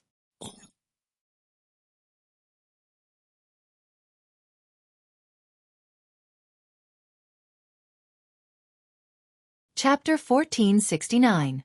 The young man finally showed a look of horror, but he did not think of running away. He did not know how to explain the loss of 7 or 8 Bugas to Sard. In his rage, he could only attribute all of this to Brando's fault. He was just a mortal, but he did not resign himself to death. He pulled out a short emerald staff from under his coat and pointed it at Brando angrily. "You dare to murder a noble silver folk?" Sir Roseborn finally reacted and rushed forward to grab his hand, saying hoarsely, "Run!" However, the red-eyed young man almost threw him off his horse. "Shut up, you useless idiot! You cowardly infidel! If you don't want to fight, then get out of my way!" Roseborn retreated with a gloomy face. He took one last look at the young man and finally decided to turn around and leave. But he did not expect the young man to turn around and raise his staff at him, and a green light hit his back. Roseborn screamed and fell off his horse, struggling on the ground in pain. A coward does not deserve to live. The young man sneered cruelly. Brendel calmly watched the two dogs biting each other from beginning to end. No one is born noble, Brando replied quietly. Everyone is noble because of their actions. At this moment, the dark clouds in the sky parted, and a golden floating light appeared above the square. And Brando was right in the middle of the square. The people of Tonajul watched the scene quietly. Sue knelt behind the young lord, holding her ankle, her face full of confusion and disbelief. She loved Miss Freya deeply and had always disliked the man who stole her heart, but today she realized for the first time that he might not be completely useless. The young man grinned and pointed his short staff at Brando. He wanted to see how many times Cinna could save this human. Be careful. Roland, young Montolo shouted at the same time, and the last was Sue's voice. Scarlet's actions were even more direct. She activated the bloodline of the Thunder God, and lightning zigzagged in all directions. Her cloak was instantly reduced to ashes, revealing her silver breastplate and her fiery red ponytail. It's Miss Chen! Someone in the crowd exclaimed. The mountain girl took a step forward and threw the halberd in her hand at the young man. The silver halberd was surrounded by electric sparks and collided with the green beam in mid-air. Both were reduced to nothingness at the same time. But in the next moment, the electric sparks that filled the sky returned to Scarlet's hand and turned back into the halberd. The azure lance, the bloodline of the dragon, the blood of the thunder god? The young man's laughter was stuck in his throat. He finally recognized the girl's identity. Brando did not even look at the short cane in the young man's hand. Some people will never understand. He reached out his hand and pulled the young man up like he was pulling a duck from a distance of over 100 meters. When the young man realized that he had lost control of his body, he collapsed. He felt that this was impossible. A mortal sage must be an illusion. There was a terrible silence in the square. Only the sound of people gasping could be heard. Those were the bugas of the silver folk. It was said that each of them could activate their elemental powers, and the adults had at least the strength of the elemental enlightenment. Among them, there was no lack of supreme champions and sages. Among the 12 wizard leaders, the strongest 3 had perfect bodies and entered the realm of demigods. Their population was not large, but they were still the top forces of this world. The people of such a race were like a dead duck being held in the hands of their lord, held up more than 100 meters away. Someone even slapped himself lightly on the face to make sure that it was not an illusion. That person was little Montolo. Brando did not know whether to laugh or cry at the action of this clown. He directly blocked the young man's connection with the magic network. This was the ability of the sage's domain. Permanent elemental solidification. The swords he had given to Rolint and little Montolo earlier used this ability. Although his current master's degree was far from enough to make divine weapons, as long as he had the heart, making 1 or 2 fantasy weapons would not be a problem. This was the power of the sage. Brando threw the young man aside like a dead dog, then turned back to check on Sue's condition. Fortunately, the girl had only sprained her ankle. He helped Sue up and the latter said to him tiredly, "My lord, Ms. Yuta, she's fine." Brando had already received the news from Albert that the Grey Wolves mercenaries had intercepted Yuta in Cold Shirt Castle. Although the latter was seriously injured, he had expected Albert to take away the angel's heart vase and some holy water, which came in handy. After hearing the news, Sue seemed to have overdrawn all her energy, completely relaxed, and fell asleep with her head down. Brando knew that she was overly nervous and carefully handed her to Scarlet, then slowly walked across the square to the young man and Sir Roseborn. Throughout the whole process, everyone in the square quietly looked at their lord. Brando raised his head. The Banksian's knight brought by the young man had already scattered, and the dragon knight of the royal faction had also been killed. He remembered seeing a guy disguised as Yuta earlier, but now there was no trace of him. He faintly felt that the person was a bit strange, but there was no need to pursue it for the time being. Brando lowered his head. Sir Rosborn's face was ashen, and he was about to take his last breath. Save me. You should know that this is impossible. Brando replied. Sir Rosborn's face changed several times, and finally showed a look of despair. Brando half knelt beside him, rolled up his sleeve, and revealed his pale right hand.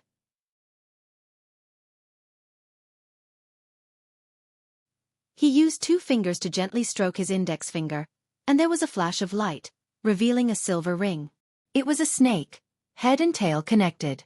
Brando lifted his right hand, gently removed the ring, and then placed it on Sir Rosborn's chest. He placed his left hand on the ring and said softly, "All things return to one, all things return to the ring, the will of truth is with you and me." Sir Rosborn looked at all this in astonishment, and he said hoarsely, What's wrong?" "Rosborn, you chose the wrong path," Brando replied. "So you were betrayed. Don't you have anything to say? Tell me, I will listen."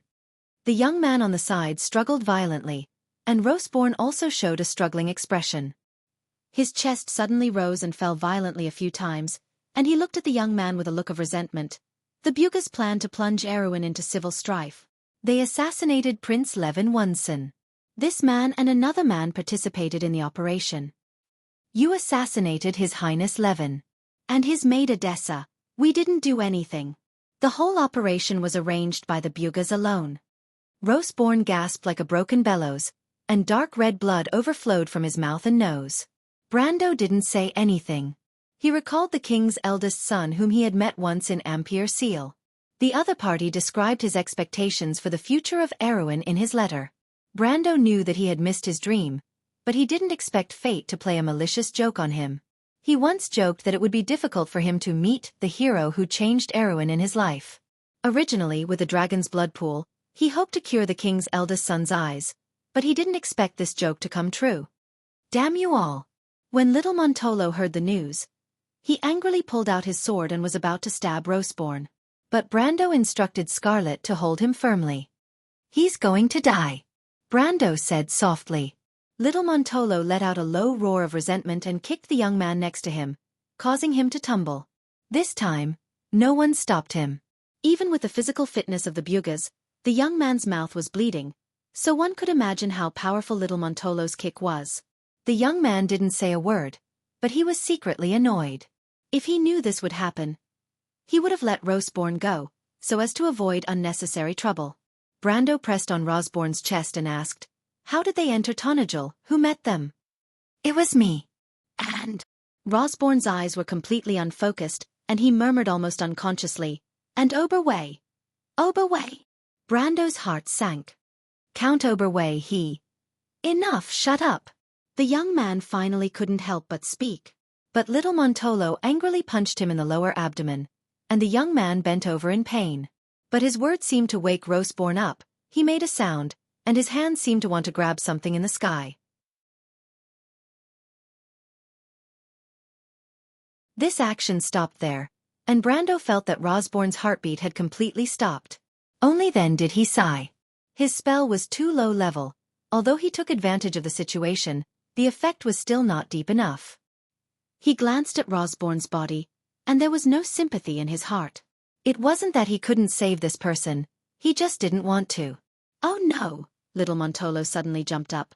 "Count Oberway is organizing the defense in Parise, if he betrays Her Highness the Princess." Brando's heart also flashed with a trace of haze. Although Rosborn's words might not be completely credible, he didn't want to believe that Oberway would betray the royal family. How long has it been since the rebels surrounded Parise? 3 days. When did Count Oberway arrive at Palace? Also 2 days ago. Is there any news from Menta? Little Montolo thought for a moment. After all, he wasn't a decision-maker in Abes, and the information he knew wasn't much more than the average person. But at least he was a squire knight, and he knew how to analyze the information.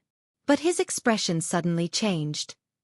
"My lord, Lady Maynard seems to be organizing a retreat in Menta. She doesn't know all of this." Brando's expression changed.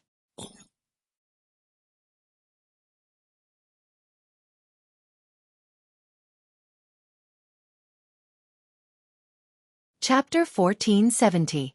Brando silently sheathed Cinna. After thinking for a while, he instinctively wanted to go to Menta immediately. If Oberway was really unreliable, then Senior Allium Japonicum was undoubtedly in danger. However, he forcefully suppressed his impulse. Brando understood that this was not the time to panic. If Tonagel wanted to win this war, they absolutely had to maintain stability in the rear. He turned around and looked at the young man.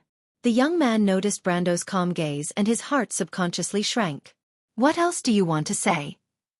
Brando looked at him and asked calmly. "Wait, you can't kill me," the young man screamed. "I'm the son of Sard Barbarossa. It's not me who will kill you, it's all the crimes you've committed." Brando did not seem to hear him and replied calmly, "Say your last words for the sake of Lady Martha." "No, I didn't do anything wrong." Realizing that the mortal in front of him was not joking, the young man finally panicked. "I'm a Buga, my father can decide the war in Erewhon." "Wait, don't you understand?" The young man suddenly shut his mouth. Brando's slightly cold hand pressed on his forehead. If you kill me, there's no possibility of this war ending." "From the moment you hurt the people of Erewhon, there's no possibility of this war ending," Brando replied calmly. "I sentence you on the charge of murdering a member of the royal family. As a noble of Erewhon, and as the Lord of Tonajal, I grant this sacred right. With Martha as my witness, I declare that you will be sentenced to death." The young man's eyes were filled with infinite fear. He struggled violently, but with a bang, the back of his head suddenly exploded, and red and white matter scattered on the ground. The young man's body twitched and fell on his back. The square was silent. Everyone stared at the scene in a daze. Although Brando had killed 7 or 8 Bugas before, the shock was far less than this scene. This was a public declaration of war against the Bugas, the Sisaldans. Brando turned his head. Every pair of eyes in the square was focused on him. He sighed and raised his hand. Following his movement, the crowd was in a commotion. 1 hand, 2 hands, and more hands were raised into fists. "Tonajal!" It was unknown who shouted loudly.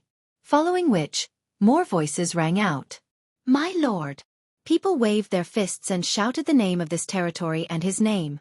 Brendel watched all of this in silence, but he gestured with his hand, and everyone quieted down again. "I'm not a Tonajal man." After a moment of silence, Brando. His first sentence caused the square to fall into silence again. People gradually put down their hands and looked at their lord in confusion. What does the lord want to say? Brando's gaze was also focused on his people. Although he had never invested too much effort in the territory, everything that Tonajal had now was mostly due to the Roman and Amandina's efforts.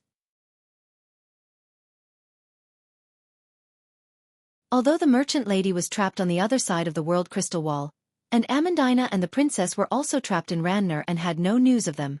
But Brando's heart was not gloomy. Erewhon was not just one hero. It was the efforts of many people who had created the scene today.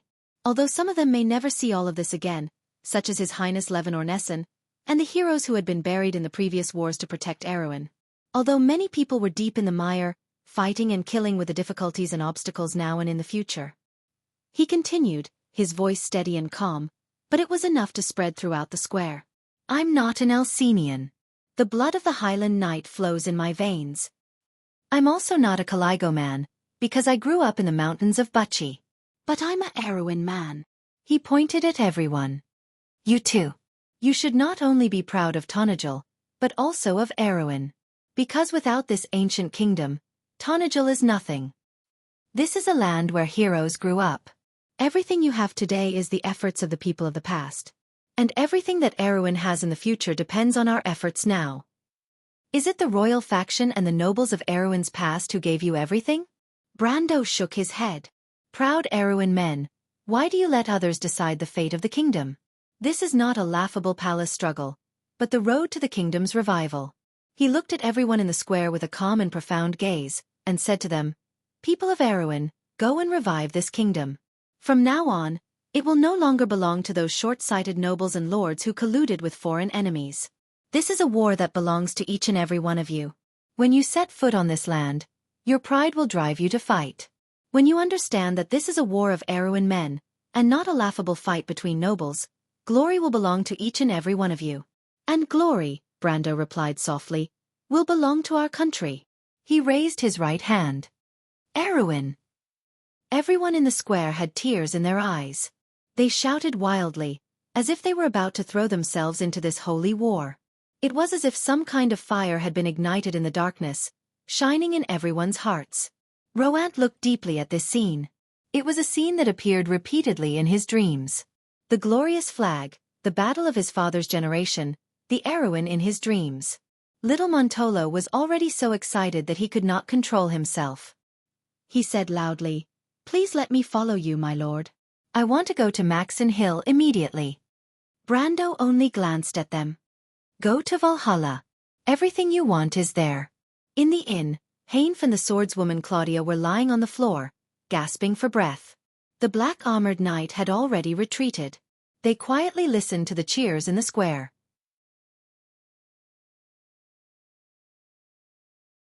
Hainf suddenly turned around and noticed that the swordswoman was also looking at him. Her dark eyes were filled with affection. He reached out his hand and clasped the swordswoman's slender fingers. Marry me, Lady Claudia. No matter what, I want to marry you. Hainf took a deep breath and said softly, But we've only met once, Mr. Noble. Besides, I'm just a mercenary. Is that still important? The two silently looked at each other. Then they hugged and kissed. Martha above, those fellows from Canage did not lie to us. There really is a world tree here. A wizard could not help but exclaim. 7 to 8 gray-robed wizards were standing in the bleak winter shrubs. They were all looking at the magnificent scene in the valley not far away in amazement. A towering tree stood in the middle of the valley. It was so huge and slender that its branches were even taller than the mountains. The hills of Schaflund were nothing but shallow mounds under its roots. A city was faintly discernible under the huge roots of the giant tree. It was surrounded by tall city walls, towers and fortresses, streets and buildings, and patches of red and green roofs. The road leading to the hills was like a spider web, radiating in all directions. What a waste! A wizard shook his head. I really don't know what the druids of the World Ring are thinking. Why would they give such a thing to mortals? Look at their city. It's so crude it makes one's hair stand on end. It's the same with the magic barrier. It'll break with a poke. Another replied. Those mortals still call this place the final fortress. What a pitiful fellow.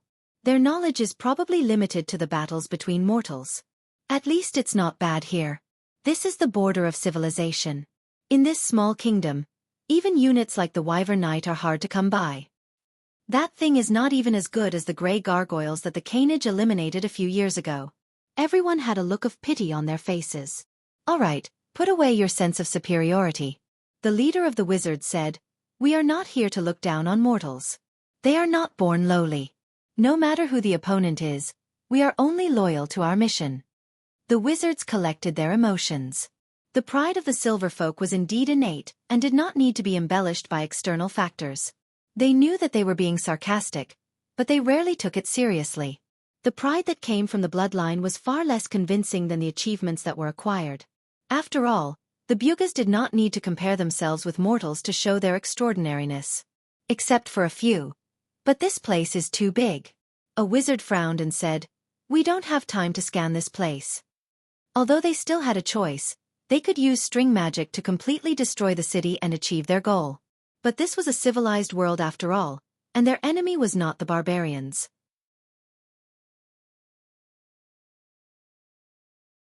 Using magic to kill tens of thousands of civilians was an option that the wizards subconsciously ruled out in their minds. Like us, mortals take pride in being close to the sky. That's why they built their religious buildings so tall and big. The leader of the wizards replied, Let's search from top to bottom. I saw a square in the canopy. It's obviously not an insignificant place. How are we going to get there? Are we going to fly there? No, are you crazy? Another wizard retorted. That's too conspicuous. The leader of the wizards shook his head as well. He looked at one side of the canopy, where huge branches grew horizontally like a bridge. A spherical cavity was naturally formed in the canopy, where countless silver floating battleships were moored. You're tuning in to the Wisdom Diary YouTube channel. Don't forget to subscribe and join us on this journey to catch the most captivating stories.